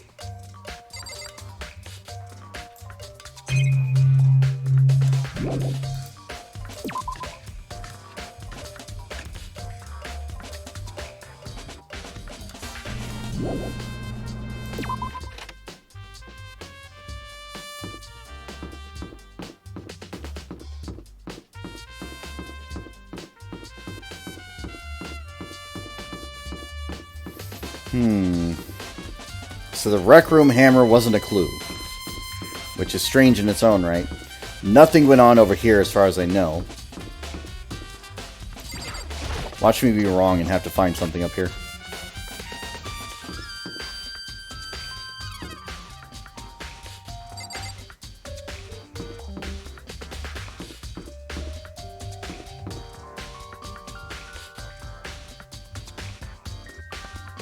Nothing in the pool room, I don't think. I don't think anything went on out there. Nothing went on in the gym.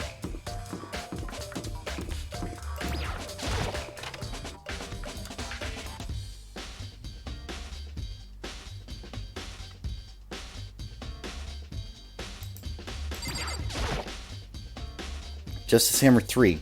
The one that was used to kill Hifumi. Someone moved the body, but the weapon left behind. Or left the weapon behind. What are you investigating, Celeste? I'm not investigating anything, precisely speaking. I'm simply going around seeing if Hiro might be hiding somewhere. What about you? Oh, you know, I'm just checking this and that. Main thing on my mind is how someone could have moved Hifumi's body. Let's see.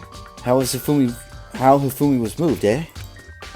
When it disappeared, you were supposed to be in the nurse's office, right? Yes, correct. Indeed. Hina was not feeling well, so I stayed behind to look after her. But she seemed to be getting worse, so I took her to the bathroom. And when you got back, the body was gone? We could not have been gone for more than a minute or two, though. Yeah, Hina said the same thing. So then the killer was able to get in and move Hifumi's body in that short amount of time? Indeed. It would seem so. To carry off someone as big as Hifumi in only a couple of minutes is... I can't think of it as anything less than impossible. Celeste's account has been added to the Truth Bullet section of the handbook.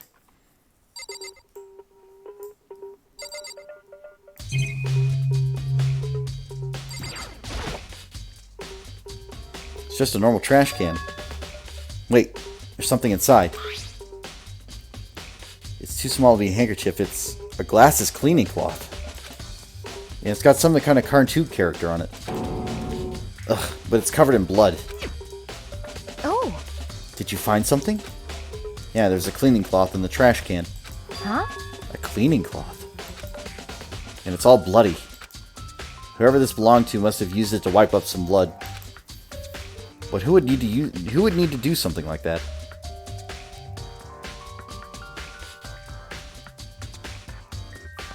I see. I haven't the slightest idea. Yeah, me either. But I think it might be important.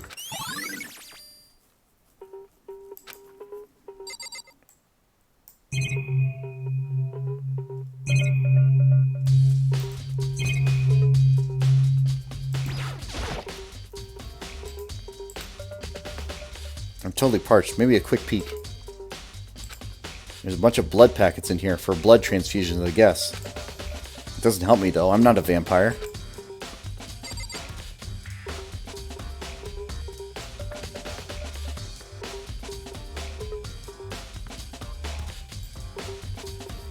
Yeah, probably. So this is where you've been. I've been looking for you. You have? I wanted to thank you for what you did. Not that you meant to, but you ended up making this little game of ours very interesting indeed. You should get a hero's room. Oh, and let me give you this. This is the note Hero wrote to get us all to meet up, right? You remember it well. Well, that penmanship was pretty remarkable, so I left an impression. It's all clear now. Anyway, this makes it clear, right? This is a trap. What is? Things grow ever more exciting. What are you talking about? I already repaid my debt. I don't owe you any more explanation.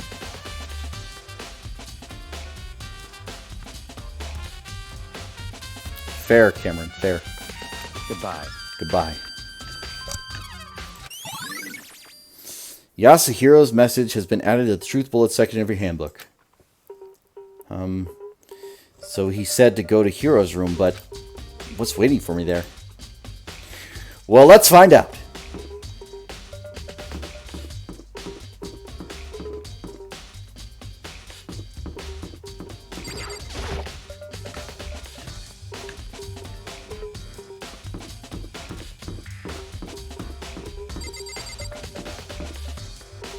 think he's at the end of the hall, if I'm not mistaken.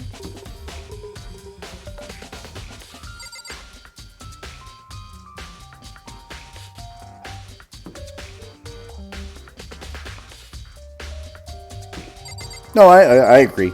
I'm aware of a few ladies in my life over the years, so yeah, I get it. The door is unlocked? I guess I can go inside. Yaka did say to go look. Might not be a great idea, but I'm going to take the plunge. Why is it just unlocked? Is that the Monokuma thing? This is Hiro's room. There's all kinds of weird stuff in here. How long does it take to put on makeup? Hours. Actually, you know what? Like, from the ladies that I knew that actually, like, put on any makeup, it wasn't anything big. But even then, it's at least 20 minutes.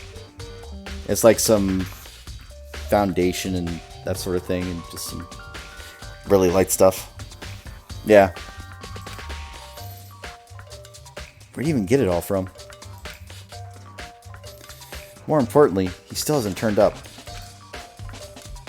Which means you can't really complain if I don't get his permission to search his room, right?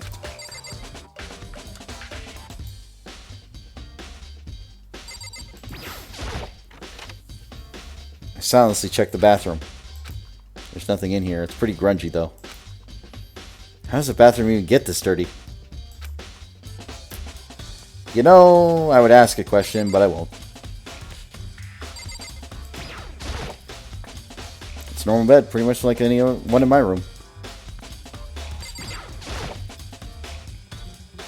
I think there's something in the cardboard box.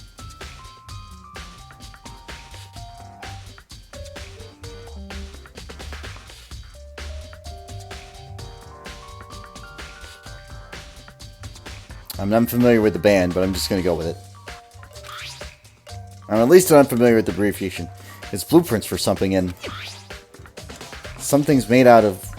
It looks like cardboard, plastic, and plaster? Is this Robo Justice? And it's in Hiro's room. But wait. These blueprints. Something about them bothers me.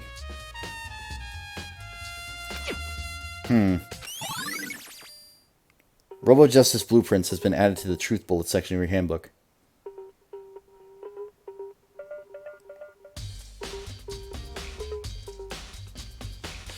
No, actually, it's fine. I'm not worried about it.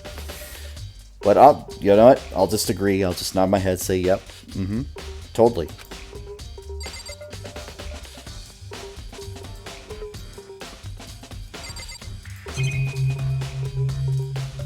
So was that it? Was that the only clue? He doesn't swear?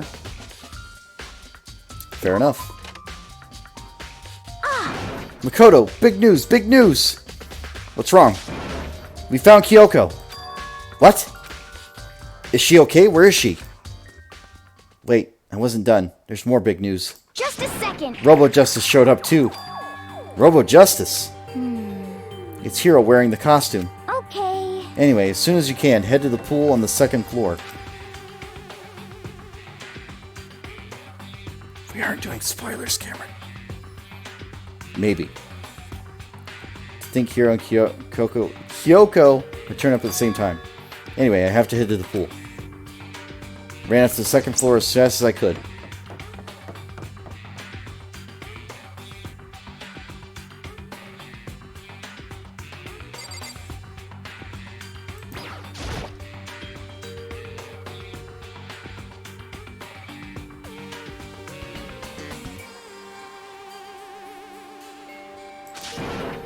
Kyoko and... Phew, man, I've had the worst day. Hiro?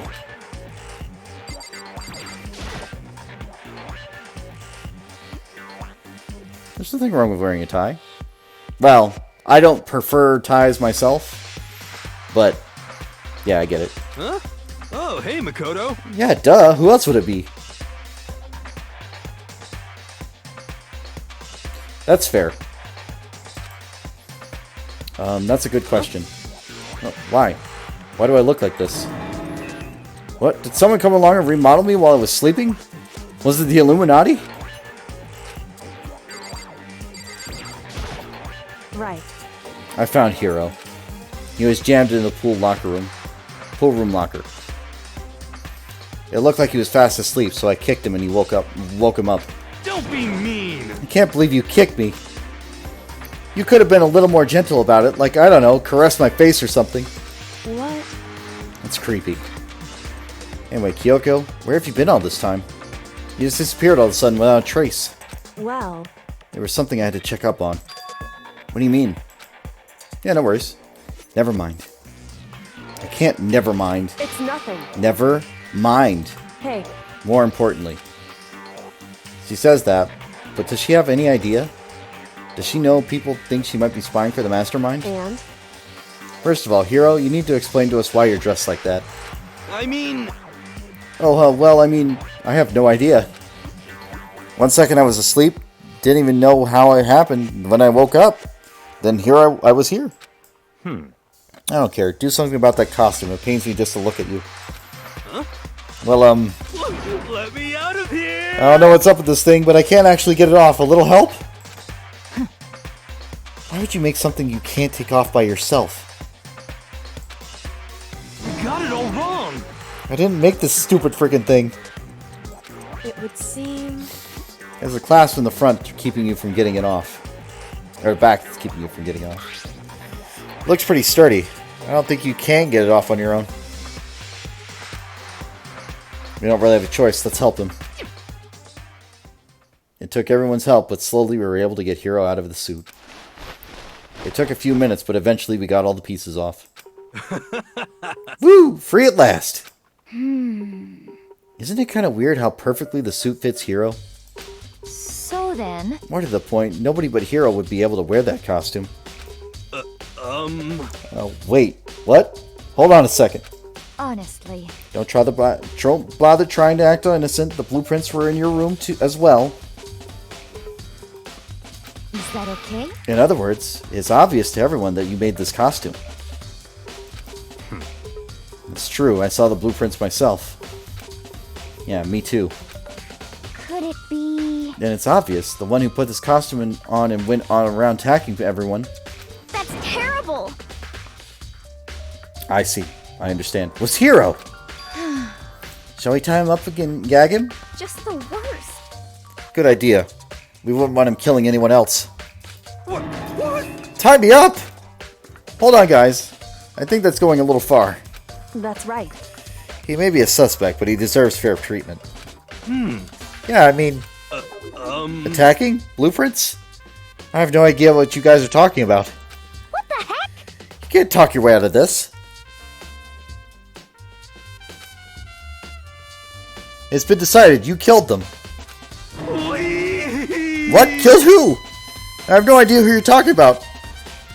There must be a fake Hero running around. What are you saying? You're the only one who can wear this costume. So who else could possibly have be a costume attacker? What the heck? Cameron, you have a point. You can't tie someone up as long as they haven't given permission. If they give permission, anything's game. How do you know I'm the only one?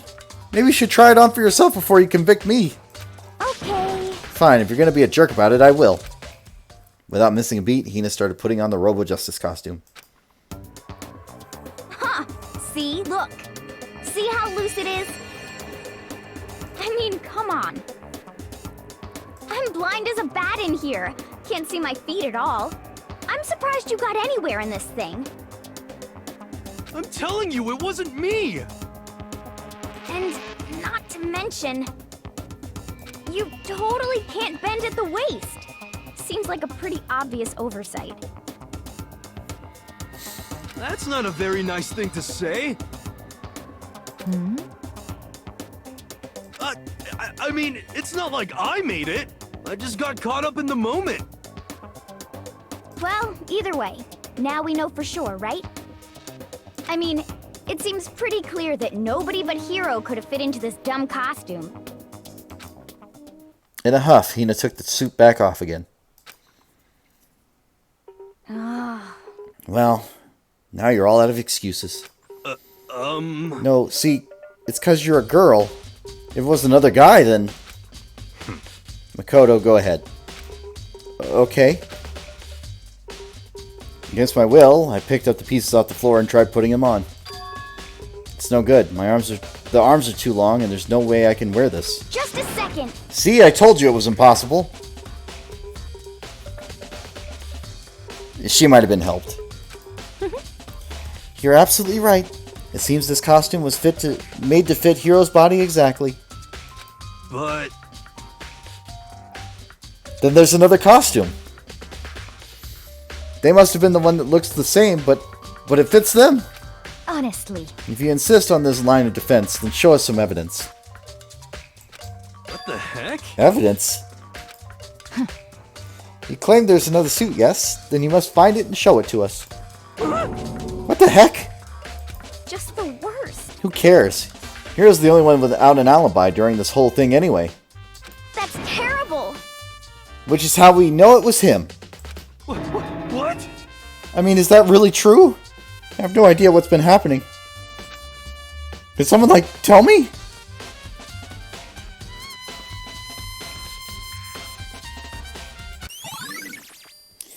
Robo Justice costume has been added to the true section bullets of your handbook.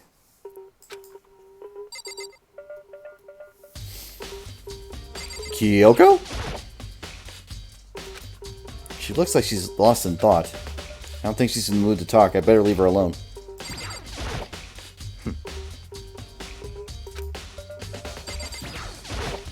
Oh.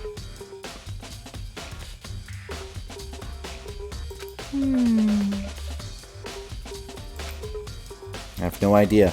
Then perhaps... Perhaps she really is working for the mastermind. What else would explain her questionable behavior?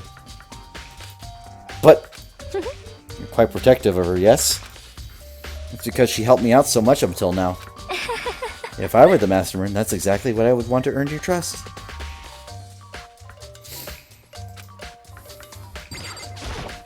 What the heck? If you don't tell me what's going on, how am I supposed to understand? I think I figured out that someone's been killed, right? Hey, Makoto, who was it? Well, 2 people were killed. Taka and Hifumi. What? What? 2 people? Just the worst. Why are you freaking out? You did it. Please? I did not. Huh? Hey, hold on.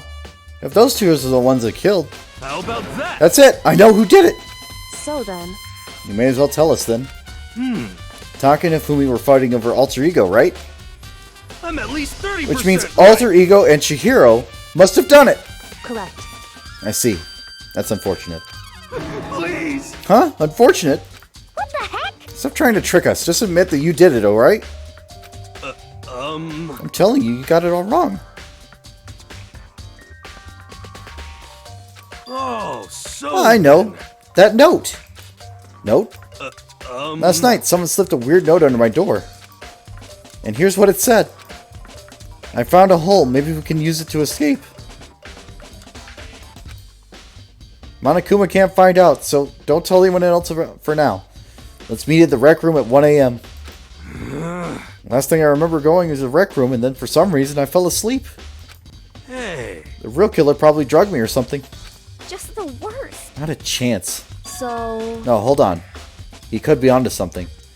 The nurse's office does have chemicals that could do that. Huh? What? Really? I told you, someone's trying to set me up. Secret passage, chance to escape. Someone wrote all that to trick me. Even if it's true, you must be one dumb fish to bite every piece of bait that floats in front of you.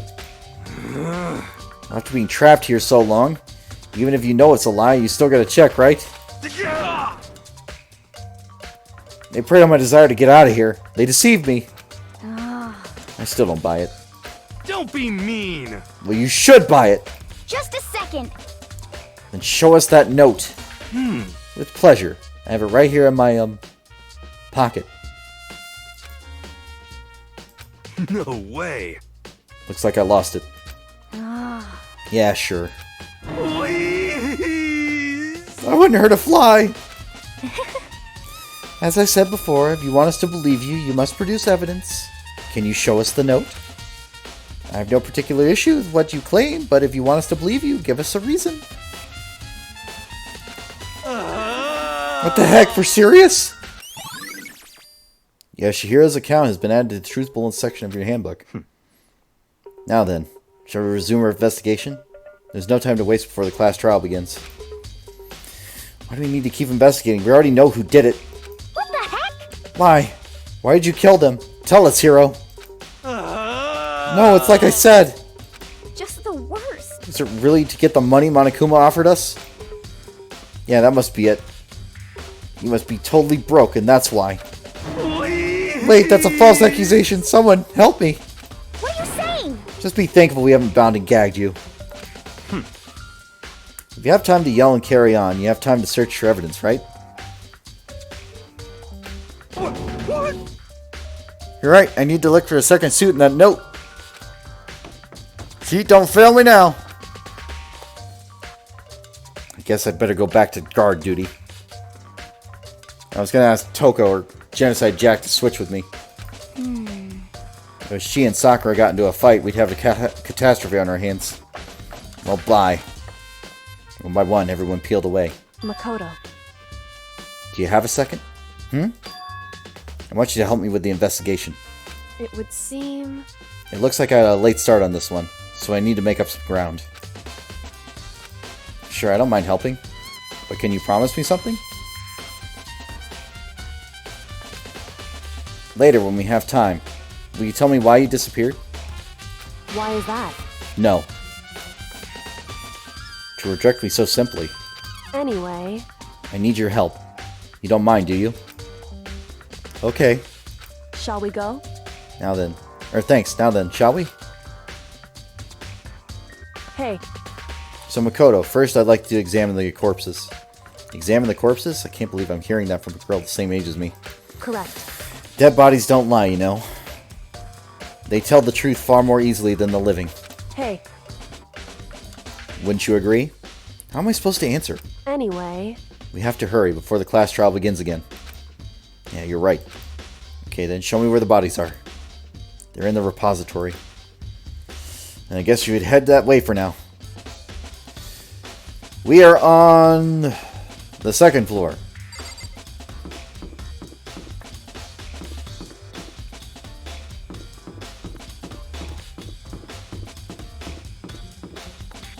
That was too far.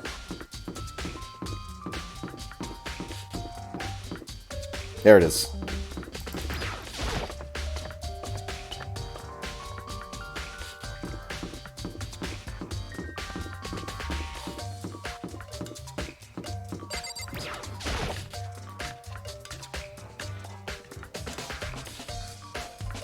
We just came from the pool.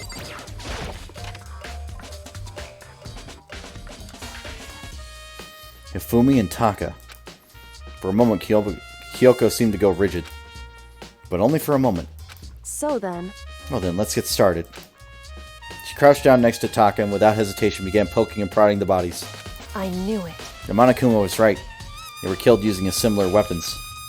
Her movements were so smooth, she was so calm. Seeing how comfortable she actually was made me feel a little more comfortable.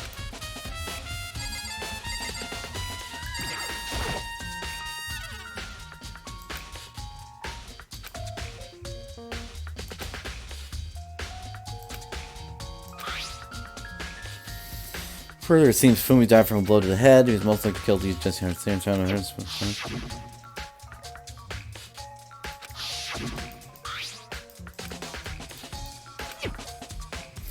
Alright, tell me what you figured out. I see. Cameron, I don't know. I couldn't tell you. Makoto, I found something. You did? Hey. You remember that wristwatch Taka always wore in his left hand?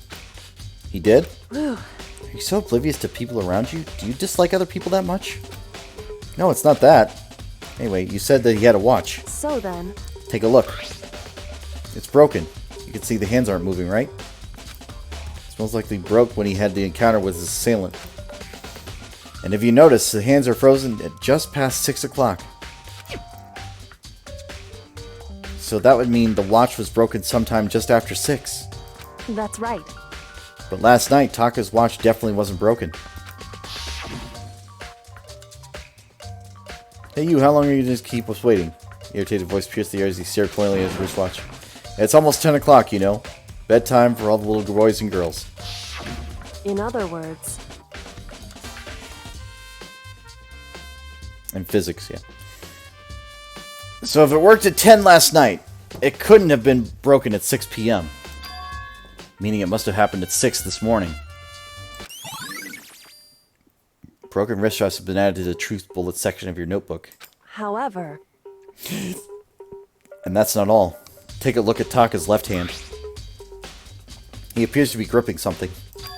You're right. There's something white in there. Makoto, Can you try and pry it out? Me? because Rigor mortis has set in. Boys are better suited to this kind of manual labor, right? Okay. As much as I didn't want to, I grasped Taka's cold hand. Ice cold hand was nearly enough to cause my heart to stop beating. After some effort, I was finally able to free the object from his hand, or his tightly clenched fist. A piece of paper? hey, Was that all he had in his hand? Yeah, that's it. Just a little scrap of paper. Doesn't seem like much of a clue, does it?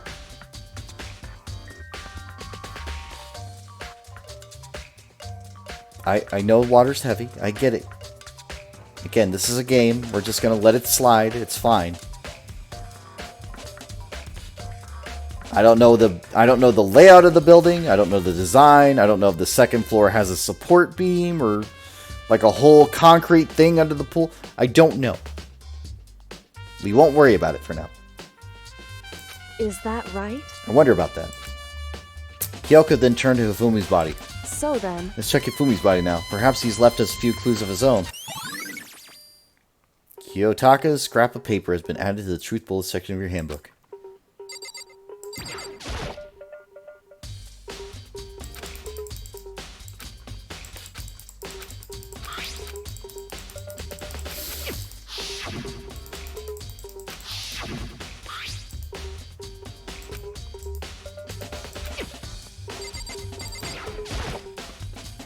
So, did you find anything? indeed.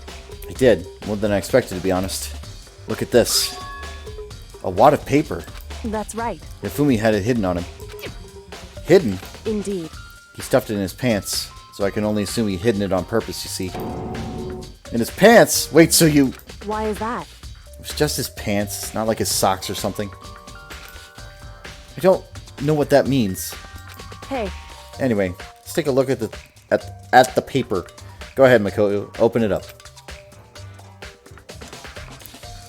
Your soul is mine. Floor gathers. Thank you for the follow.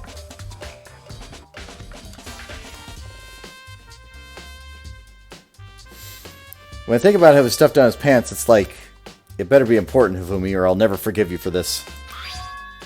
A note. I found a hole maybe we can use to escape. Monokuma can't find out, so don't tell anyone else now. Let's meet in the equipment room at 6 a.m. so... That sounds very familiar. That's it. That's the same thing Hiro said. Then he was telling us the truth. However, Although, it's not exactly the same, is it?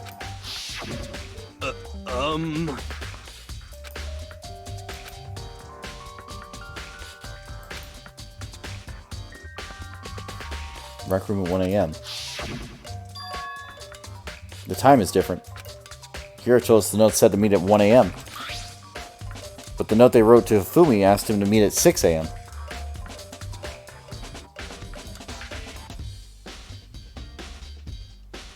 is that right? Hold on. Just because Hifumi had the note doesn't mean it was meant for him. Huh? So... Part of it's been torn off, right? I think there's likely some meaning there.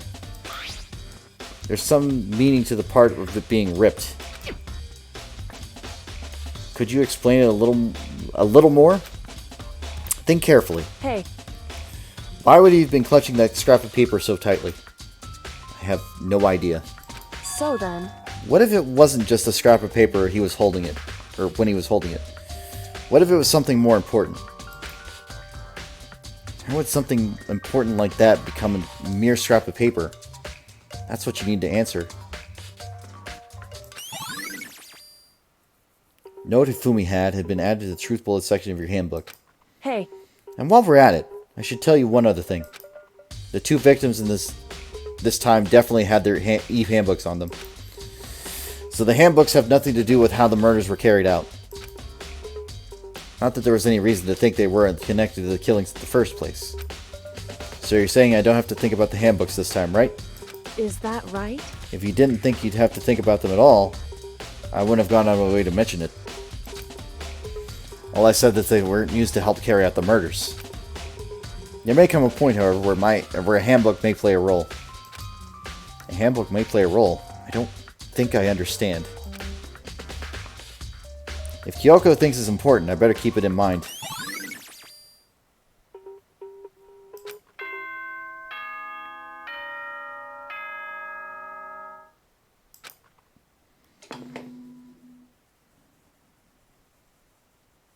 Are you excited?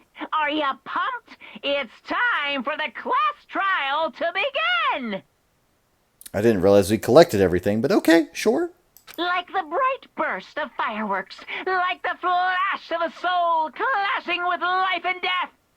And so, with no further ado, everyone please meet at the usual spot. Make your way to the red door on the first floor of the school. See you soon. It would seem... It's unfortunate, but I suppose this is where our investigation comes to an end. You'll have to figure out the rest for yourself and come to a proper conclusion. Kyoko, you know, you were allowed to solve these cases. You're allowed to do that. Yeah, you're right. Shall we go? Well, we better get going. Okay.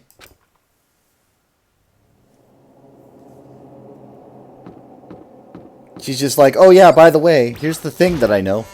I was like, okay. Why don't you give the answer then? Everyone heard Monokuma's proclamation and they were gathered by the red door. As soon as we were all there. Monokuma appears! Hello, hello, hello! He's multiplied. Wrong. Nope, not multiplication. It's just it just looks that way cause of an illusion. I'm moving so fast, it only looks like I've multiplied. Can you guys tell which one of us is the real Monokuma? Whew. Can you just get to the elevator already? Boy, tough crowd. You're not playing along. Along!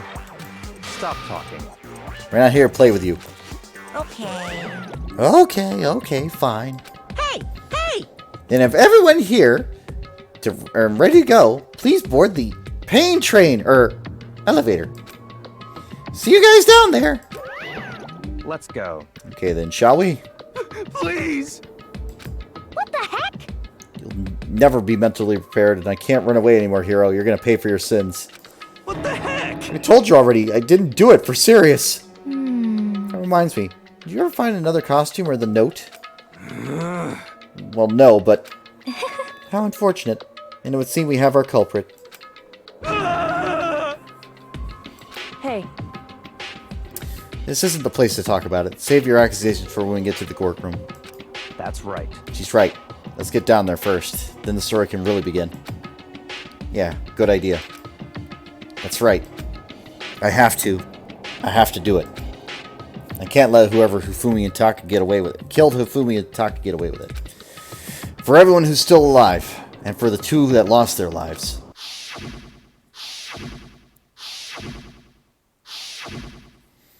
The one who killed Hifumi and Taka, the ones who killed two of our friends. The killer is someone right here. I took one last deep breath and exhaled slowly. I began to walk toward the elevator. Once everyone was aboard, the doors closed on their own, and the steel box began to move. The clunking of the elevator kept us comforting as we fell further and further down. There was no going back. Until we settled this, we couldn't go anywhere. I'm not sure how long it was before the elevator finally came to a stop. The elevator door slid open, opening up to a cruel fate.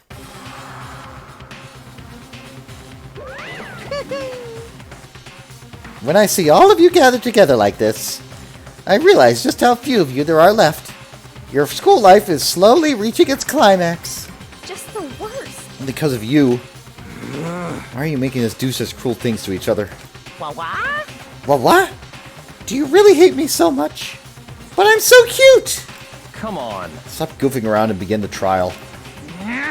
Don't rush me! Of course I'm gonna start it! It would never be like, stay tuned for the action-packed case trial after the commercial break. Yoo-hoo! I never hold out on you like that! Okay, let's begin. Get to your assigned seats. And so the curtain opened once again. A deadly judgment, a deadly deception, a deadly betrayal, a deadly riddle, a deadly defense, a deadly faith, a deadly class trial.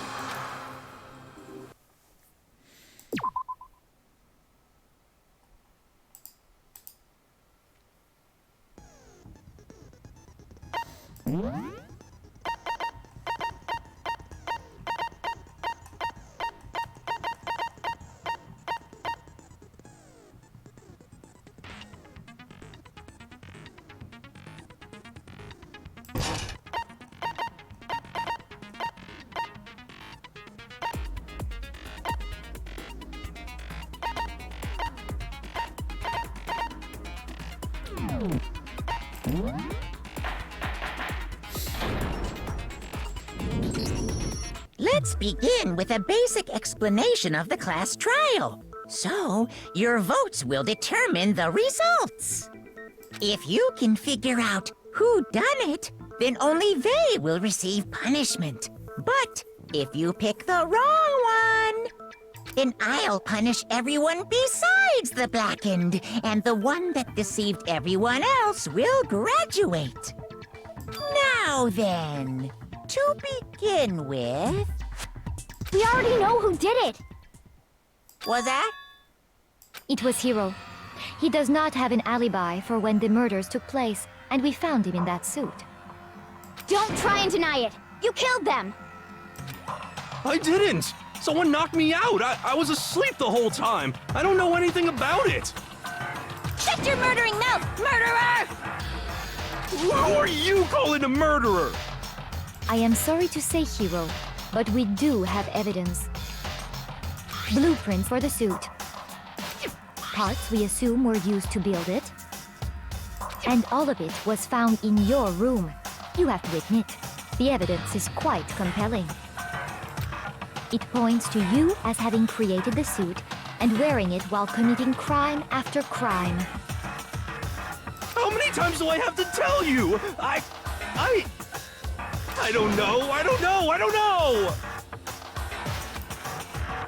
Is Hiro really the killer, or... Before anything else, we have to make that clear.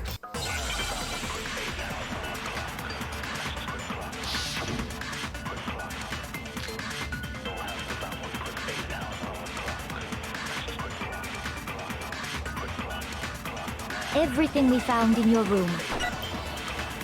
The blueprints, the suit parts, they are all proof enough that you are the culprit. I don't know anything about that stuff! It's not true! It's a conspiracy! Hiro, why? Why did you kill them? No! Just hold on a second!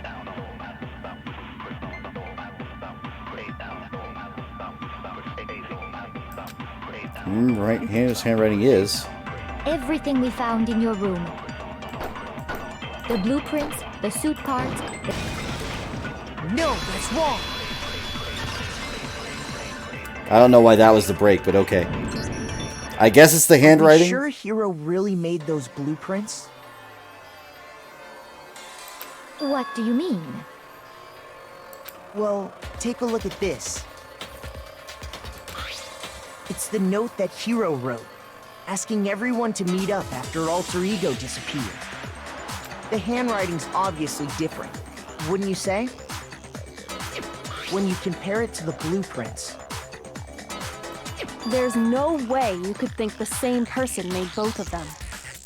Unless that person made it a point to disguise their handwriting. No, the differences are bigger than that, I think. Come on! I'm not smart enough to think of trying to change my handwriting anyway. So Makoto, are you saying you don't think Hiro's the culprit? And he's not the only one. I think Hiro's innocent as well. What? Then who was in that Robo-Justice suit? Is it like Hiro said? Was there really someone running around in a second suit? The suspicious individual hidden within the suit. Go ahead, Makoto. Tell them who it was. And of course, he passes it off to me. So? Who was in the Robo-Justice suit? The one that must have been in the suit.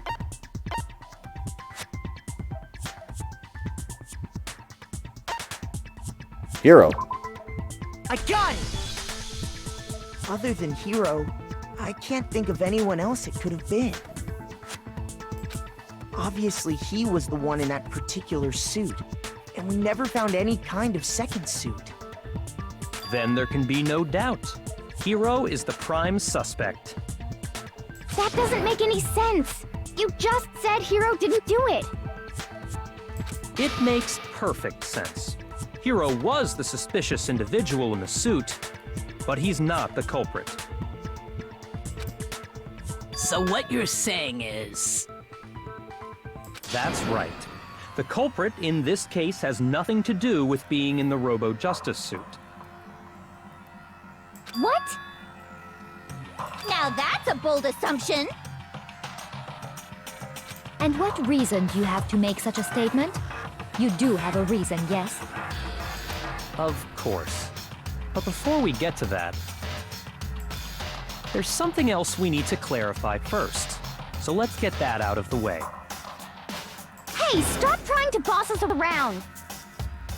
All things have a proper order. So what is it? What needs to be clarified? We must clarify the method of transportation for Taka's lifeless body. It would seem that his corpse was moved using certain particular items.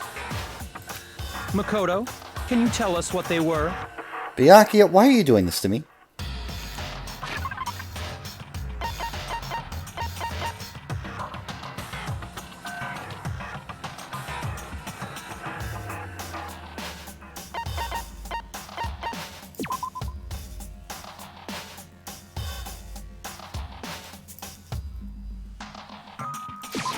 I got it!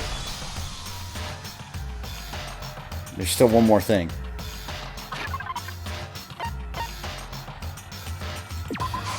I got it! They were a dolly and a tarp, right? What's with the attitude? So, let's see if I can explain.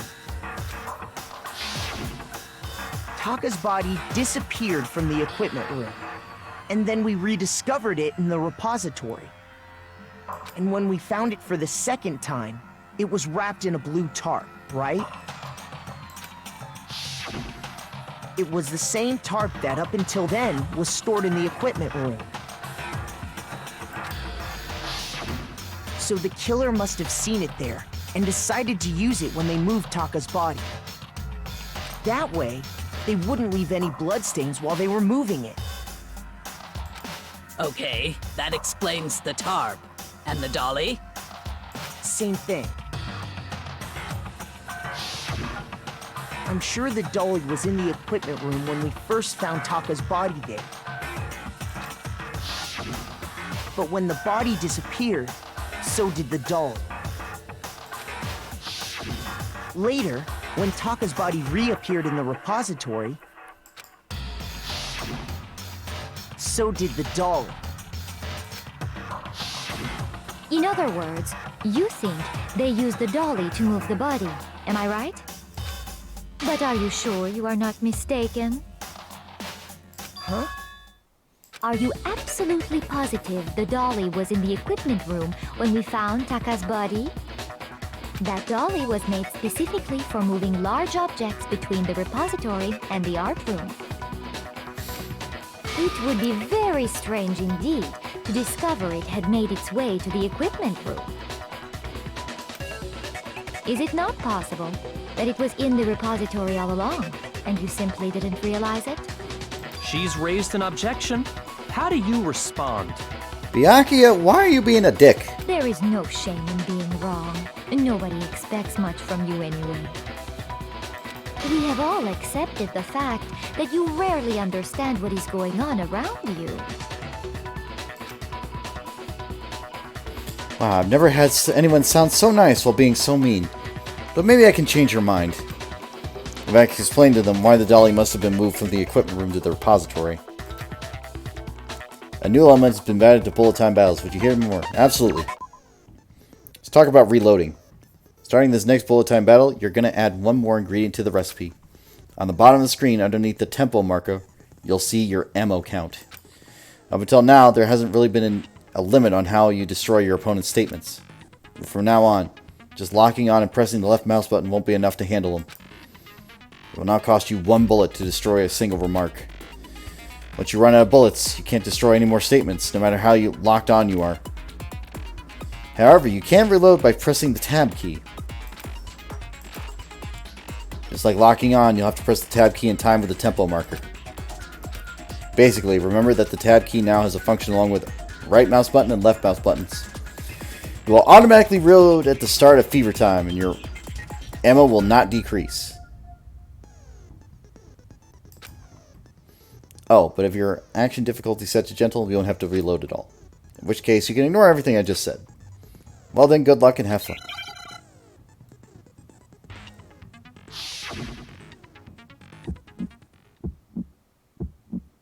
You have it wrong! I cannot agree! You are a fool. So pathetic. Lies will get you nowhere. Do your worst. Away with you! You miserable wretch! I cannot agree. You are a fool. Lies will get you nowhere. Do your worst, you miserable wretch! You have it wrong. I cannot agree. You are a fool. So pathetic. Lies will get you nowhere.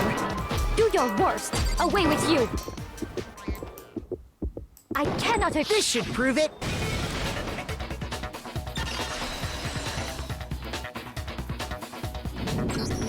If you're asking for proof that the dolly moved, I have it right here. When I found the dolly in the repository, one of the wheels had a blood stain on it. There was a pool of blood in the equipment room with a tire mark in it that matched the dolly wheel's trail. The killer probably rolled the dolly through the blood on accident as they wheeled the body out of the room. And as the blood dried on the tire, they moved the body into the repository.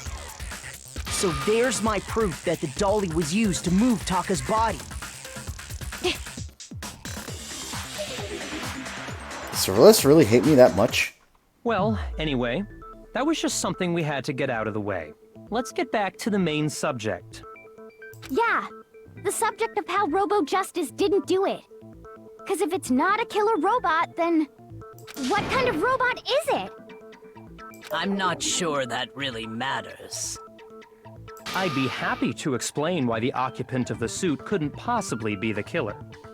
If you look back on how the body was transported, it will become immediately obvious. When I look at how the body was moved, it'll be clear why the person in the suit couldn't have done it. What does he mean by that?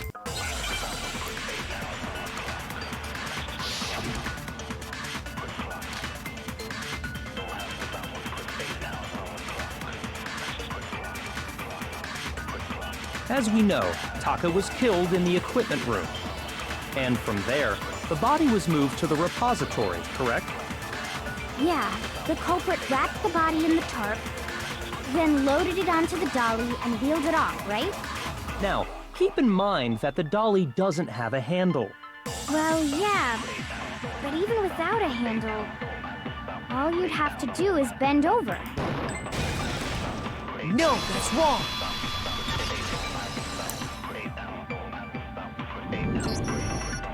You're absolutely right that you could push a dolly without a handle if you stoop down low. But if you were wearing that suit, do you think you could actually get into a position like that? What do you mean?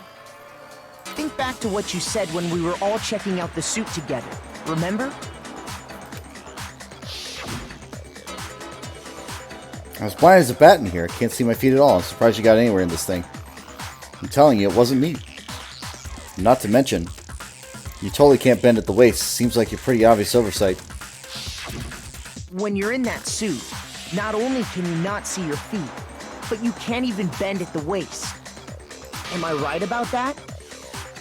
Now that you mention it, yeah. It seems like it'd be awfully hard to push that dolly if you couldn't bend over. Well, what's to stop you from simply pushing the dolly with your feet? When you can't even see your feet? You really think someone could kick the dolly all that way? Yeah, it'd be totally impossible. Not that I can say for sure myself. On top of that, if you were wearing such a rigid, cumbersome suit, it's very unlikely you would have the dexterity to go about wrapping the body in a tarp. Well, I mean, isn't that just a matter of taking off the suit when you're ready to move the body? There's absolutely no chance the costume was taken off just to move the body because... I got it! I don't think taking off the suit was an option. If you remember... I don't know what's up with this thing, but I can't actually get it off. A little help? Why would you make something you can't take off by yourself? I didn't make this stupid frickin' thing. There's a clasp at the back to keep you from getting it off. Looks pretty sturdy. I don't think we can get it off on our own. We don't really have a choice. Let's help him. That's true. It seems impossible to put the suit on or take it off without help. Then, you really can't take it off by yourself? Hero wasn't just making it up? Of course I wasn't making it up. If he could have gotten it off by himself, I don't think he would have let us see him wearing it. Showing up in the suit was basically an invitation for everyone to suspect it. Yeah, that's right! So, it's really, really true that Robo-Justice couldn't have moved the dolly? To be clear, whoever did move the body, it couldn't have been Hero in the robot suit, correct? No, wait. Just a second, if you please. Have you forgotten about the picture that I took? You all got a good look at it, did you not? The image of Hifumi being dragged away by Robo-Justice? If whoever was in that suit is not the culprit, how do you explain that?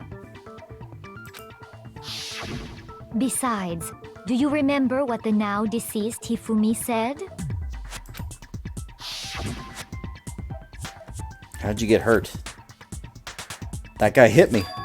What guy? Robo-Justice, or that's what I decided to call him just now. So long as those facts exist, the proper conclusion is beyond question. The individual inside the suit and the culprit are one and the same. It was Hero, without a doubt. Yeah. Yeah, that's gotta be right. Hold on a second! It's still far too early to reach that conclusion. Besides, there's no hurry to decide who did it. Before we rush to a verdict, shouldn't we explore every single possibility? Instead of seizing on one viewpoint, the truth is uncovered by analyzing things from every angle. Perhaps, but where do we go from here? Let's review this series of unfortunate events from the beginning. Maybe we'll uncover something new. What a pain in the ass! I don't disagree, but our lives are on the line. If this is what it takes, we have to do it. Plus, maybe we'll get to find out where the heck Kyoko was when everything went down. All right then, let's take another look back at what happened. I suppose we could start with this morning. 4 of us gathered together in the dining hall. Makoto, Hina, Kyoko, and myself. We waited there for quite a while, but nobody else showed up, so we went to look for everyone. That was around 8 a.m. And as soon as we split up, Kyoko went missing. Soon after that, Hina found Celeste in the rec room and quickly came to get Makoto and me. It seems I was unconscious for about an hour after I was attacked by my mystery assailant. I know it was an hour because I remember being attacked a little after 7. That was when we saw Celeste's picture and discovered that her assailant had been wearing a strange costume. As it turns out, it was Robo-Justice. It also soon became clear that this same Robo-Justice had abducted Hifumi. We were soon joined in our search by Byakuya and Toko, and then went on to find Hifumi in the library. He was injured, so we took him to the nurse's office and resumed our search for the suspect. But not long after leaving the nurse's office...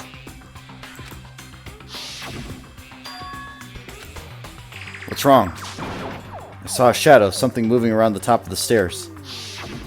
When Celeste told us that, we decided to split up and search the second floor. And soon after that, I saw someone moving around on the 3rd floor, and I yelled out to everyone as soon as I did. Celeste, what's wrong? That was a rather intense scream for someone like you. I saw him, the strange costumed man. He ran off as soon as I screamed. I was blocking the stairs, so he headed further down the hallway and disappeared. and then...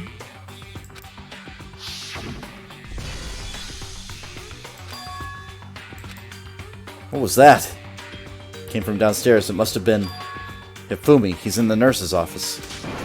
This is bad. Come on, we have to go back. At that point, we decided to divide up into 2 groups. Celeste, Hina, and I went back to the nurse's office, while Sakura, Byakuya, and Toko chased after the suspect.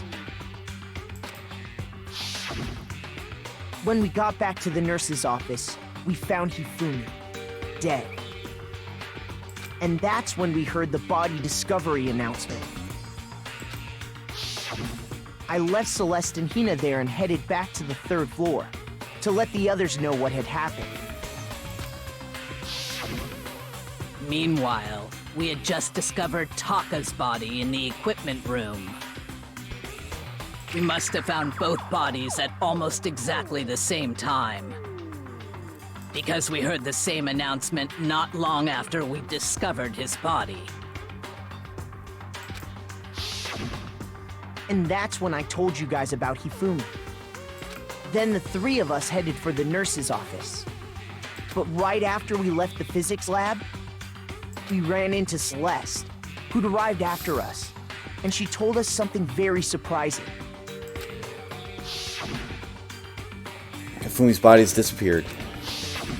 We rushed back to the nurse's office and saw that she was right. Then we remembered we'd left Toko passed out in the equipment room, so we hurried back again.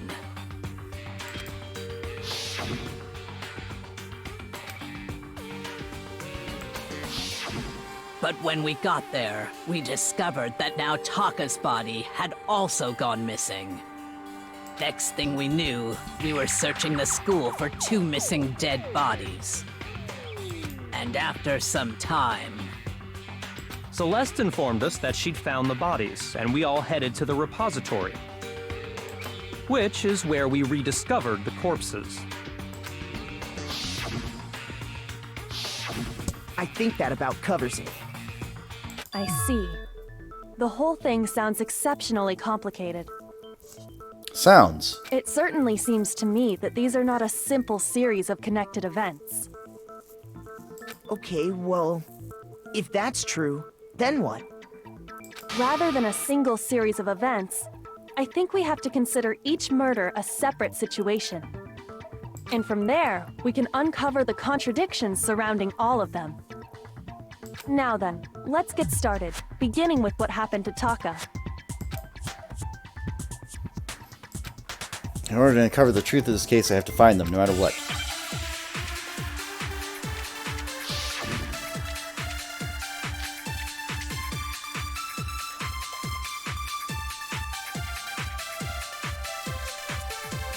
So, regarding Taka's death, I wonder if he died before Hifumi, or perhaps it was after?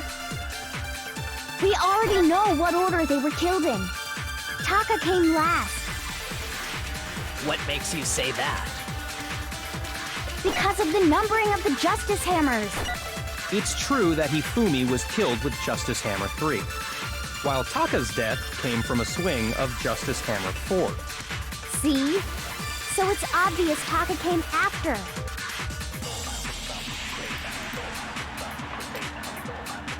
So, regarding Taka's death, I wonder if he died, or perhaps it was after. We already know what order they were killed in. Taka came last. What makes you say that? Because of the numbering of the Justice Hammers. It's true that Hifumi was killed with Justice Hammer, while Taka's death... See? So it's obvious Taka came... So, I wonder if... Or perhaps it was... We already know what order Taka came last. What makes you say that? Because of the numbering of the Justice Hammers. It's true that Hifumi was killed with Justice, while Taka's death... See? It's being unreasonable. So it's obvious Taka came... So, I wonder if he... Or perhaps it was after? We already know what order they were killed in. Taka came last. What makes you say that? Because of the numbering of the Justice Hammers. It's true that Hifumi was Come killed on! with Justice. See? So it's obvious Taka came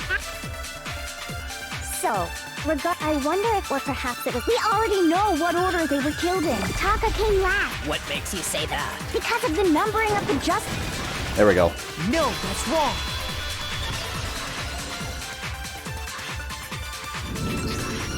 Hold on. There's no reason to assume that the hammers were used in the same order as their numbers. If anything, that's just another way the killer tried to disguise their actions. So you're saying the culprit wanted us to think the hammers were used in order, but in reality, Taka was killed before Hifumi? Okay then, let's see the proof.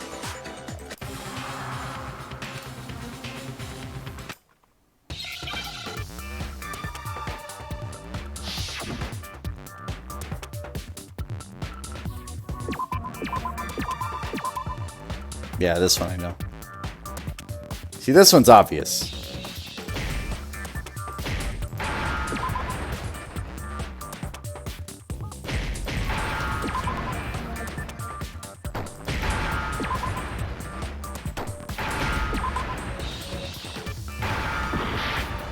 Oh, whoops.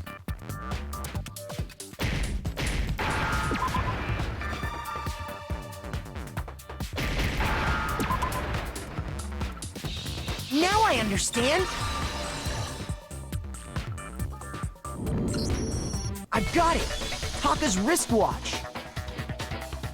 See? Look! It broke with the hands pointing just past 6 o'clock. It must have gotten broken when he was attacked by the killer, because as of last night... Are you gonna keep us waiting? Irritated voice cheers. It's almost 10 p.m. You know that bedtime of little boys and girls. Yep. So if it wasn't broken after 6 last night, then he must have been attacked around 6 this morning. And that would be his official time of death.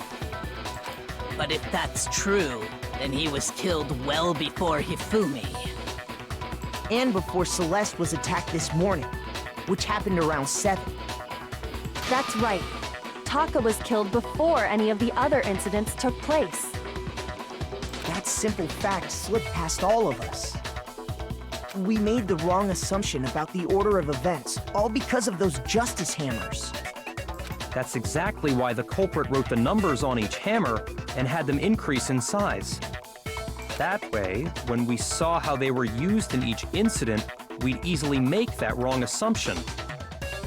Now, if Taka was killed around 6, then everyone's alibis for his murder go out the window. Because when he was killed, we hadn't met up in the dining hall yet. That may be true in the case of Taka's murder. But all of our alibis still hold true for Hifumi's death. That's right. With him, at least, we're all safe.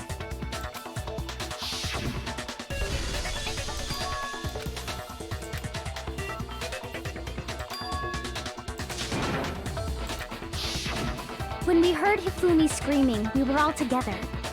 Except for Hiro and Kyoko.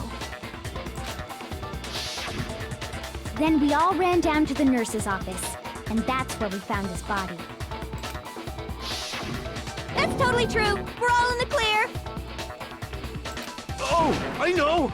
They must have recorded him screaming on a tape or something, then played it later on!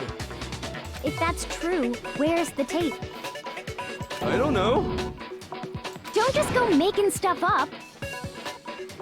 She has like the angry hair going on all this time. Anyway, we all have rock-solid alibis for when we heard Hifumi scream. Since all of us were there together, clearly none of us could have killed him. And it does not stop there. There was also the moment when we discovered his body had disappeared. When his body vanished from the nurse's office, Hina and I were in the bathroom together, while everyone else was in the equipment room, correct? And then there's the disappearance of Taka's body from the equipment room. At that time, we were all gathered together in the nurse's office because of Hifumi going missing. Well, don't forget, I was passed out in the equipment room the whole time. Wait, then what if Genocide Jill did it? She could have dragged Taka's body out of there right then! Even if she could pull that off, there's no way she could have done the same with Hifumi's body. Because, as we just established, she was passed out in the equipment room when his body disappeared. Besides, I didn't do either of them anyway. In other words, it is impossible that any of us could have killed Hifumi or moved either of their bodies. On the other hand, Hiro and Kyoko had disappeared, so they most certainly could have done those things. So what now, Kyoko? For now, we can't get fixated on who did it, or we'll just keep going around in circles. So instead of who, I propose we start talking about how. In particular, I think we need to figure out how Hifumi's body got moved. That's true. We searched everywhere, but we couldn't figure out how to explain his body disappearing. And according to what Celeste said,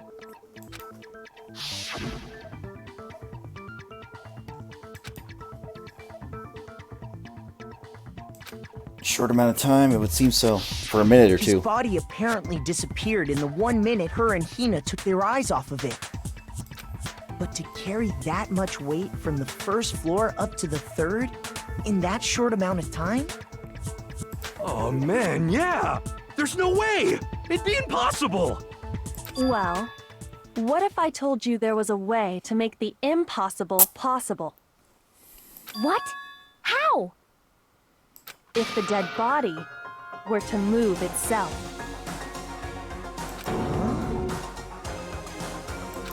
The dead body moved on its own? No! Not another... ghost! Good job, Hiro. You're really pulling it together with this ghost. I don't think it has anything to do with the occult. I think what she's implying is, we thought Hifumi was dead, but perhaps in reality he was still alive. He was alive? Are you saying Hifumi wasn't carried out of the nurse's office, but simply walked out on his own? But I mean, we found his body. He was dead. Perhaps he was simply playing dead. That it isn't possible. The idea that Hifumi was still alive. Is it really possible?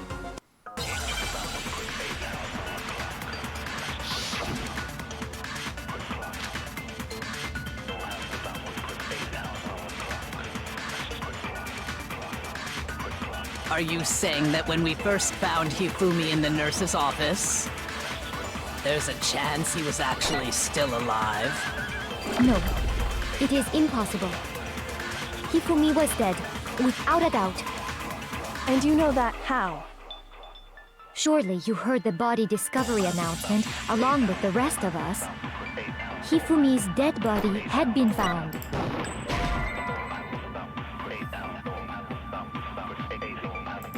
Shoot!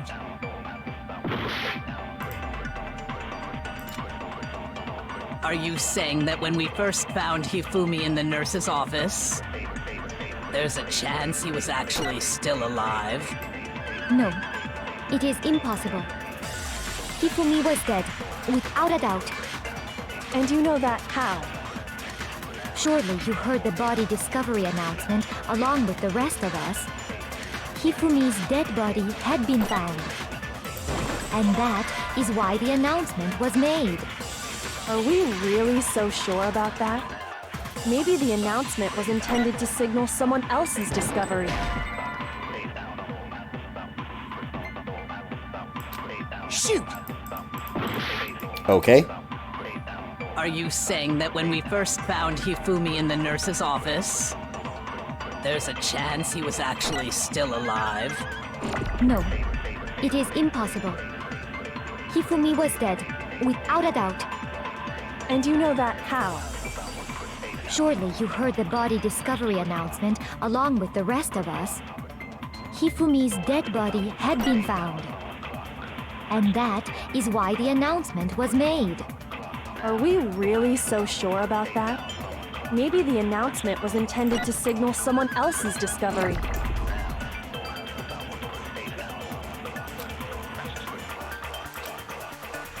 Are you saying that when we first found Hifumi in the nurse's, there's a chance he was actually... No, it is impossible. Hifumi was dead, and you know that. Surely you heard the body discovery announcement along with the rest of us. Hifumi's dead body had been found.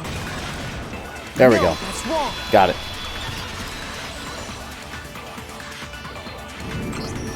Was the body discovery announcement that was made really intended for Hifumi? Of course it was. The announcement played right after we discovered his body. Maybe. But that was also the same time that Taka's body was found. That's right. It wasn't long after finding his body that we heard the announcement.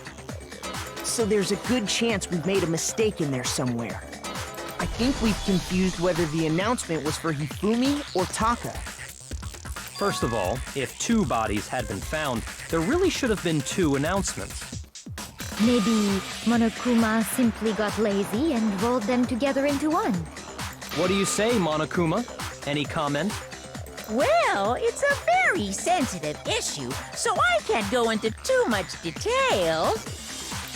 But what I can say about the body discovery announcement is that it's only broadcast when 3 or more people find a dead body for the first time. The first time. That didn't answer our question, man. We're asking if you're a lazy bum. No, actually, that was plenty. Huh? He said it's only broadcast when a body is discovered for the first time, which means even if we find the same body again later, he won't make the announcement again. If that's true, then why was the announcement made again later on? Huh? Later on? Exactly. We heard the body discovery announcement twice. Second body discovery announcement. The first time I played was when we found each body in the nurse's office in the equipment room. I got it! We heard it a second time in the repository, when we rediscovered the two bodies.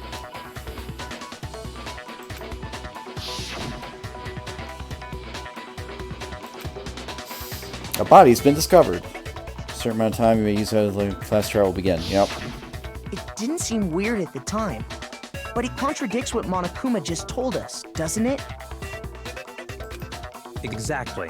If we were actually rediscovering both bodies, the announcement shouldn't have played. Then in reality, when the 2 dead bodies were rediscovered, one of them was actually being discovered for the first time. So, when we found Hifumi the first time in the nurse's office, he wasn't actually dead yet. Meaning, he wasn't actually found dead until we came upon him in the repository. And that's just part of it. There's one other thing that leads me to believe he was still alive in the nurse's office. Oh, I know! Oh, do you? Because he was super good at playing dead! Bada bing, bada boom! Genius. Moving on. That is the worst logic I have ever heard. But honestly, I do not think there's anything that can prove he was still alive. Okay then, let's take another look at the events surrounding the discovery of his body. Then it should become clear whether he was really alive or not. This whole thing is pointless. Shows if Fumi was still alive, had to find it to show everyone.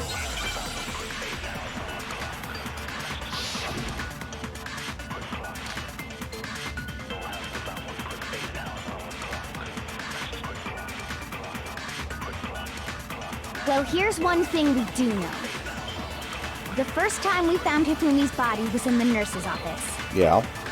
And then, while me and Celeste were in the bathroom, his body disappeared. And the next time we saw his body, it was in the repository. Yeah. But when you compare his body before being moved and his body after being moved, other than the change in how it was positioned, there was no notable difference. Wrong. No, that's wrong.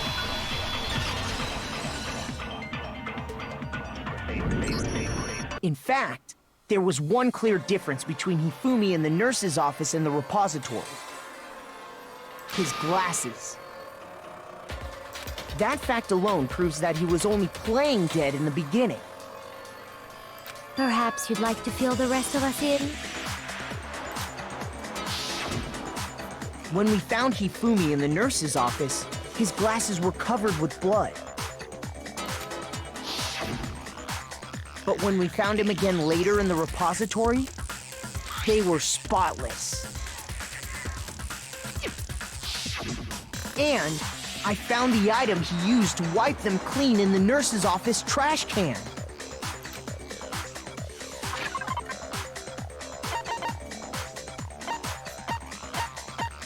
The spotless hammer. No.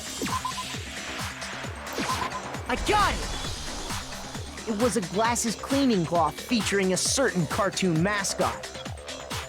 One look at the bloodstain on the cloth should make things clear. This piece of cloth was used to wipe Hifumi's glasses clean. And the mascot on the cloth is the same one that's on the digital camera, right? And whose digital camera was it? Hifumi's, of course. The character was Princess Piggles from Demon Angel Pretty Pudgy Princess, I think. I highly doubt anyone but Hifumi would have brought something like this to school. I see your point. And the only people here who wear glasses are... I wouldn't be caught dead using a tacky piece of garbage like that. A few tissues is all I need to keep my glasses clean. Then there's no question. It belonged to Hifumi. So what you're saying is... what exactly? What I'm saying is, the blood on his glasses was wiped away using his own glasses cleaning cloth. Even if that is true, it does not mean he wiped the blood off himself. But who would benefit from a clean pair of glasses other than the glasses owner? That's a good point. And it must have been him, right? So let's assume that Hifumi was still alive in the nurse's office. He pretends to be dead. Then when he's alone, he wipes his glasses clean so he can see. Then he stands up and walks out on his own 2 feet.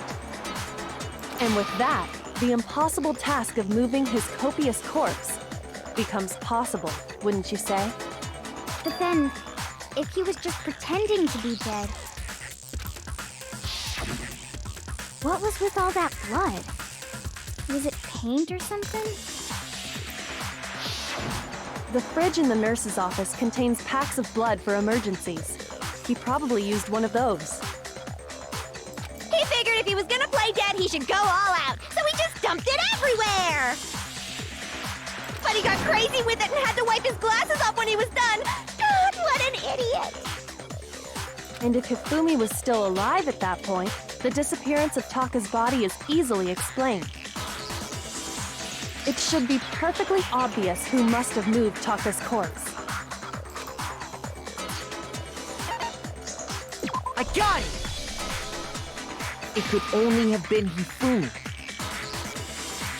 While we were all gathered in the nurse's office, he went to the equipment room and took Taka's body.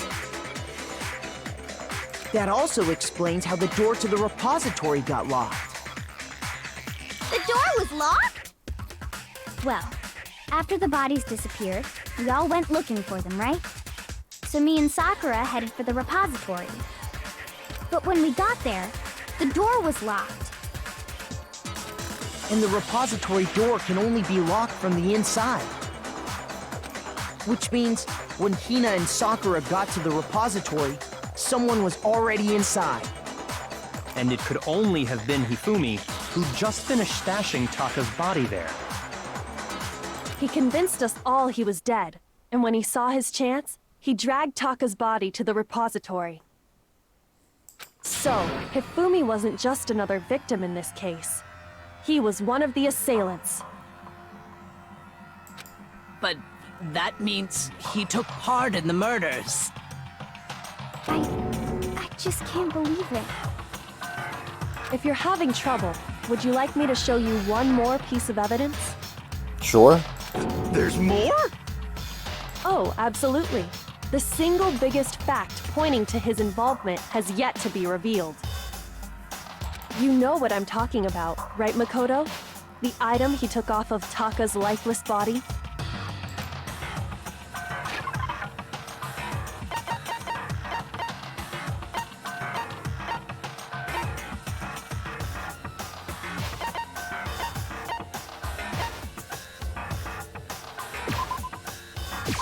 I got it!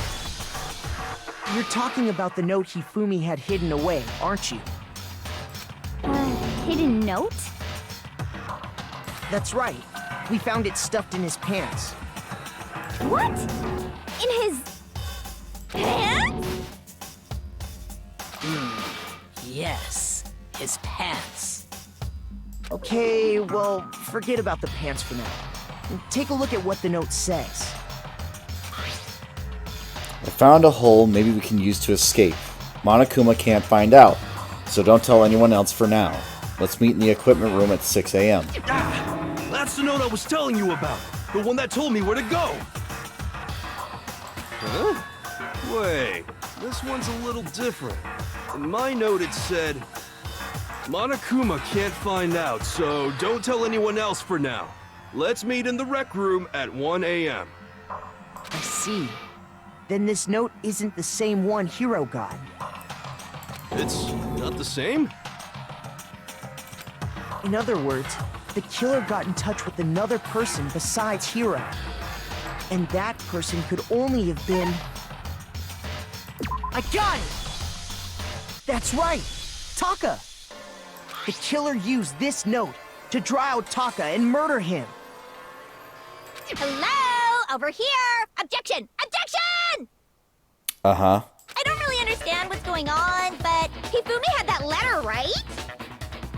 So whoever wrote it wasn't drawing out TikTok, they were drawing out Huffy! No, dingbat.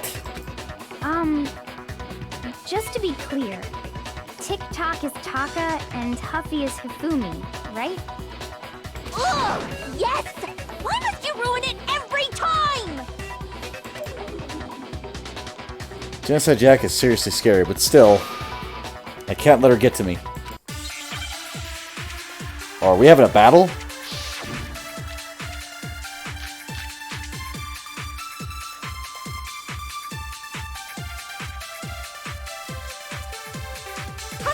note right. Then the person it was intended for must have been Happy. But Oh my God. remember what the note said. What time did it say to meet? 6 a.m., I believe. The time doesn't matter. The note has nothing to do with TikTok.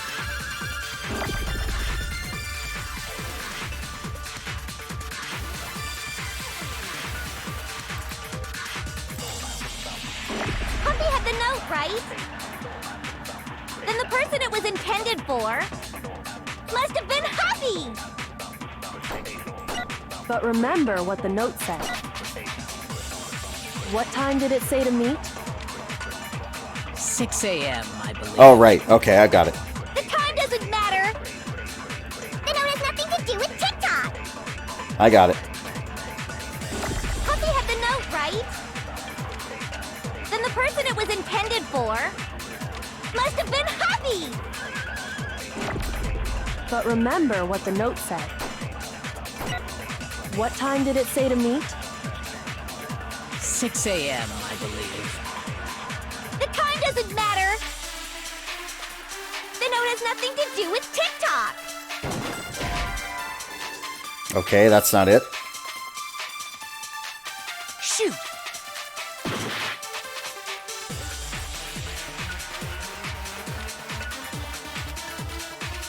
Puppy had the note, right? Then the person it was intended for must have been Happy. But remember what the note said. What time did it say to meet? Okay, got it. 6 a.m., I believe. The time doesn't matter. The note has nothing to do with TikTok. There we No, go. that's wrong.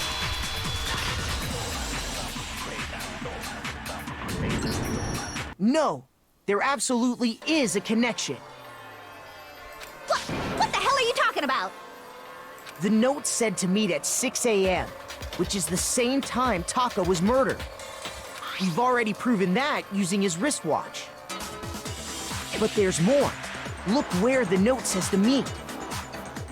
The equipment room, right? Which is where Taka was killed. I see. So, Taka was murdered at both the time and place written in the note. I think that should be plenty to show that this note was definitely meant for Taka. Well, when you put it like that... No further objections! Then someone used that note to trick Taka. Just the same as me. Ugh. The culprit really is a cold-blooded monster. Telling people they'd found a way out. But if they gave the note to Taka, what was Hifumi doing with it? Stuffed down his pants, no less! Most likely, Hifumi stole it off Taka's corpse after he died. Huh? He stole it? Where's your proof? Go ahead, show us.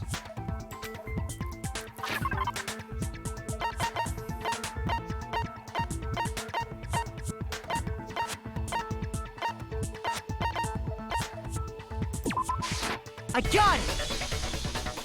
When I searched Taka's body, I saw that his lifeless hand was gripping a small scrap of paper.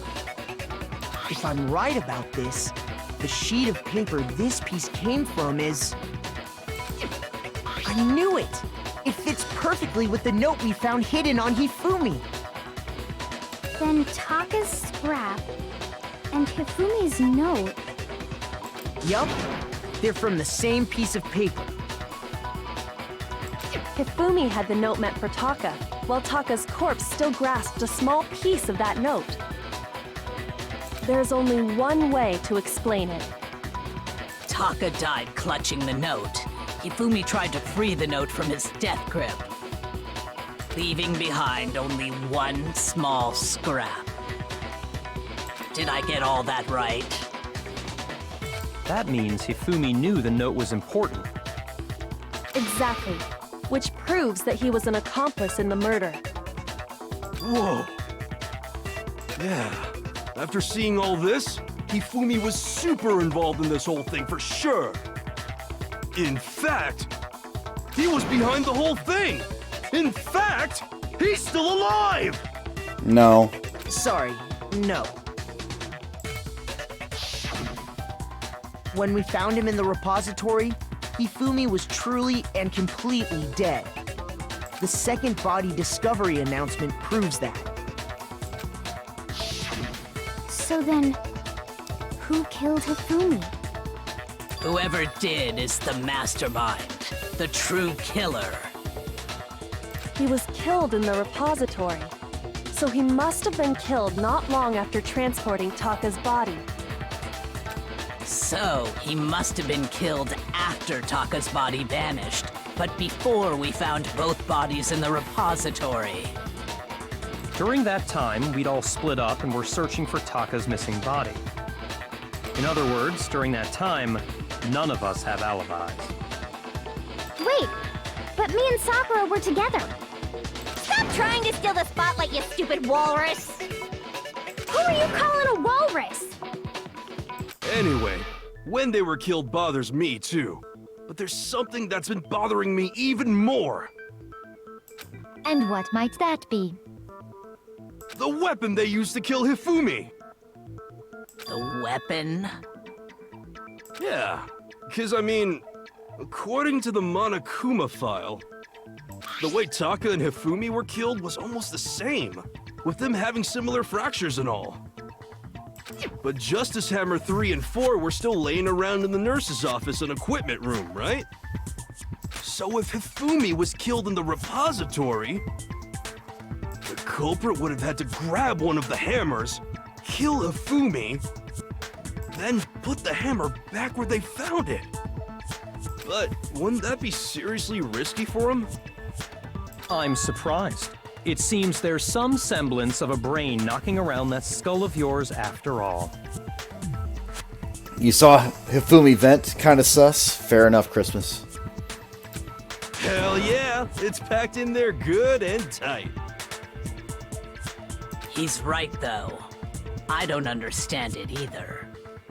The Monokuma file makes it clear that they were killed using similar instruments. But if the hammers were already laying around those other rooms... So the question is, how could the culprit have gotten their hands on either of the hammers? Personally, I haven't a clue. So which hammer was used to attack Celeste? Number 1 or number 2? Those were accounted for in other rooms too. And I don't think either one is big enough to kill someone. Then, Is it not possible they used a different weapon? I don't think it is possible. They were both killed with the same kind of thing, right? So then, what was used to kill Hifumi? The weapon that was actually used to kill Hifumi. The whole picture surrounding this case won't come clear until we figure that out.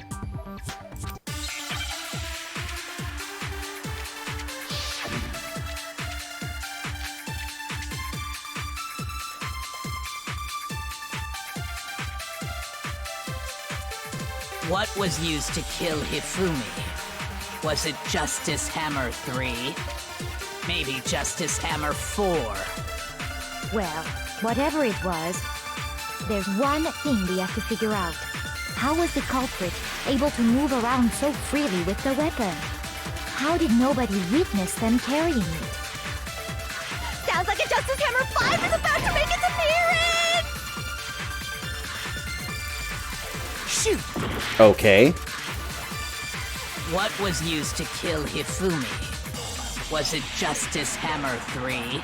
Maybe Justice... Well, there's one. How was the culprit? How did nobody witness them carrying it? Sounds like a Justice Hammer 5 is about to be... Check out murdergear.com/hammer... Well, one thing seems pretty clear. The murder weapon had to be one of the Justice Hammers! No. Okay, there we go. That's the lie. Wrong.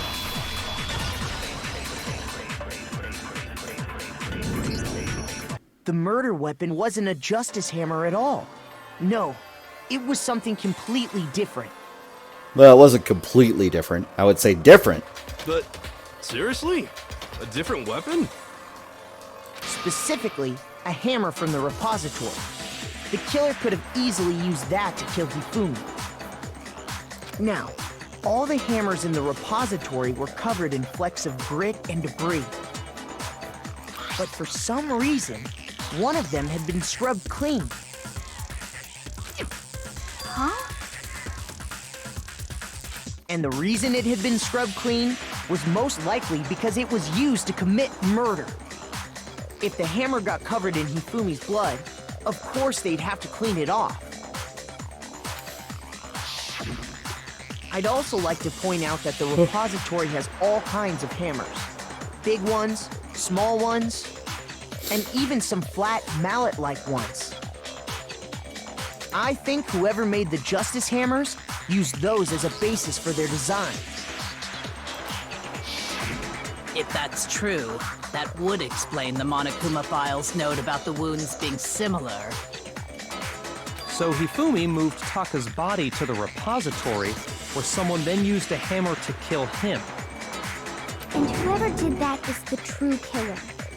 The one Hifumi was working with. And the one who betrayed him.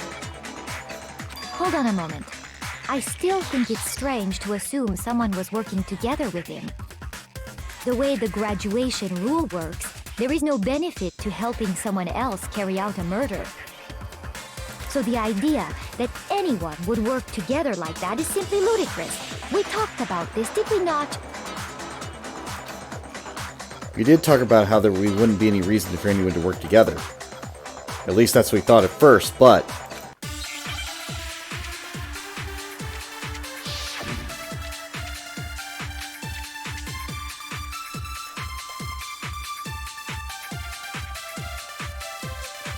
Based on the rules that have been laid out for us, even if more than one person is complicit in the murder, only the one who actually carried out the act can graduate and survive.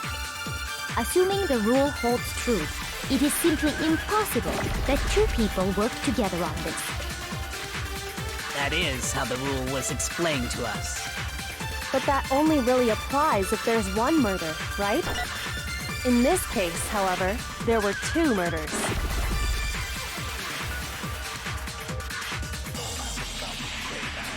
Based on the rules that have been, even if more than one, only the one who actually carried out the act can graduate and serve, assuming the rule holds true. No, that's wrong!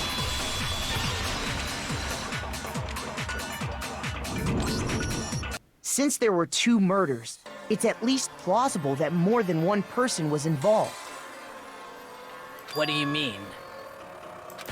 If there'd only been one murder, then yes, the idea of an accomplice isn't really worth considering.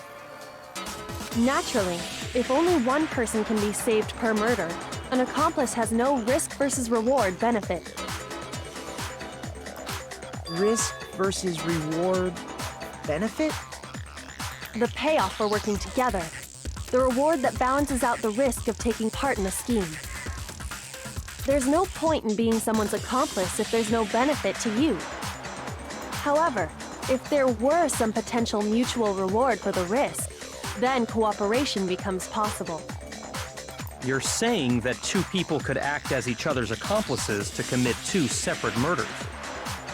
I think that's what the true killer told Hifumi. They would each have an accomplice for their crime. And based on the case's events, Hifumi would have been the first one to act, murdering Taka. They made him carry out the first murder so he couldn't back out of helping them later on. So in this case, there wasn't one single person committing multiple murders. Instead, each person killed someone, creating two separate incidents. And it only looked like one person because that's how the true killer designed it to look. A single suspicious individual, a similar weapon used in each crime, disappearing bodies. By creating one seamless set of circumstances, they made it look like one person was behind it all. The mastermind picked their target and managed to convince him to go along with their plan. And then, to avoid the no accomplices rule, they simply killed their accomplice. Which, if true, means that betraying Hifumi was part of the plan from the very beginning. That's just awful. How could anyone be so cruel? You think so? I can't help but admire its cunning. Still, their choice of accomplice seems odd. The effort it made to convince the two murders were the same was the main characteristic this time. Kyoko must have noticed the fact from the very beginning, which is why she said not to look at this as a series of connected events, but entirely separate incidences. Kyoko really is amazing, although, when you think about it, she's almost too amazing. Like, it's almost unnatural how good she is at this. I understand how an accomplice could be involved, but then who was the one pulling Hifumi's strings? That's problem numero uno right now. In the end, murdered him. The way the case unfolded, when you consider all that, there's only one real person who seems to fit. Well then.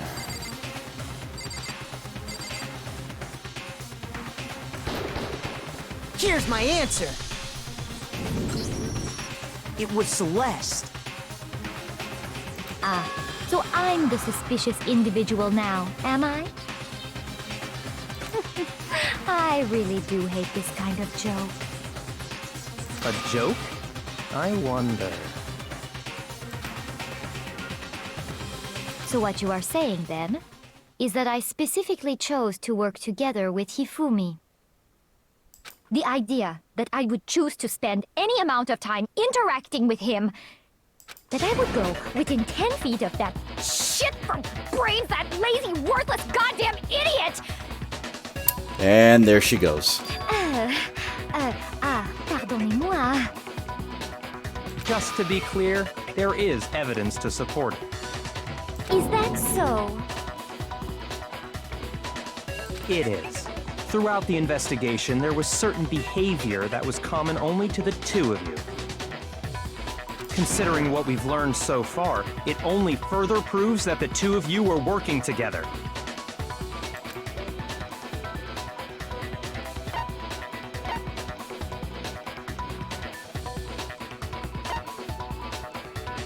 I got it! The behavior they had in common has to do with the suspicious individual in the suit, doesn't it? The only ones who ever actually saw Robo-Justice firsthand were Celeste and Hifumi. Shush. The adults are talking now. Okay, sure. Sorry. As he said, only Celeste and Hifumi ever laid eyes on the costumed individual. If we accept that Hifumi was one of the culprits, we can't help but suspect what Celeste has said as well. Are you saying everything they told us was a lie? Yup. After taking Hifumi to the nurse's office, we all began our search for this individual, correct? And not too long after that, do you remember what Celeste said? I saw a shadow, something moving around the top of the stairs. We headed to the second floor specifically because of what she claimed to have seen. Next, to draw us all to the physics lab up on the third floor, She let out a blood-curdling scream. and when we'd all come to see what was wrong, what was it she said?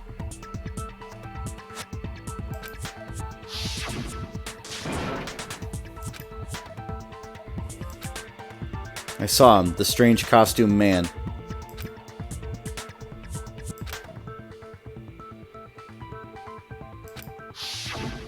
Once she'd done her job of getting us all up to the physics lab, it was time for her partner to get to work.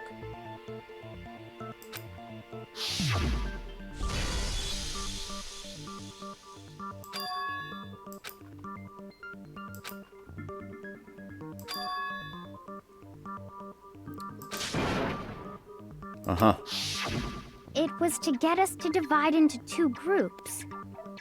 So that we would discover both bodies at the same time? In fact, Celeste was precisely the one who proposed that we split up.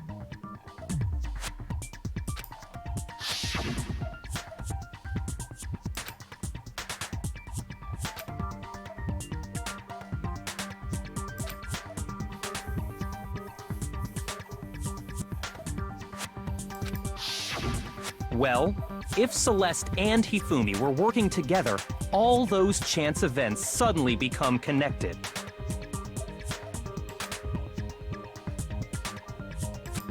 And on top of that, that piercing cry of yours early on.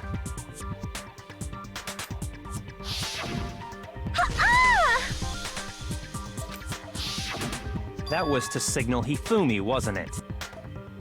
It was your way of telling him, we're on the 3rd floor, everything's going according to plan. Why else would you let out a scream that could have carried across the sea? I just realized another strange thing. When we found Hifumi in the nurse's office, who we now know was only pretending to be dead,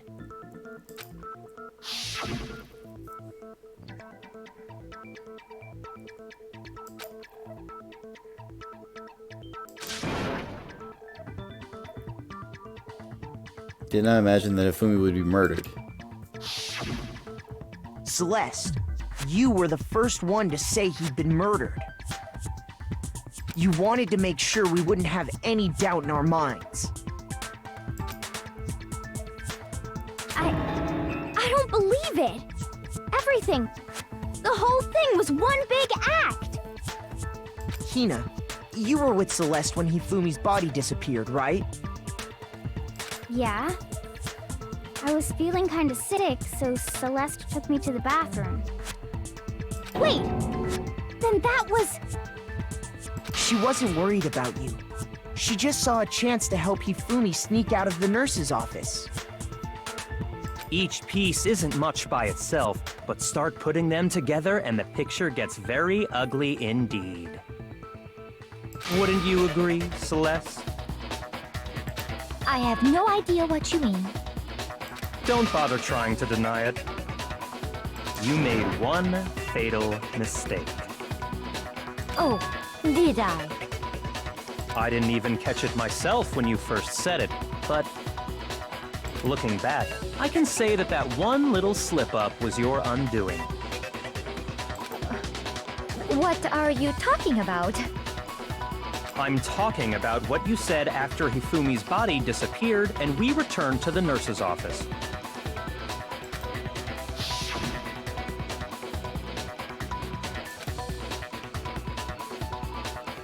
Some of us fighting around, frightened and confused. We're all going to die here. Just like those guys did. Oh!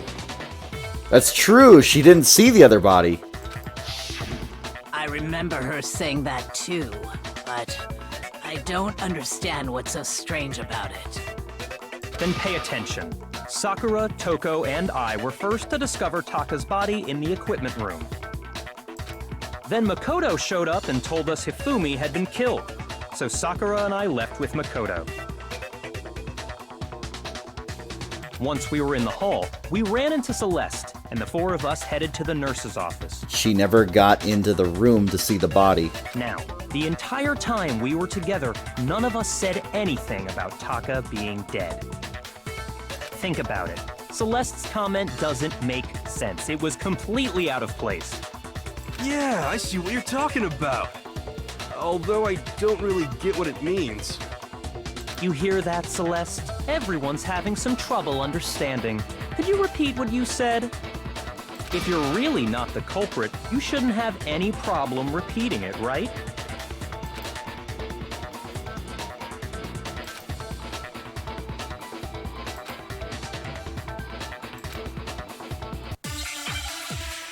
I know.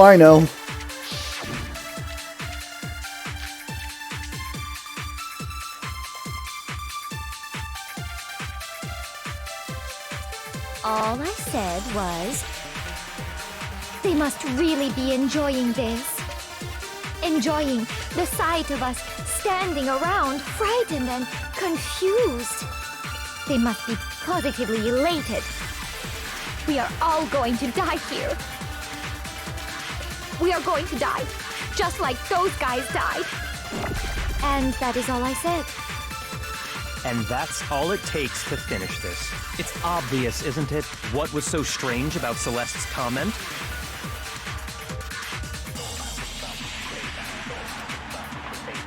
I need the strange part. Hang on. Enjoying the sight of us, they must be. We are going to die. And that is all. And that's all it takes to finish. What was so strange about Celeste's comment? All I said, they must really enjoying the sight of us, they must be. We are all going to die here. We are going to die, just like... No, that's wrong.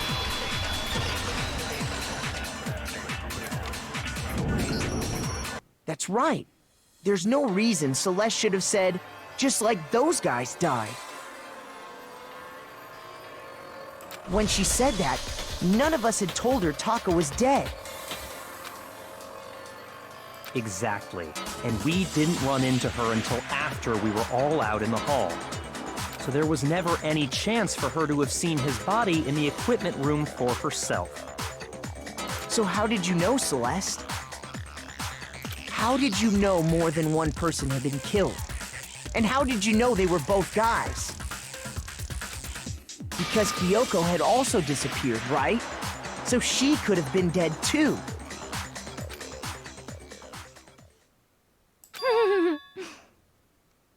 You all have such vivid imaginations. You know that? Imaginations? You claim that I was lying when I told you about the suspicious person I saw. Yeah. Then what about the picture I took?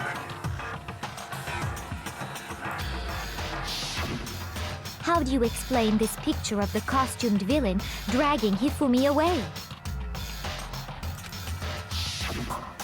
It has to be some kind of setup, right?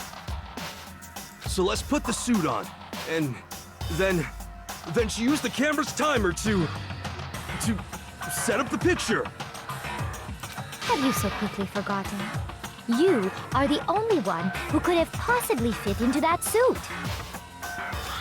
Plus, I happen to know that this particular camera does not have a timer.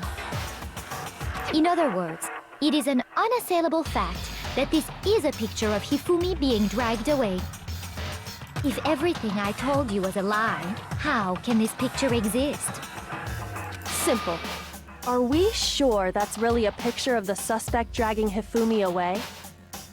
What could you possibly mean by that? Surely there are other explanations than the one you've offered up. No, there is no other explanation. Other explanations?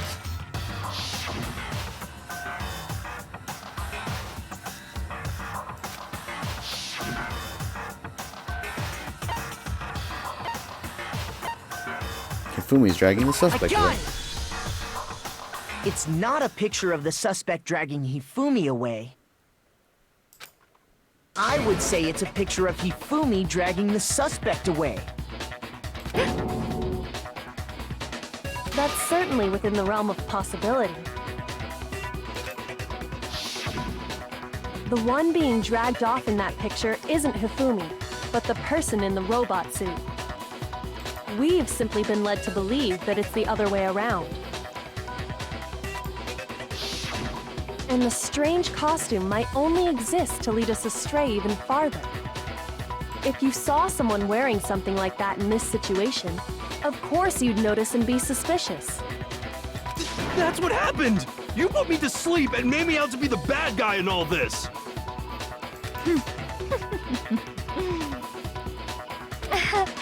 Such a thing is utterly impossible. Hifumi was dragging him away? Ridiculous. Is it? I don't think it's ridiculous at all. Then shut your mouth and allow me to educate you. Celeste thinks she can prove that there's no way Hifumi was dragging the suspect away. But is that really possible?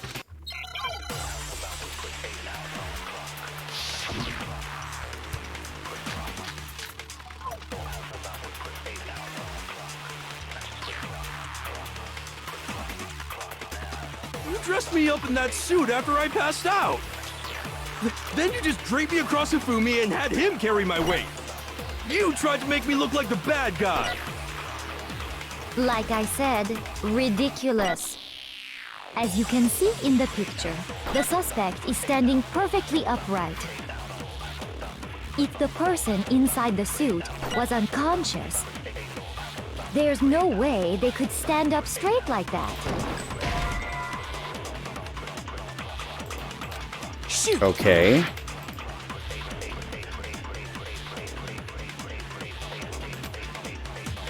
You dressed me up in that suit after I passed out. Then you just draped me across Hifumi and had him carry my weight. You tried to make me look like the bad guy. So it's just the costume itself. Like I said, ridiculous. As you can see in the picture, the suspect is standing perfectly upright. If the person inside the suit was unconscious, there's no way they could stand up. There we go. Okay. No, that's wrong.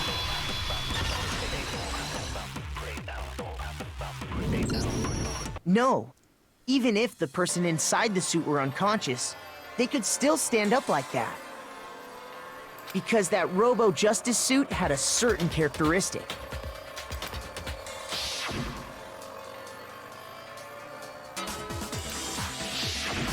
That's right!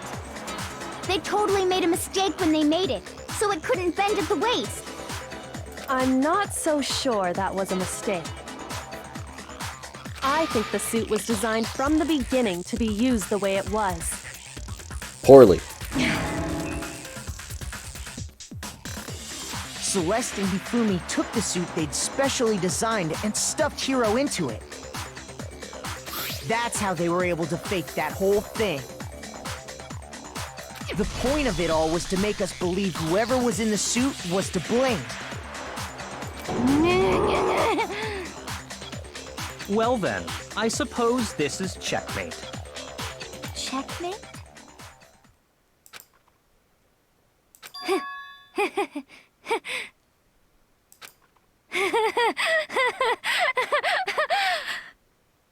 Don't make me laugh, you idiot! What do you mean, checkmate? And there she goes. Again. Celeste? Clearly, you want to cram me into your little guilty box. Well, there's one little problem. Have you already forgotten what Hifumi told us as he lay dying?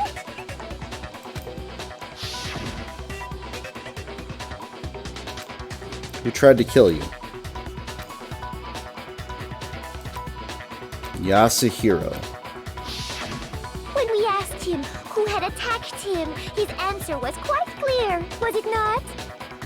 He said, and I quote, Yasuhiro. In other words, Yasuhiro Hagakure! Wait, but my name isn't really Yasuhiro. It's actually Taro. Your confusing statements don't make any sense. You're only making things more complicated. He did say Yasuhiro, but are we sure he was really pointing the finger at Hiro? What the hell are you talking about? I'll burn you alive! Kyoko, what do you mean by that? Think back to how Hifumi used to talk to us. What? How did he refer to each of us?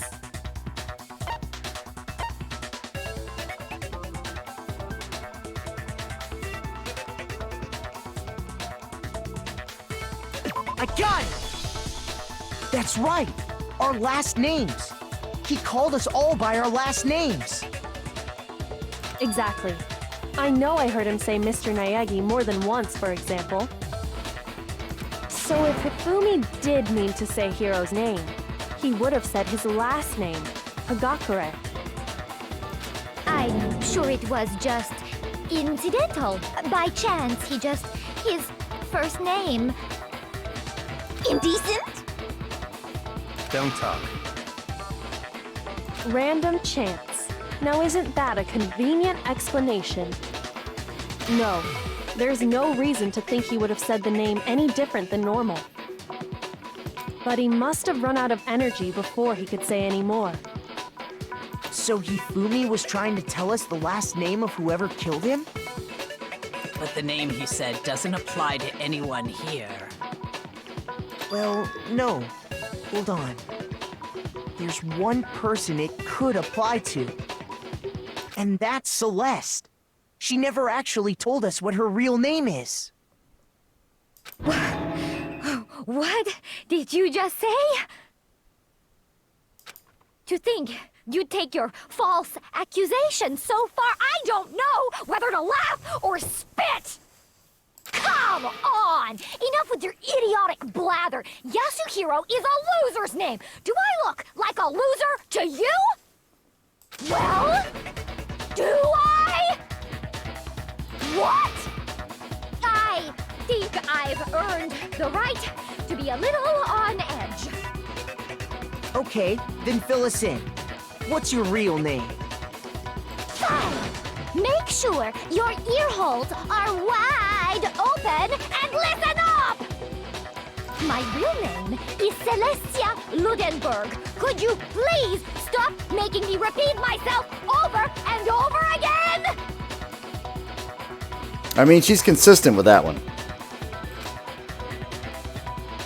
So then, do something to make her accept it. I don't know what we're gonna do, but okay.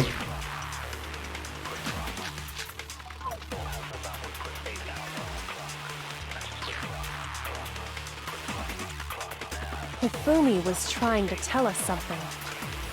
He wanted us to know the killer's last name, Yasuhiro. If there's one person here who might have that last name, It would have to be you, Celeste. You haven't told anyone what your real name is. how many times do I have to tell you? My name is... Celestia Ludenberg! God damn it! How long do you plan to go on pretending? I'm not pretending. It's the truth. And since you have no way to contradict me, No, that's wrong.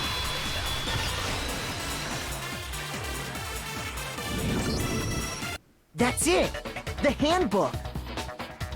what? Anytime you turn your handbook on, it shows the owner's name when it boots up, right? Monokuma told us all about it before. The handbook is absolutely vital to healthy school life, so don't lose it. When you start it up, it will display your name. Always make sure you have the right one.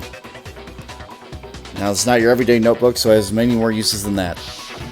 So all we have to do is check her handbook, and that'll clear up everything. That's how we can find out Celeste's real name. That's an invasion of privacy. I refuse to cooperate. Celeste, can you please just tell us what really happened? Please, just tell us. Even when I'm put in check, it's just my nature not to give up. Because...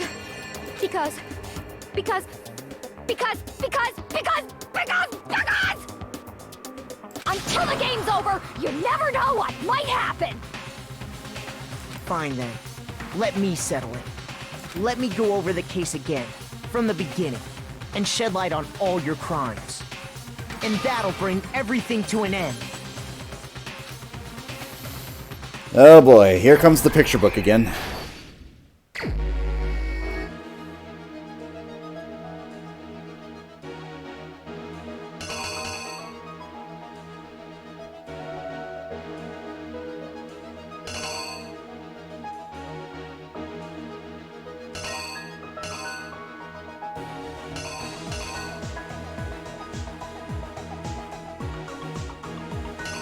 What's the backpack have anything to do with it?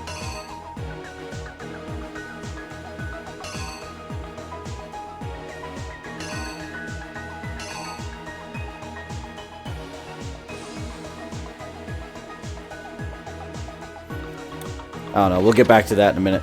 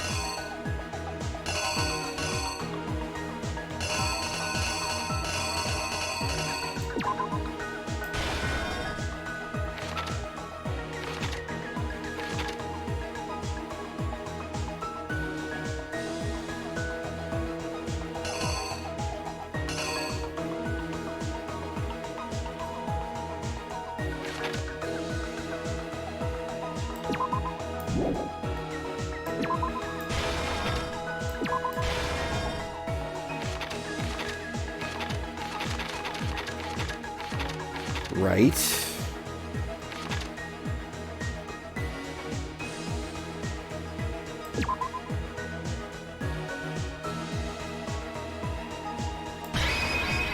The killer is... I think that's you! it.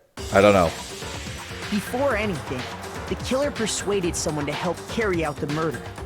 And that person was... Okay, got it. So it's looking for the person.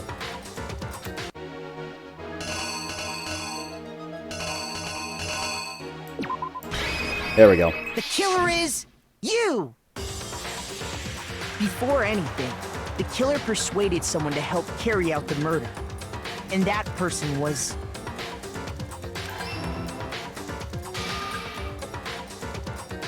Hifumi. With an accomplice, the killer was able to execute a number of otherwise impossible schemes.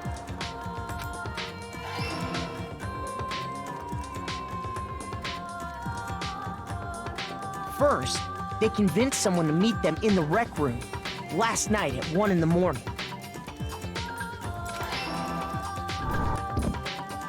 That someone they met with was Hiro.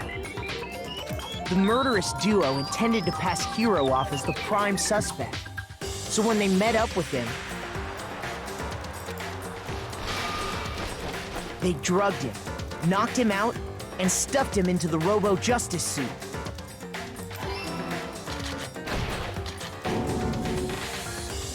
Next, Hifumi positioned himself to make it look like Robo-Justice was attacking him, while the killer used a digital camera to take pictures of the assault.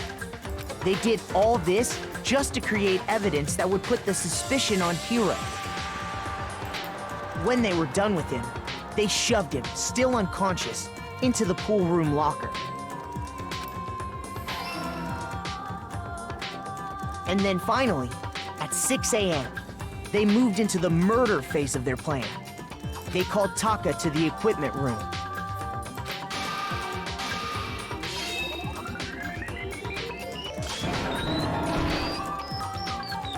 And that's where Hifumi killed him, making it the scene of the first murder.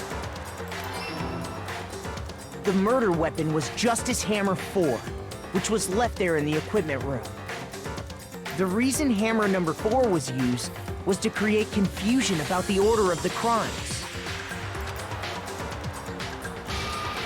So, next they falsified 2 more assault incidents. For these attacks, the killers pretended to be the victims to solidify Robo-Justice as the suspect. The first fake incident was the attack in the rec room. There, the killers wanted us to see Justice Hammer 1 and the Robo-Justice pictures they'd taken. They wanted to make sure we bought the surprise attack story. The second fake incident was the attack in the library. This time, they planted Justice Hammer 2 and an injured Hifumi to sell us that story. With these 2 incidents, the killers were able to create a certain preconception in our minds that the suspect was increasing the size of the hammers and attacking people in order as they did. We fell right into their trap and started looking for the suspect based on that. But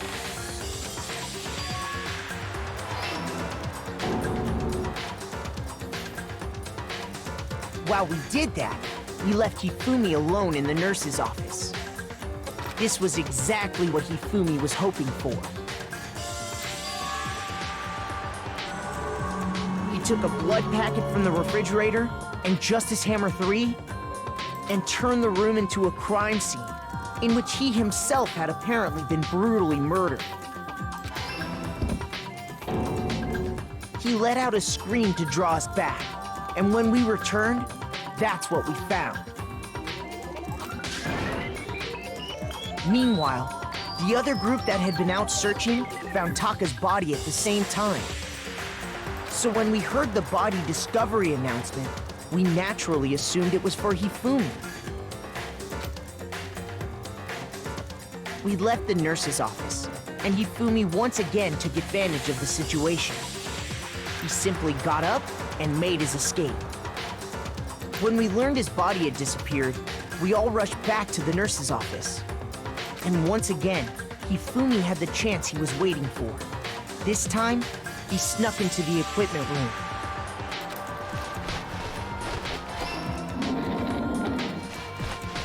He wrapped Taka's body in a tarp and used the dolly to move it all the way down to the repository. That explains how each of the bodies disappeared. But even Hifumi didn't know what the true killer had in mind for their final act.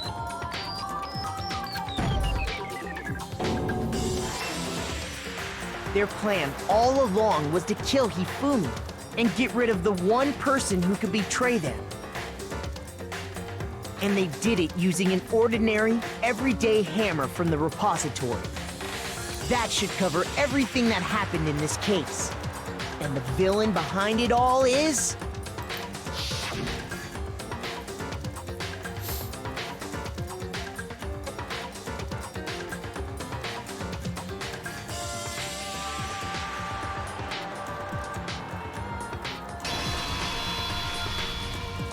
Celeste!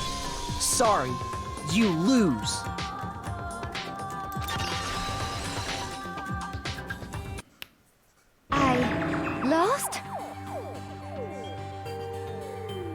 I lost?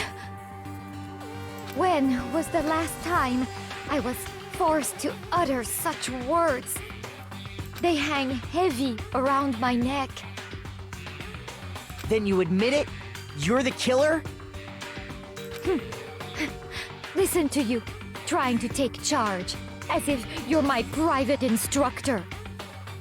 I, Celestia Ludenberg. Actually, no. Taiko Yasuhiro is fine. Keiko? So, you finally accepted it. I'm the kind of person, once I've lost, I don't like things to drag on. Interesting.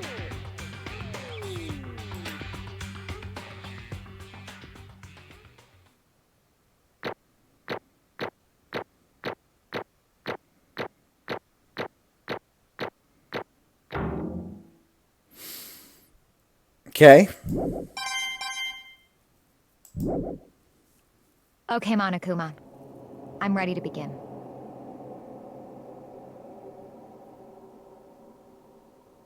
Or, no. I suppose this is the end, isn't it?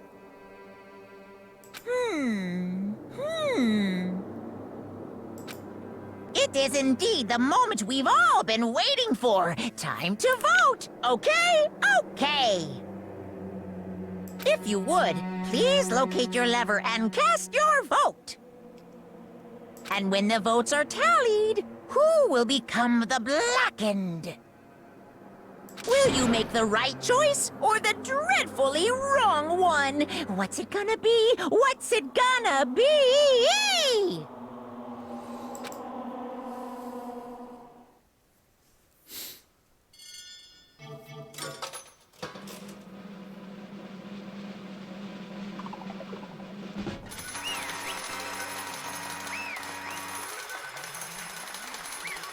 Sorry, girl.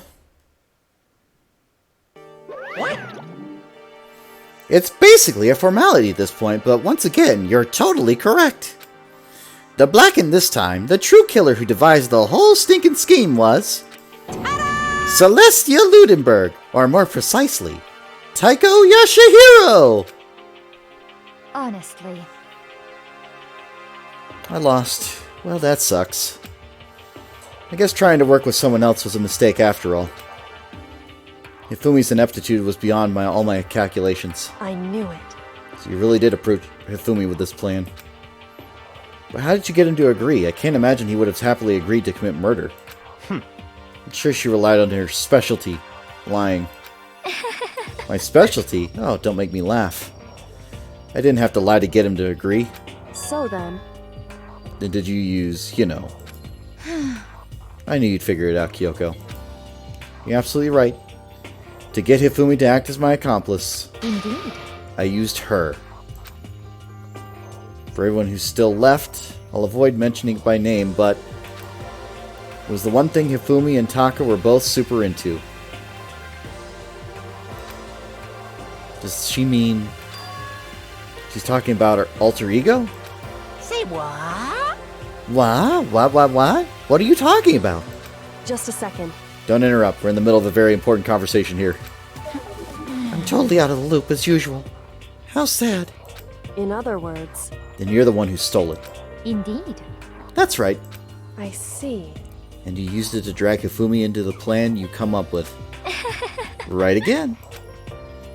Last night after we had our meeting about how it had disappeared, I paid Hifumi a little visit. What are you doing here? Actually... I was hoping I could talk to you alone. It's about what was stolen. I know who did it. What? Are you okay with this? It was Taka. He stole it.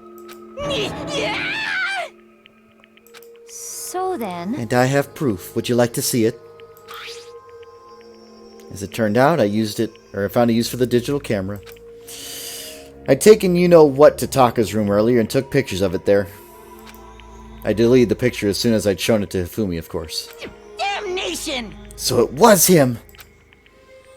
But how did he do it? She was supposed to yell if either of us got too close to her. You are correct, which is why Taka forced me to steal it. Say what? As for me... Please forgive me. He threatened me. Oh, He did? As for me... He came to my room last night unannounced, and then... It's hard for me to even say. He abused me. what? And he took pictures. He said if I did not do as he asked, he would show them to everyone. So I had no choice. Damnation! That's a crime, an absolute crime! I knew he'd gone a little crazy, but Say what? I never imagined he would go that far! It was amazing how completely he bought it. I can't express how enjoyable that was. I'm about to say something I never said before in my life. I'm going to kill him. I'm going to fucking kill him! Most unfortunate. Wait, please. If you go now, you'll be playing right into his hands. Actually, Taka is planning to use her to escape. He has made you his target. What? Escape. You don't mean... Taka is going to try and kill you. indeed. And also he can keep her to himself. That bastard. Unforgivable! Completely unforgivable! Bastard! Bastard! Bastard! Bastard! Honestly. Can we allow him to continue with these barbaric acts? Absolutely not! How could I? She! I swear I will save her! I have to save her! Actually, Then would you like to join me? It just so happens I've come up with a plan. I've devised a way to reclaim what he has stolen and escape this dreadful school. And with that, it is complete. What are you talking about? Oh, nothing. Hifumi agreed without second thought. The effect the item had on him was remarkable. The power of love, even a love as twisted as that, can drive people mad, it would seem. You disgust me. I see. I have another question for you. Was that strange costume Hifumi's creation? indeed. Yeah, it was a real pain in the butt, too. All I asked him to do was make something to hide a face and general body size. I had no idea he'd made something like that. But it's my fault for picking him in the first place. But So why'd you decide to make me the suspect? Because you're stupid. That's it? Let's see. In that regard, I made the right choice. I'm so glad your stupidity surpassed even my every expectation. Life must have been tough on your parents, though. I feel like I could cry. Well, But when you were explaining your plan to Hifumi, how did you explain the part about him playing dead? What she's asking is, what was Hifumi supposed to do after that, assuming you'd actually let him live? Are you okay with this? That's simple. After he did his part and pretend to be dead, once someone showed up, I told him to say he'd been seriously wounded. He was on the verge of death, but he just barely held on. And he really believed that? Well, of course. Wasn't all there was to it. That wasn't all there was to it. As I explained to Hifumi, the plan was, while you were all questioning him about what had happened to him, I was going to murder someone else. At that point, Hifumi would have an alibi, so nobody could doubt him. I told him that, and he believed it. It all seems very straightforward, stereotypical. I just matched the lie to the level of the opponent. In fact, Hifumi ate it all up. He believed the lie wholeheartedly, right up until the moment of his death. so in the end, So, you had planned to kill him all along. But of course. There would have been no point in my plan if one who pretended to be dead did not end up dead himself. What the heck? How can human life mean so little to you? Well, That's a non-issue. I simply did everything in my power to win. Don't be mean! Now you sound like Byakuya. I wonder about that. No, he derives his pleasure from the thrill of the hunt. In that aspect, we are nothing alike. Why? Then what made you take things this far? What the heck? Was it really just for money? Are you talking about the $10 million Monokuma offered us? That is a lot of money, true. But that's not all there is to it. From the moment our new life began, my only thought has been escape. But all along you've been saying how we have to accept living here. You little bitch! Obviously that was a lie. Hey! I couldn't take it. I hated it from day one. More than anyone else in here.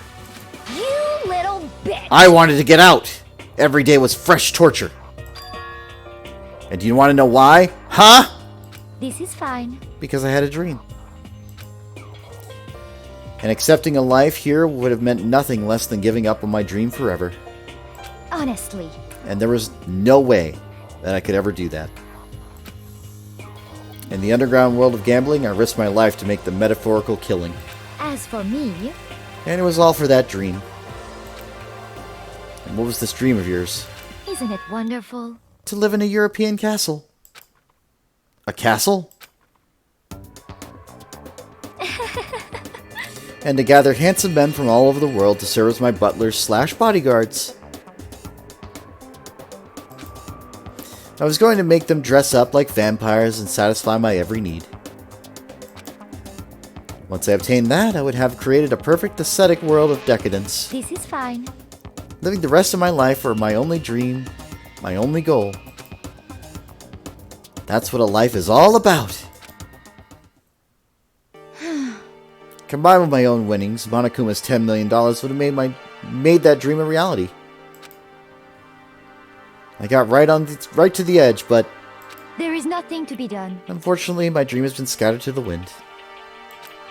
Still, I don't have any regrets. I pursued my dream till the very end, so why would I? Just the worst. You sound so passionate, but you were really able to kill your own friends for it? Oh, Are you asking me to feel guilty? That's a pointless endeavor. I think nothing of sacrificing others for my own ends. I feel nothing. do you understand? That's all there is to me. That's what makes me complete. Isn't it terrifying how different our values are? There's simply no room for understanding. What is this? That's what we should be saying, and plus, how can you be so calm? Do you realize you're about to die? Why aren't you scared? My ability to lie is unrivaled, and I take pride in that. It's not just other people. I can fool my own emotions.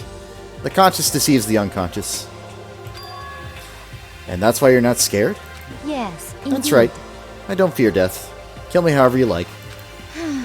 But you know, if I could be reincarnated, if I had a choice, then Isn't it wonderful? I think I would like to come back as Marie Antoinette. hey, You just get executed again.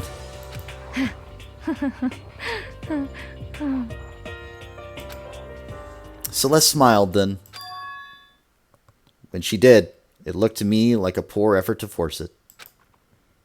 She claimed she could fool her own feelings, but that statement itself must have been her final lie. And that weak, fake smile is what betrayed her. Thrills, chills, kills! Y'all done? Okay, then let's get rolling. The Blackened disturbed the peace and must pay the price. Now then, I prepared a very special punishment. For her, the ultimate gambler. Let's give it everything we've got. It's punishment time! I guess I'll let Kyoko hold on to this. What? This is... Will it really give you the hope you're looking for? I can't say I ever saw it that way. Which is why... Actually, it's not important. Well then... Take care, everyone. Perhaps we'll meet again. In another life.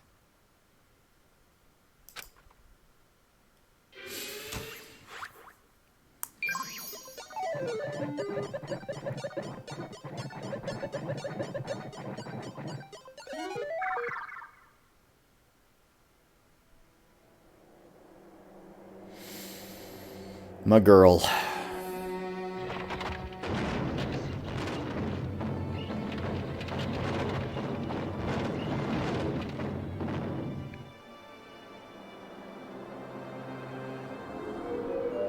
The burning of the Versailles Witch.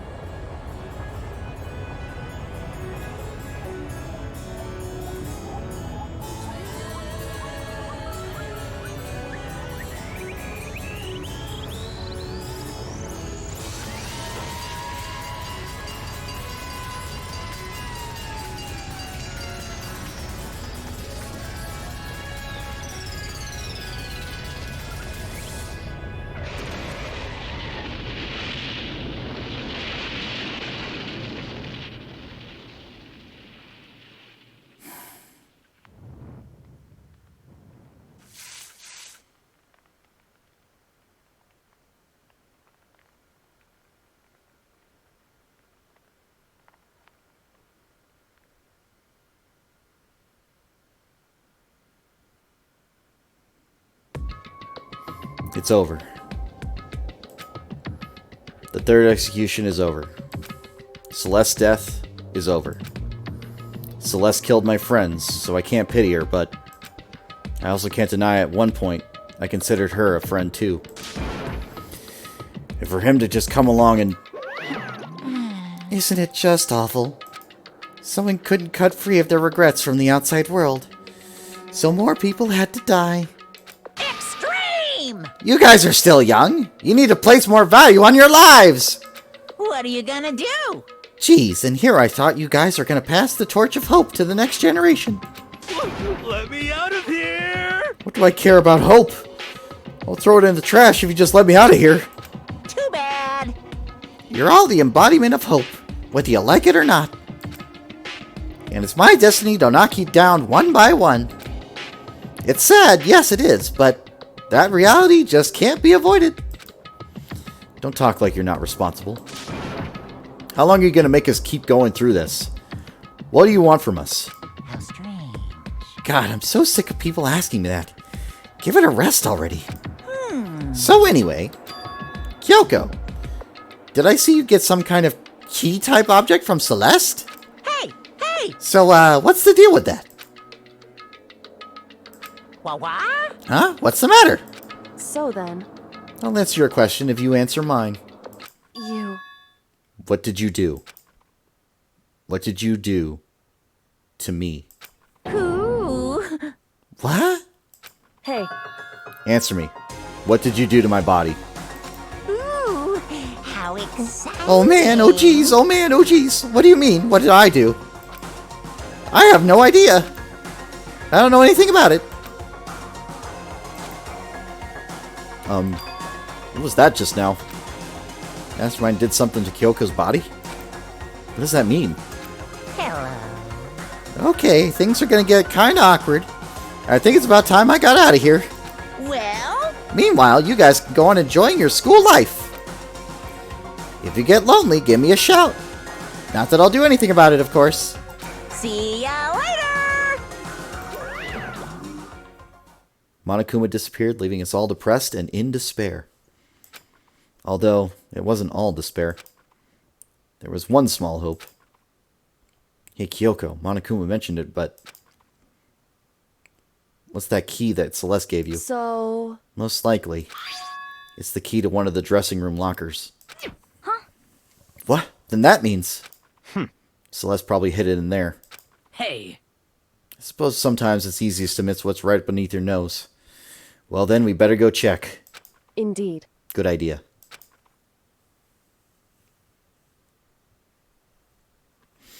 We left the courtroom and rushed to the dressing room. As we approached the dressing room, Kyoko looked back to us and said, Hey, I'm going to go alone from here. Everyone else head to the dining hall. I'll check in with you later. What? Why exactly are you going in alone? So... Do you even have to ask? As she spoke, she glanced quickly at surveillance camera. Come on. Now that's what I mean. Why you? There's still a risk of a spy, you know. Then I'll go too. What? You? Please, let me go. Standing here arguing is just going to draw more attention to us. Goodbye. Do whatever you want. Thank you, Byakuya. Well then. It's up to you now. Yo! I'm going to go to the dining room, okay? Huh? So Makoto and Kyoko are going to go together? Does that mean what I think it means? Okay. Good luck, Makoto. Girls like her are total pushovers when you show a little backbone. I try to forget what Hina said. Everyone headed to the dining hall, leaving me and Kyoko there alone. Shall we go? Well, shall we? Yeah. So then... We need to get into that locker. Kyoko took the key Celeste had given her and unlocked the locker. As the locker swung open, we saw... You really came. Good morning! It's been a while, hasn't it? It's safe, thank goodness. I never heard Kyoko sound so relieved. It was like she was speaking from the bottom of her heart. I just did what Celeste asked. I didn't say a word. I stayed quiet the entire time. So, And I think I might be able to open the last set of files soon. Maybe as early as tomorrow. I'm going to do my best, so please wait until just a while longer. So now we can officially say the case is closed. As far as this incident's concerned, sure, but... Can we take a second? Since we have this opportunity, I want you to be honest with me. Kyoko, please tell me. What are you trying to do all on your own here at the school? You... Is that why you wanted to come here with me? However... Regardless, that's not something you need to know right now. I don't need to know? That just makes me want to know even more. Or, makes me even more worried. What? Worried? Like what happened during the investigation this time. You disappeared and we didn't see you again. Without warning, without explanation. When you do that... Indeed. It's only natural that they think I'm a mastermind spy, right? And you too. No. I believe in you. What? You believe in me? Isn't it obvious? People believe in their friends, right? That's why I want you to tell me. And I want you to believe in me too. Because we're friends. I understand. It's true. Then maybe I can believe in you. Just a little bit more. Then... That's fine. Fine. I'll tell you. I'll tell you why I've been disappearing and where I've been going. You see... What I heard from Kyoko then was... Well, frankly, it kind of blew my mind. Right after I told Kyoko I believe in her, she told me a story that was, well, almost unbelievable. I decided I had to confirm what she told me with my own two eyes, so I waited for nighttime to come. And when it did, I went into action.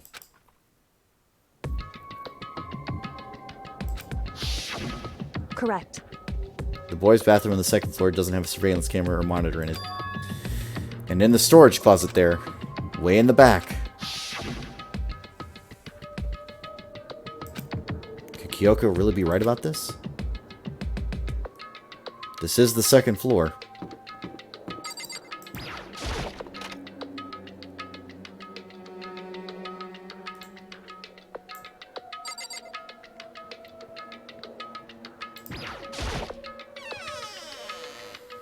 Just a normal storage closet as far as I can tell. The secret Kyoko told me about, could it really be hidden here? She said back of the storage room closet. But I mean, seriously? Without thinking, I placed my hand on the back of the storage closet. And suddenly, as if it were being yanked in... Kashunk. At the same time, as I heard that sound, I fell through the wall. I had no idea what was going on.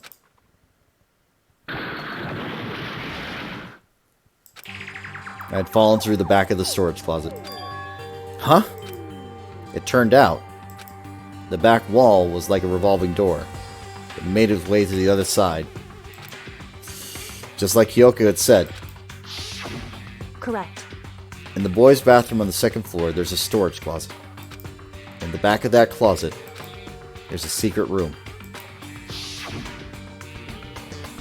So this is the secret room. But what's in here?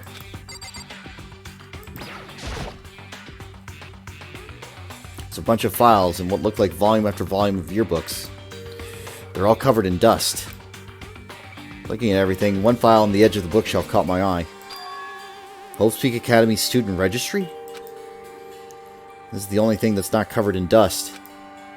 Has someone been looking at it recently? I slipped my file in my hand.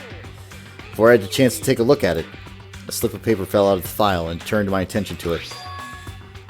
What's this? You must not leave. It's kind of weird. I could understand if you said, like, I can't leave, but you must not leave? What is this? My head feels funny. This strange sensation. It's like deja vu.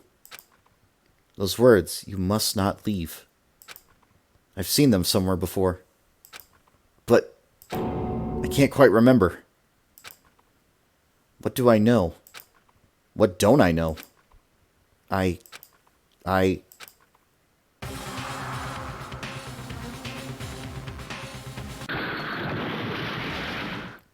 A strange sound rang through my head. It felt like I was shaking my brain back and forth. And then, darkness. I don't understand what's happening. I don't know where it started or what started it. It's all over. And with that, I opened my eyes. I didn't know how long it had been. Ow. Apparently something hit me and I lost consciousness. That's all I understood. The dull, throbbing pain in my head proved that much at least. An empty bookshelf. Empty. Gone. It's all gone. The yearbooks, the student registry, and even the note that had fallen on the floor. It's all gone? What does this mean? Well, my brain refused to do any more work. The incessant pain in my head began to spread across the rest of my body. For now, I should go back to my room for some rest. My body was heavy with pain, my mind heavy with thought. I dragged myself back toward my room. Somehow I made it back to the first floor of the school. The farther I walked, the more I felt. Things are getting blurry. Can't see in front of me. I couldn't stop myself from collapsing right there. And after that...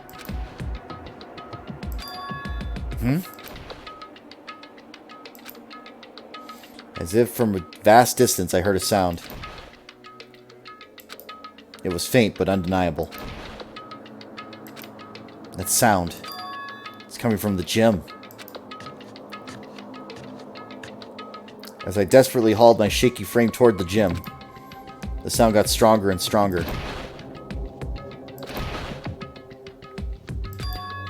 What's going on? It can't be nothing. You're at the gym?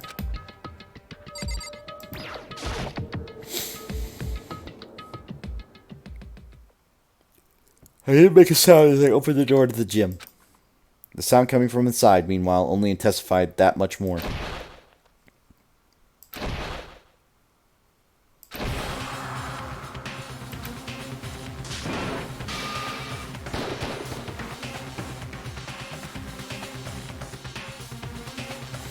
Before me there raged a battle beyond anything humanly possible. No, one side's not human, that's for sure. But, regardless, I couldn't stop staring. I forgot to move or even breathe. Why, you? What do you think you're doing? I asked you a question. What's the meaning of this? How dare you defy me? This wasn't part of the deal! Deal? I've made a decision. I will no longer retreat, no longer compromise, no longer regret. I've made my decision. I'm going to resist you. Okay. But you do realize what will happen if you go through with this, right? You haven't forgotten, have you? What I'm holding hostage?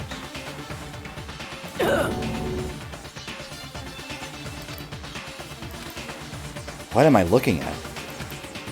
What am I hearing? A hostage? Then could it be the mastermind spy is...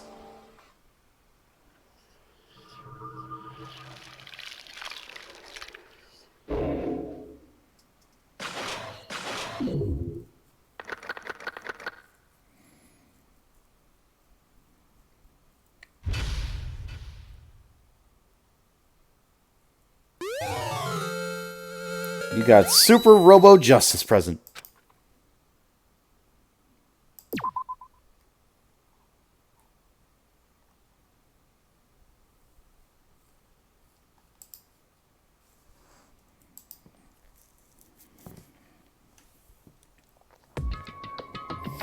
Leon killed Sayaka.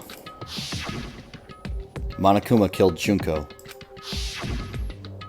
Then Leon got executed. Then Mondo killed Chihiro. And he got executed. Hifumi killed Taka, then Celeste killed Hifumi. Then she got executed.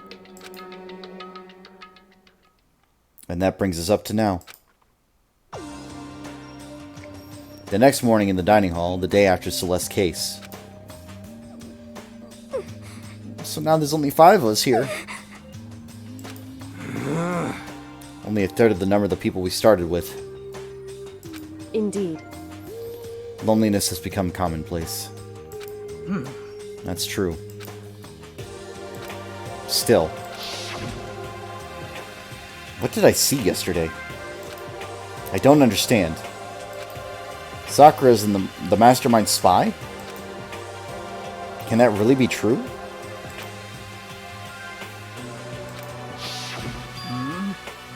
Makoto, are you okay? No, I'm fine.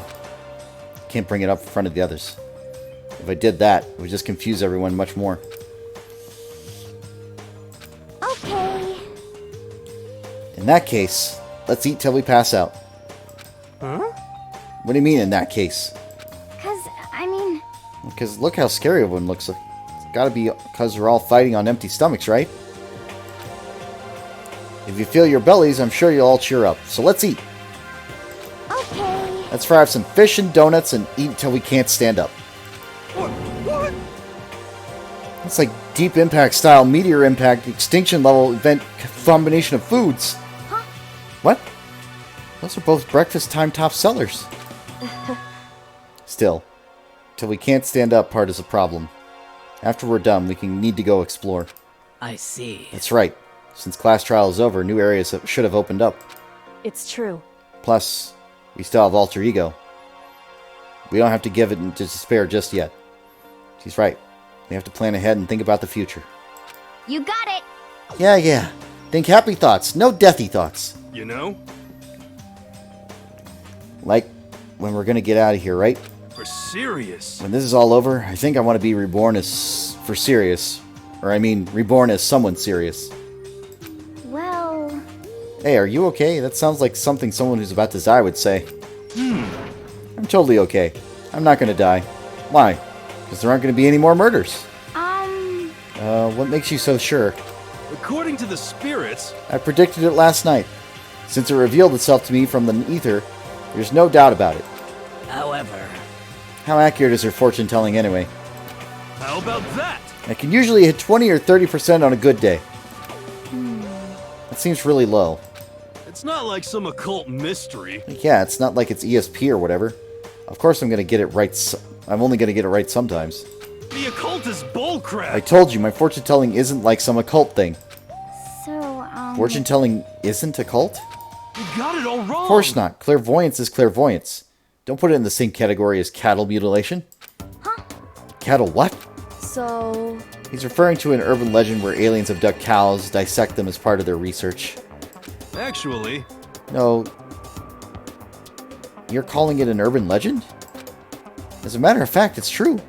As a matter of fact, it's happened to me. It all happened one day when I was going to get a hamburger. It was a place I'd never been before. They claimed their patties were 100% all beef. So I got a burger to go home and headed home. But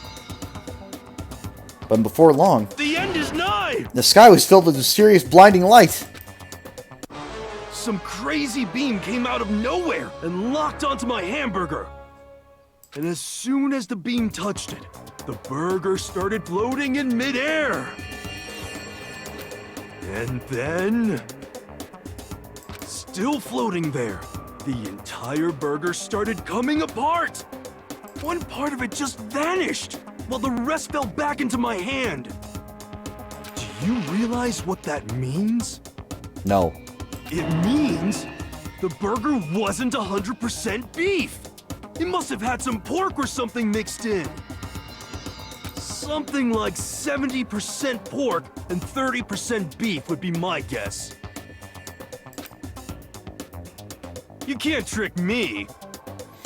So I stormed back into the burger place and got up to the manager's grill, and they totally admitted it. It wasn't 100% beef. They totally mixed in ground pork with it. How about that? Now do you see? That is cattle mutilation. I kind of got last halfway through. I can't tell if you're for the occult or against it. You stink of stupidity. Don't be mean. I stink of... How dare you? Well, you do stink, though. That's fine. That's fine? Anyway. I hope your prediction turns out to be true. Well, at the very least, I won't murder anyone. Yeah. Me either. I mean, I would never. Of course. Me either. Indeed. Nor I.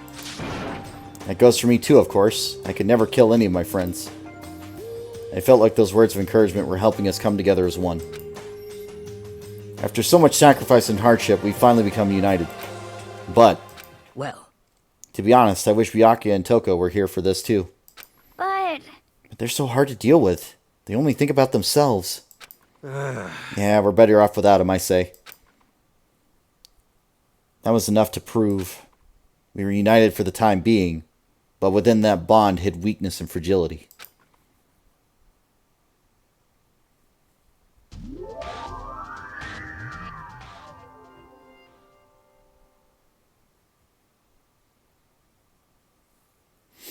We began our search as soon as we'd finished our breakfast in the dining hall.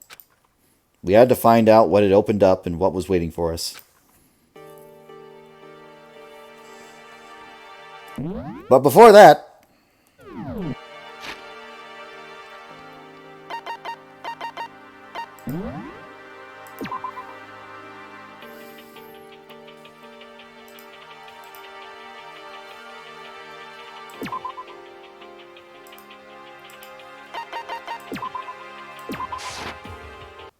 Danganronpa.